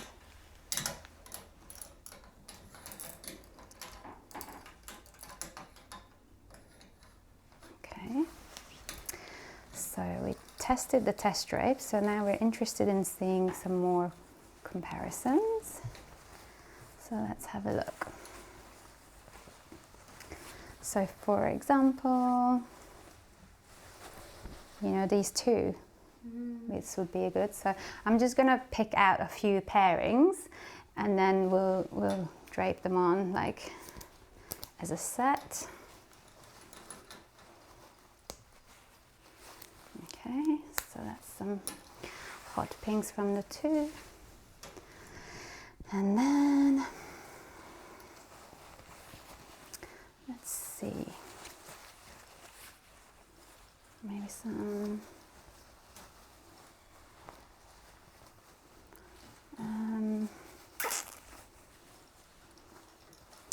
maybe, yeah, like an orange and a sort of pale one.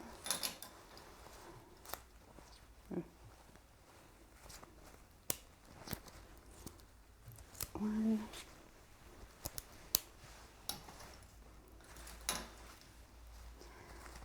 And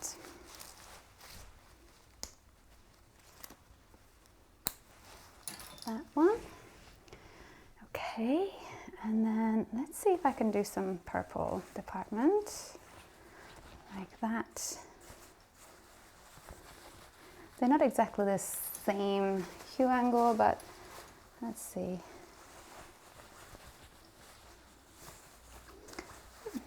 Anyway, I think this, we can see that it's definitely brighter. It's just a little bit more red.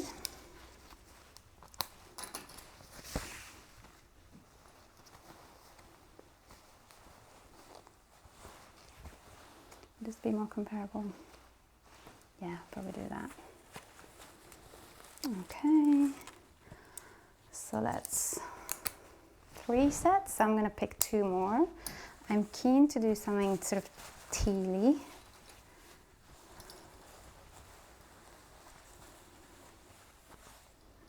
Because these are nice and similar, but you can just see this looks like you've got the white added and this looks a little bit more sort of cleaner. So that will be interesting. And then maybe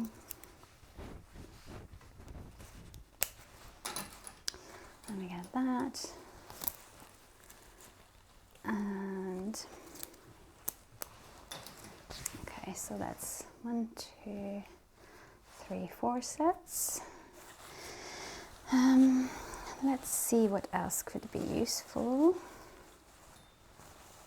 And I reckon maybe let's do some neutrals, because Light Spring has these sort of nice kind of like almost like a, is it like a cappuccino or like a really light type of browns, you know, not like properly chocolate brown or not even proper coffee. I don't really know what to call it, like maybe cocoa in a way or something, you know, but it's got that sort of, these are, a lot of the neutrals have this sort of red undertone basically.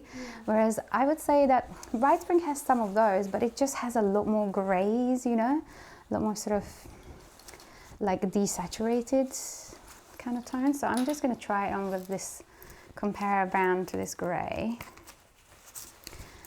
just to kind of get like one pair of neutrals.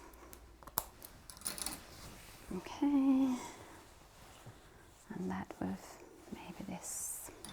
Okay, so we got a bunch to start with. I reckon, so it's like 5 pairings. And then once we had a look at those, then we can just like randomly also put on some random colors from each set, just to kind of whatever takes our fancy, just to kind of see where we're feeling the vibe going. Hopefully this will be enough for us to get our bearings between these two, and then we will still have whoever wins this one, we will still have the other one. So let's start with red / hot pink. Okay, so they're very similar, but this is the light spring, that's the bright spring.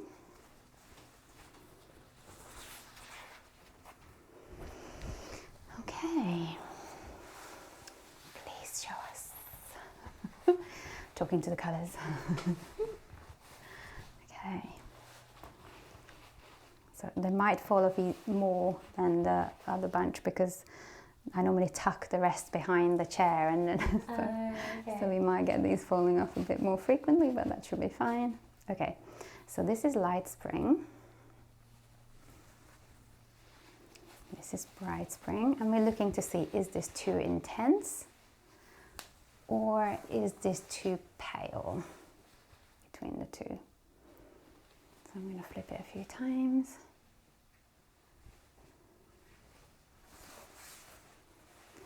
Is this too weak or is this too severe? It's tricky still, isn't it? So this one still feels kind of lighter on the skin, like nice and more even. I really like that about it. Here I definitely see a little bit more discoloration going on, maybe better sort of structure to the face here, you know, like we get a nice clean jawline. But I'm imagining, okay, let's say this is the color and we're gonna apply this on the lips and on the cheeks, you know, because that, you know, you're repeating the colors on you. Is that gonna look a little bit sort of like we're dressing a Christmas tree? Or is that better? And if we were to put this a little bit on the lips, a little bit on the cheek, or is this gonna, like, are we gonna paste you out with that, you know? So like the difference between if you're a bright spring and we put you in light spring colors, they'll probably pale you. If it's the other way around, you'll probably look a bit more severed. I mean, my instinct between these two is that I think this is the cleaner one. Me too. Yeah. Interestingly enough, but I just feel like it kind of feels just a bit more imbalanced for me. So, okay, I'm going to put it on the table. So light spring wins this round. Let's do orange. Okay, so here is the bright spring and the light spring version of orange. So here we would start calling it peach, of course, but that's just light spring versions of orange.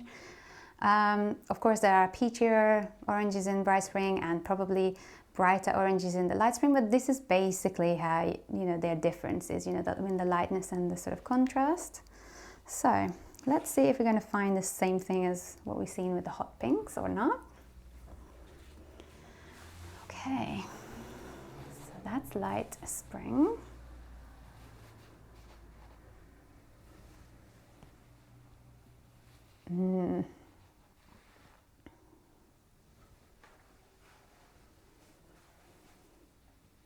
Yeah, this is still kind of the smoother look, isn't it? Just, it has that more relaxed vibe somehow.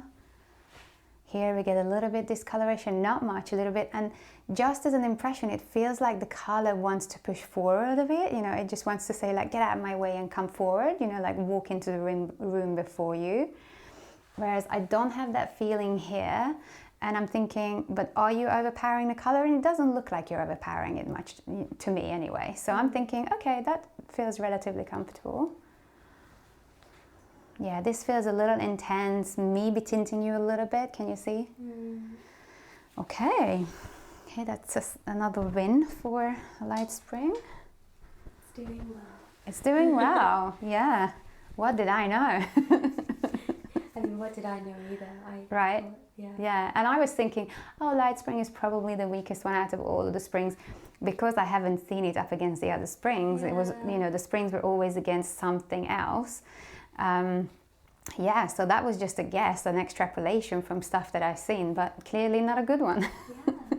This is why testing is basically the best and really only way to know how it's going to reflect off of your skin, you know, because you can't just sort of like, oh yeah, you know, your eyes are this color, or your hair is that color, your skin is that color here, this is the color that's going to look on you. Until you check it against everything else, you can't be certain that that really is the best, you know. So that's why I like doing just testing, no sort of assumption making based on any apparent traits, you know, what you look like, because what if what I'm thinking you look like is just a sort of computation from my head, but not a real thing, right? Because colors are in context of the other things in your face, right? You know, so your eye color is in context of your skin color, your brow, everything is just in context, right? So until I separate them out one by one, I can't even analyze them properly, because they're affecting each other, just like how a drape is affecting your appearance, parts of your coloring affecting the other's appearance, basically. Okay, so I forgot 2 purple drapes here. Light spring, bright spring. Okay, let's see if the pattern repeats or not. You know, are we going to have a turn of events or something? Okay, that's light spring.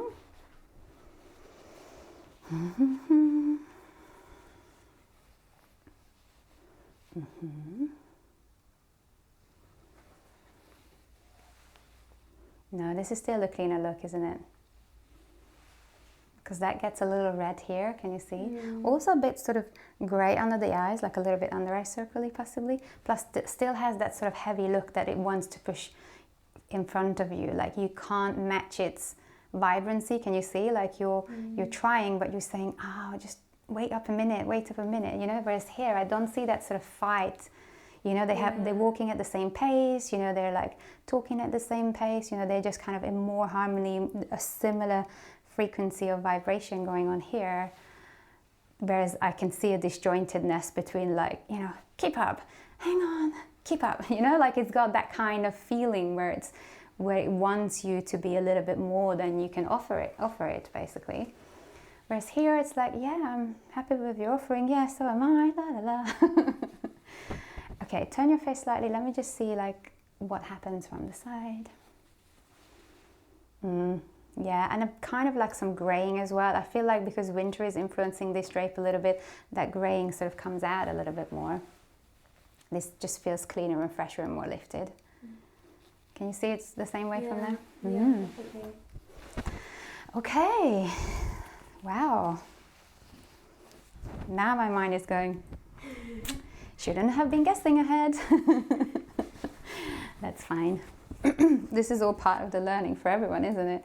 No matter how long I've been doing this for, every single time with every client, I learn something new. It's not always about colors, you know, sometimes I learn about my process, you know, like right now I'm thinking, yeah, I've been guessing ahead, you know, trying to jump ahead, you know. Yeah. Whereas, I mean, I did the same as well, like, yeah, because it just depends what it was compared against. Yeah. Okay, so I kind of forgot which one was which is good, because we will check the labels on them afterwards. So this way, like, I really forgot, so. Yeah, it's good because we'll just make an unbiased. Yeah, so I think we can kind of compare them really, truly, sort of like unbiasedly. So, yeah, let's see where we get. Now we have to check the label and see if we'll be tricked. Okay, so I don't know which one is on top. Okay.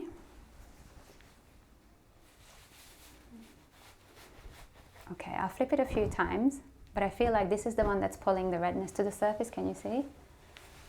Like this one is evening the skin a little bit more, maybe illuminating it as well. More texture here, can you see? Very little difference though, right? Very like subtle. slight. Maybe if you turn your face slightly and then we can just look all these areas, under eye circle, around the nose, just everywhere. Yeah, that's clean and fresh. No, that one is definitely more grey. So let's check what this one is. Yeah, this one is the bright spring again. So yeah, we're not bad. we're consistent, yeah, but this was a good test. Like, this is probably the lesson we needed, or I needed, you know, not to jump ahead. Okay, so let's test the neutrals, because we got a pair here. Now, they're not the same tonality, maybe. I mean, it's possible that this one has a red undertone as well as this, but this one contains a lot less pigment, can you see? So it's a lot closer to the black mark, you know, to the grey mark than this. This has a lot more pigment to it. So yeah, if I'm just gonna jump in here for a minute, like if I take out the red, it's either red or pink. Yeah, maybe here. Let me just bring it to the light. Yes, so as you can see, this is kind of close to grayscale, and this is somewhere along, you know, the red line, possibly here maybe, that sort of range. So it is still a red drape, but just a lot less pigmented, a lot less colored. So with springs we had them sort of peachier, reddier here, you know, but we also get them grayer too, like in here. So reconstruct this. Okay, let's see what we get. Bright Spring is this one, a little bit sharper, kind of in tone, and that's the Light Spring one.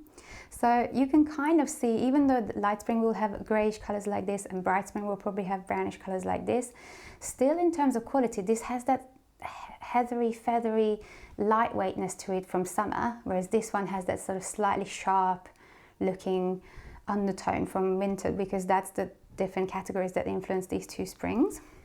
So let's see if even with the neutrals we get a similar reading. Okay.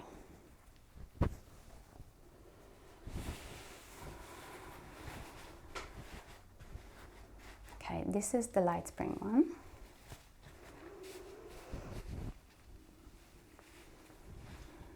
Yeah, same story. Bit more texture, bit more red, bit more grey as well, like has that severe look to it. Just a little bit, but it's there.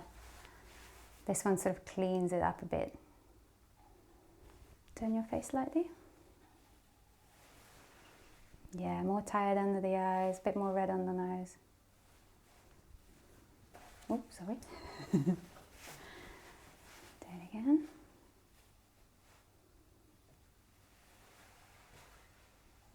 Yeah, more texture sits on top. Okay, well for me that's enough convincing that between Bright Spring and Light Spring, I like Light Spring more. Do you agree? Yeah, I agree. Okay, well that was good. So at least now we're down to 2. So yeah. Bright Spring is out. Very interesting. It is a turn of events, isn't it? Yeah. Okay, so let me tidy up these Bright Spring drapes, because we're gonna bring out True Spring now to go up against Light Spring. Any questions on these? This is getting intense, isn't it? Yeah, I don't know which one will win in the end. Maybe Light Spring actually. Yeah, I'm not going to be surprised if that happens. Yeah. But True Spring can have a proper go, you know. Yeah, we'll give it a chance. Give it a good go. Okay. So let me see if from these drapes, if I can find good equivalents in the True Spring as well, because then we would have been comparing very similar stuff. So I'm going to hang these back on the rail and see if I can find good matches. Okay. 1, 2, 3, 4, 5. Oh, no, I've hidden True Spring. Okay.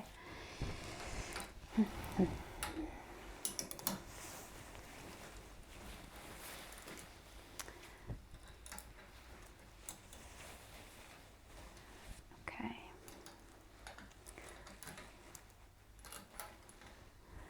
And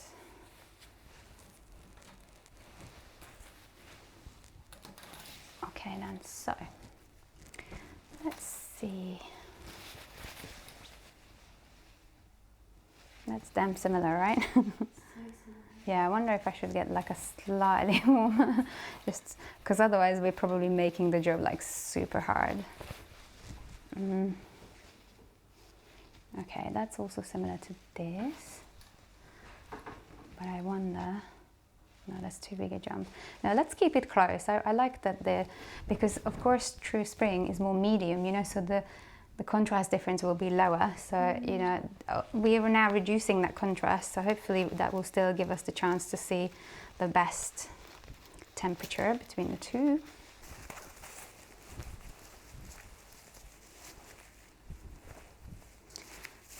This can be for the purple.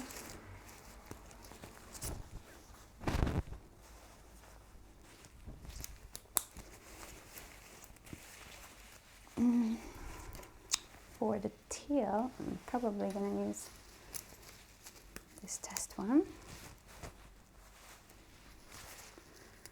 Unless there is a warmer one here. Sorry, this is just sort of like seeing what I've got in stock and trying to sort of get the best ones. Oh yeah, and then neutral. That.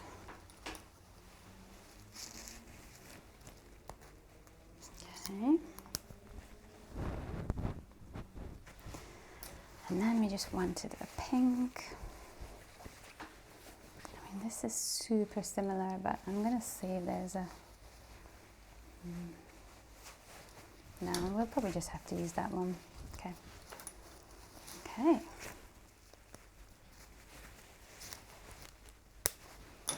All right, so, oops. 1, 2, 3, 4, 5. Okay, I've got the 5 pairs. These reds look very, very similar. So if we don't see much of a difference between the two, I would not beat ourselves up on it. There will be a slight more peachiness to this. Can you see, like, very faintly? I'm going to bring it closer to the light. Can you see? Just ever so slightly. This is tiny little bit cooler. So this is what I meant with the color space. In color space, colors just flow from one to the other. So in terms of the colors of the rainbow, this is just a little bit closer to orange. Like, we're literally talking by a tiny amount, you know, because it's that much warmer, but it's enough to push it into another category. But honestly, in a shop, like, you couldn't eyeball the difference, you know. Yeah. So that's why I'm going to teach you later on how to swatch, like looking for harmony rather than trying to match exact colors, because you will easily step over boundaries like this, you know, if you're trying to like find a match, because it would look on a small sample, they would look very similar. Okay, even in large samples like this. Yeah, but can you see behind you, there is a tiny difference. Like, let me bring it to the light. tiny difference in temperature, but this, I mean, it's possibly too hard to see. Very similar.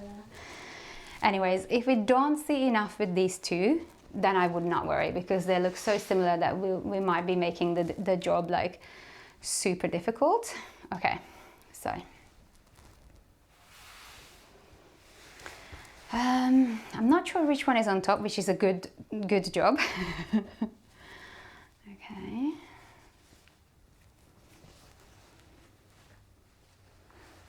Okay, I know which one is this. Do you know which one's this? This is True Spring because it yellowed your face straight away. Can you see? So let me pull this one up. So that's your face color, nice and even, just like we remember it.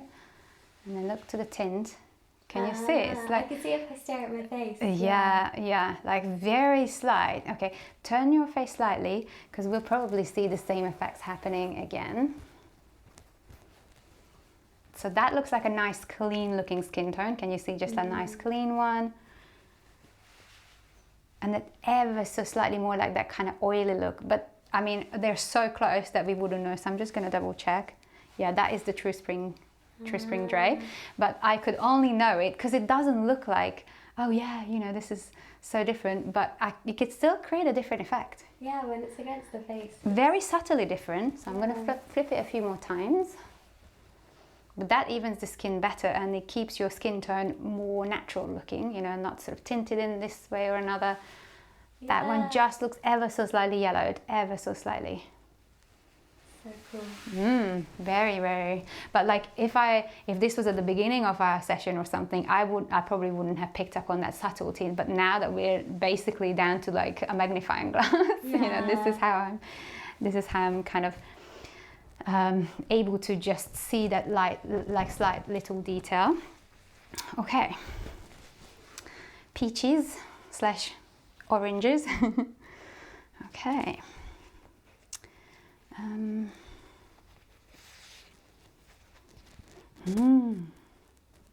Light spring, wow. That's light spring again.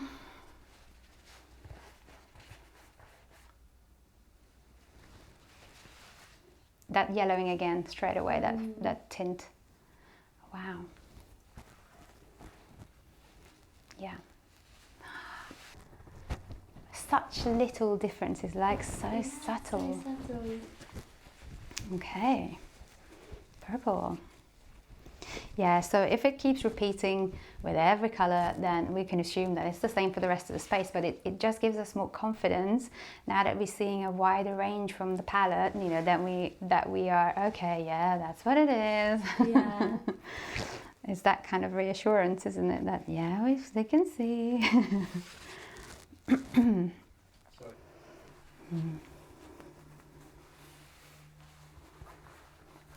So I believe this is the light spring one. And yellowing, right? So it doesn't look yellower, but the effect on your face is that a yellow filter kind of sits on top. Can you see? Yeah. That's the cleaner look. More even and more clean. Wow. Yeah. Sort of oilier or something, yeah. How strange, right? I'm amazed. Okay, let's do the teals.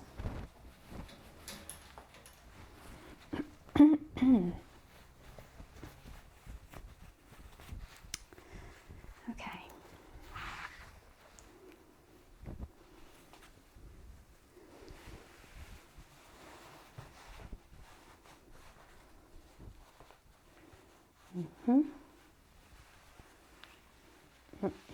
Yeah, so there's that disconnect between your tonality. It's a good darkness level, but it's tinting yellow, so yeah, that's nicer.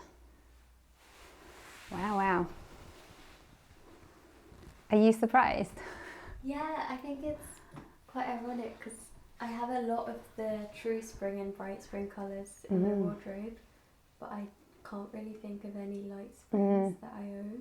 Yeah. Ooh. So I don't think I actually own any of these colours.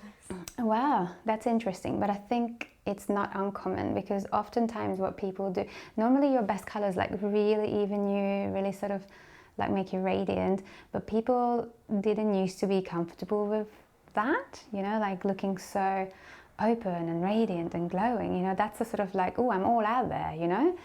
So oftentimes their instinct is to kind of, you know, like go off a little bit, you know, like a bit more muted or a bit more, there's something that kind of puts almost like a little bit of a barrier, you know, so it's not direct to you, you know, that sort of thing. So I've noticed that people would be like, say someone is a true summer but have been wearing soft summer clothes mostly, you know, to kind of tone it off a bit, or you know, a bright spring maybe wearing a bright winter shade because it grays them just a tiny bit, so it's not the full glory, you know. Interesting. Yeah, so I that's definitely a pattern, you know, like people like that because I guess it gives them more comfort, or you know, just like just like close but not.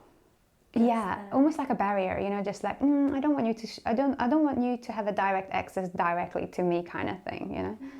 Interesting. Understandable though. It's like a protection, isn't it? Okay, so that's the light spring one.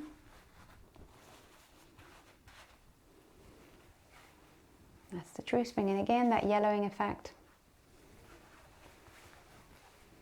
Yeah, because this is not a natural amount of yellowing because it looks like you're wearing like the wrong shade of foundation or something. Can you see? It like something feels a little bit off with it. Yeah, that definitely feels like more neutral looking in your context. Okay then, so light spring. What about that? Yeah, I did not expect that about an hour ago. Yeah, me neither actually. I was thinking it will be one of the other springs. So I think what we should do is I'm going to put a few more bright springs on you, because obviously we were both thinking, is that going to be best? But yeah, the ones that I haven't compared on you are literally the very brightest ones, you know. So the bright springs that we did put on you sort of are the ones that are comparable to light spring. But let me just show you a few bright spring colors and then a few true springs, just so we can kind of seal the deal on these, you know. Yeah. So here is the bright spring bunch, and we did try a few things, but I'm gonna just put on a few others basically that we didn't. So we tried that, and the purple. So luckily I've got them all on one end that we tried. Okay.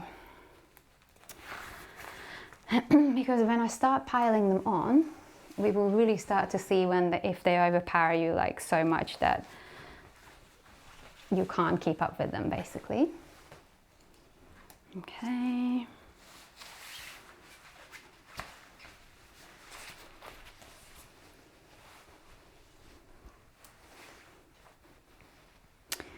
Let's do maybe.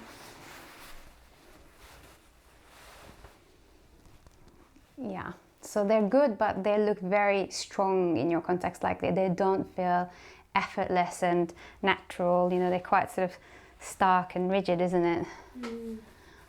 So these should feel more relaxed basically in your context. So let's do a black. Just gonna do like one more. This is normally nice on bright springs. Yeah, but we can see that it looks like we're decorating like buntings in a party, right? Like it doesn't feel like elegant, effortless. If I'm saying these words out and I'm looking at you and thinking, nah, you know, it's not elegant, it's not effortless, it's trendy, it's trying a little hard. Can you see in your context what's going on?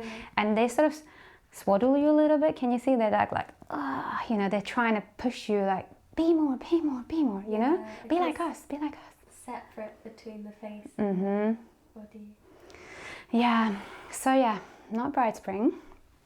Okay, goodbye bright spring. True spring, of course, is more medium in intensity, so it shouldn't overpower you so much. But the issue that we found with these colors is that they sort of cast a yellow filter when we put the colors on. So I'm thinking when we start adding more and more of the same colors on you, it's just really going to kind of intensify that sort of yellow filter that kind of keeps it unclean and oily. So let's see that. Okay. So a gold.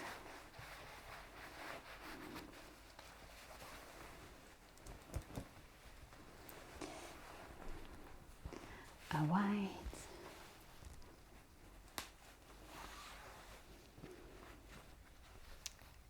A green.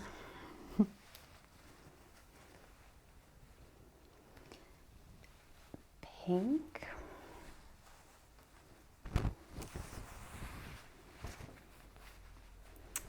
don't know what colour this is, a camel maybe? That's sort of like a bronzy tone.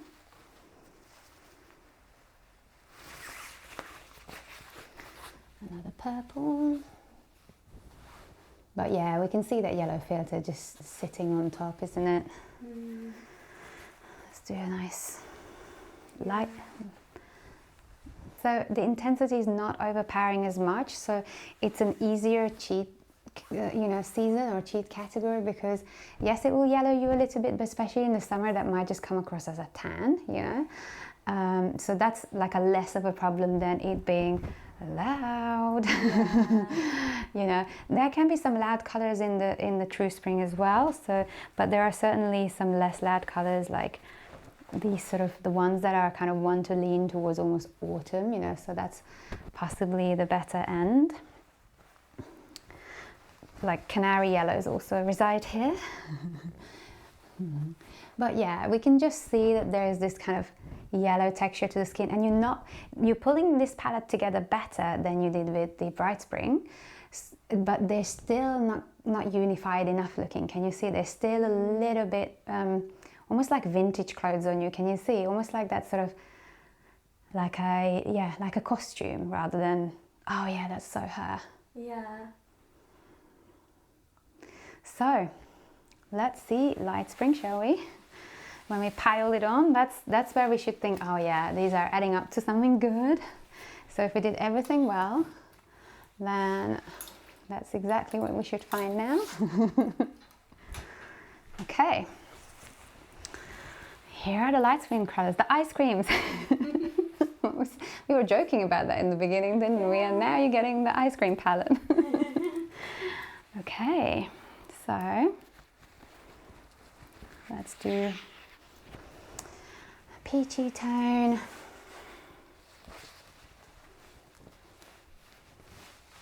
Green tone. White one.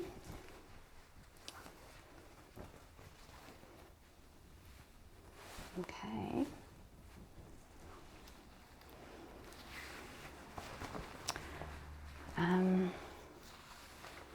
Let's do yellow.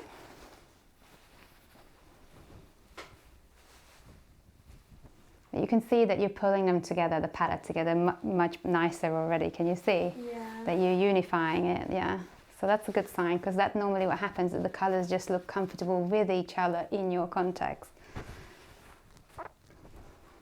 And then you get these like sort of silvery chalky type tones, very nice.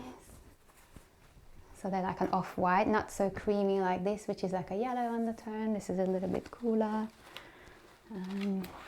Get some purples. So these are from the bunches that we haven't seen, and of course behind us we got some others, but you can already see that this is pulling together much nicer in your context, isn't it? Yeah, a lot nicer. Okay, so let me just bring this teal in just for another color, and this pink, and then maybe this neutral. I think that's probably enough colors. So, how are you feeling? Yeah, I think this one looks best. Yeah, just feels like they're unified together and they allow you to be you, you know, and they look rich and colourful enough, just the amount that it's not going to start overpowering you, basically. Yeah. And even on their own, like, you know, that's plenty rich enough looking, right? You know, Yeah. Imagine combining that with that. That's plenty colourful. You don't need bright spring to look this colourful, right? Yeah. You know, like as soon as you start combining with a little bit of contrast inside light spring, right? Because that's fairly high contrast, you know, that's fairly high contrast. So you can start combining in such a way like you imagine bright spring to be sort of like a contrasty springy tone, but you can do that inside light spring as well, as you can see. Yeah. Yeah, even like super high contrast, like you can do, you know, combinations like that, you know, where it's just nice and really like high contrast. Yeah, I'm thinking that's nice. This is probably nice, kind of like the whites of your eye. That's probably, oops, dropping some. That's probably nice with some kind of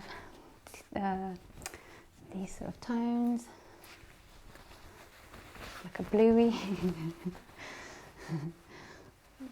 like a cool lagoony stuff. Yeah. But yeah, this is the experimentation part, basically, where you figure out what combines nicely in your context with what, you know, because maybe you don't combine green and red together. Maybe you think that just feels kind of almost unnatural, but maybe you combine, you know, green with blue and red with blue or something like that, you know? Yeah. So yeah, we can play around with that as well a little bit, just to see what might look nice.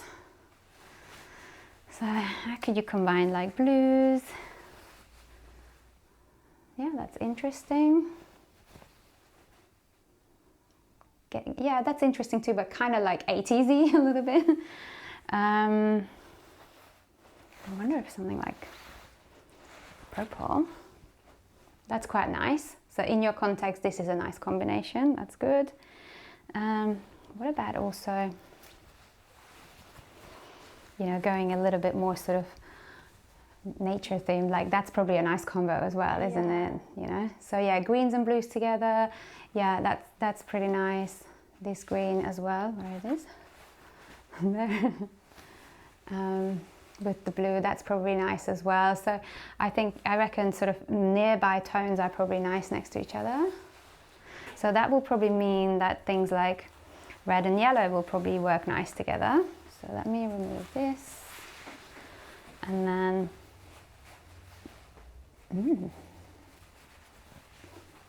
like a couple of shades of yellow and some red, you know, that's kind of nice and fresh as well, isn't it? Yeah.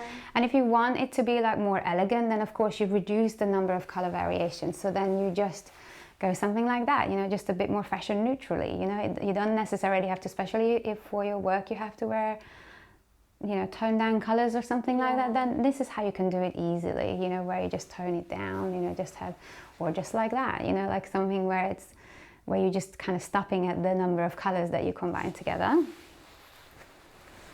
Okay. I'm dropping half of these. Probably better put them back on the ring. One sec. Falling over. Attacked by light spring. I know. All these drapes. I'm going to have nightmares. Just the drapes coming after me.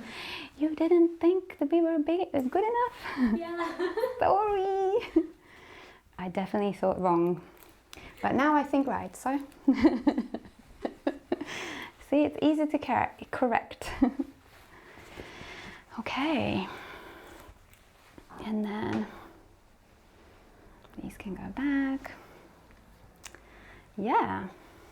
So how are you feeling with that? I'm really happy. Like, it was really interesting seeing how when you had them against my face, like all of them I just loved. Mm-hmm. Like, I've never seen myself look good in yellow before.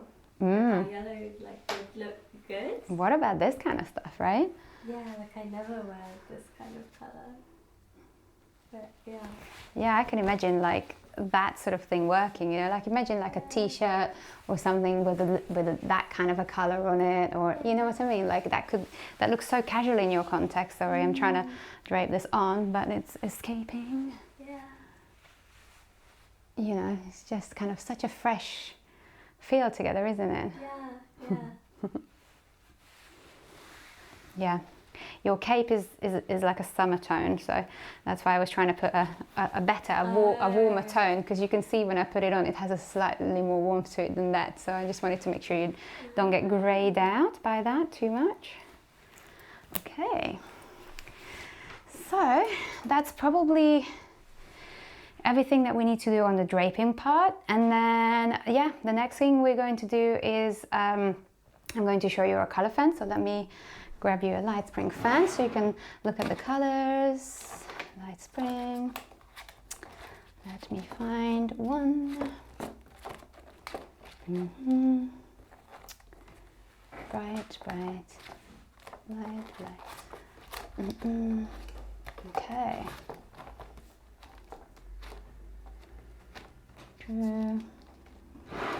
Okay. So, let me remove this. You can fan it out and you can have a look. I can probably remove your cape now. Yeah. Should I take my hat off? You can take your hat off. You are relieved. Maybe keep your hair tied back, okay. Because until like you can, it doesn't have to be up in a bun, but just away from your face. Because I think we noticed at the beginning that it might be a little bit vivid, a color for your features. It already looked quite sort of bright looking, and I think maybe it's a little bit more bright intensity than what you need. But yeah, we can have a look at that later as well, all the hair colours. Yeah, I'd be really interested in that. Yeah, because I think tonality wise, I think you got the warmth right, because it's very golden. It might just be a little bit intense. Yeah. I think maybe even just like trying like a silver shampoo or something to see if it sort of like just lightens it a little bit. That sort of, I don't know, try it on a small bit, because I don't know if it's going to make it cooler or something, you know, we don't want that. But yeah, what do you think of your fan? So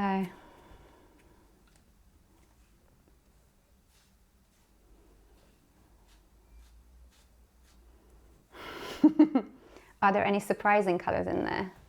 I think the yellows I'm always surprised by, because I just, like, I think with my hair colour as well, like yellow just looks really, like I really like yellow if I wear yellow, because it's like yellow. Yeah. It's just too much of it, but it didn't look like too much. Yeah, well let's get that yellow back out. I'm just going to bring this yellow back so we can see what it looks like. Of course, your hair we'll look at separately, but just this. Yeah, like I really like it. Yeah, it's fun, isn't it? Yeah. And you can see that it has a different intensity from the hair, you know? So we'll have a look at the hair and we'll see how we can kind of work on that. But yeah, I reckon yellow can be part of your life. Happy, yeah, I wanted to wear the La La Land dress for a party, but I thought it was too much. Yeah. It was too yellow. Yeah, but it's also very possible that, like, if your hair is the wrong yellow, then you notice the discrepancy with what you're wearing on you, and then it's very possible that you're discarding this rather than thinking, oh, it's the hair. Of course, you can't take your hair off, you know. Yeah. But long term, you can definitely work with that to kind of get it a little bit more of the right intensity, so it doesn't sort of interfere too much with what you're trying to build with your wardrobe and everything else. But it's very smooth on the skin, right? It's really nice. Yeah. I'm going to put a few more colours back. So these are the kind of red ranges. You've got a lot of these kind of, I don't know, different shades of these pinks. Some of them are darker. Like this is like the lighter end. Oh, I love it. So sort of happy. This is sort of from like the darker end. Yeah.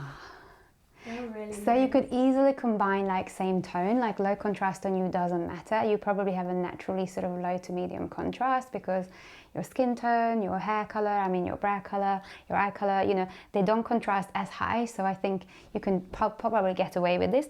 But if you did want to look a bit more bright, springy, a bit more vibrant, you just increase how you apply the color. You just increase the contrast. So instead of doing sort of this kind of low contrast, you probably just do something like a lighter peach or something, you know, a lighter color basically. Oh, I love this one. And then, but then you combine it with something much darker, you know, like say that, you know, or that's very high contrast, or even something colorful, you know, that's definitely like a lifted look. And here right now is showing your clothes through, so this is really where the color reference is. Can you see? It's a little bit fresher than what we see here, because some of these textiles to achieve these colors, they're actually quite thin. So yeah, with these light categories, some of the drapes can get a little bit thin. But yeah, you'll get nice jewelry colors that are not too bright. So you can definitely go into that sort of range.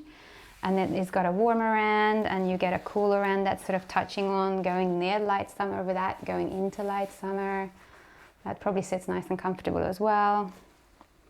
Yeah, so I think the game will be is you will kind of basically play with all the palette, but then you learn where your sweet spots are, you know, like for some people it will be right in the bright part, you know, for other people it will be in the warm part, for other people it will be in the light, you know, so it will be just an experimentation. Because look at the amount of reds that you've got, you know, they range from sort of like hot pinks to kind of more neutral reds to kind of almost oranges. Yeah, I wonder where this was sitting, but that's basically like much more on this orange line rather than there. And then these are probably in the middle, like the hot pink end. And then this is where you get like sort of slightly cooler.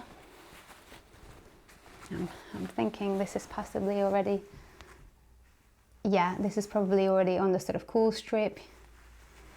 Yeah, so you get a good range. Like this is before we flow over into true spring, before we flow over into light summer, you know, in terms of coolness. And same thing with greens, blues, everything. Yeah, the yellows are fun, and you get all these neutrals. So like I said, you do get grays. They're a lot warmer, but then you get these sort of, yeah, I don't know, is it cocoa color. I don't know what to call it. Yeah. Me either. Are there any surprising colors in there for you other than the yellow? I mean, I don't know if it's surprising, but like I never wear brown. Because brown is just so dark. But I guess even in brown there's like a lighter shade. Yeah, so never really bought anything brown in my life. So it's nice to know it actually matches me if I find the right shade. Yeah. And it will be a matter of finding the right shade. So that was the warmer part of the palette, and this is the cooler part. So this is the pinkier brown, the other one's the orangier brown. This is probably the nicer one, I would say, like a bit more effortless. It looks quite classy actually. Yeah. I've never associated with brown, which is nice. Because it's a very specific shade, like it's really kind of almost faded or something, right? Yeah. So we know it's a red base because we took out the red strip. I think this was the brand that we tested with. And yeah, we were looking here and we were somewhere around here with it. Can you see? So it's like so it's a red, kind of like your peaches, but darkened slightly and really desaturated. It's kind of there. Yeah. So you'll get colors that are in the lighter peaches, but then this brown on this exact light wave, it's basically an almost grey red. Yeah. So it's not really a brown is a red or an orange or a yellow, dependent on the shade, because they do graduate from sort of pinkier towards orangier. So this seems to feel like in the middle because it's neutral. Yeah. So, light spring. I love it. Okay, great. So I think the next thing that we're going to do is we're going to move over into having a look at some of the clothes that you brought. So we're going to swatch a few. I want to teach you how to use the color fan, because just like the way we were draping, we weren't like matching colors like, oh, let me see if this drape matches your eye or hair. We didn't do that. We put the drape into the context, and then we were looking to see what kind of illusions, what kind of effects it's creating. So that's exactly how we're going to harmonize. We're going to put the fan on the clothes, and we're looking to see how is the clothing communicating with the colors on the fan, how do they affect each other. And then if there's any observations, you know, like, oh, it feels heavy, oh, it sits in the background, oh, it's too bright, oh, it's this, that, and the other, you know, like we will find very similar kind of vocabulary to what we've been finding before. So, yeah.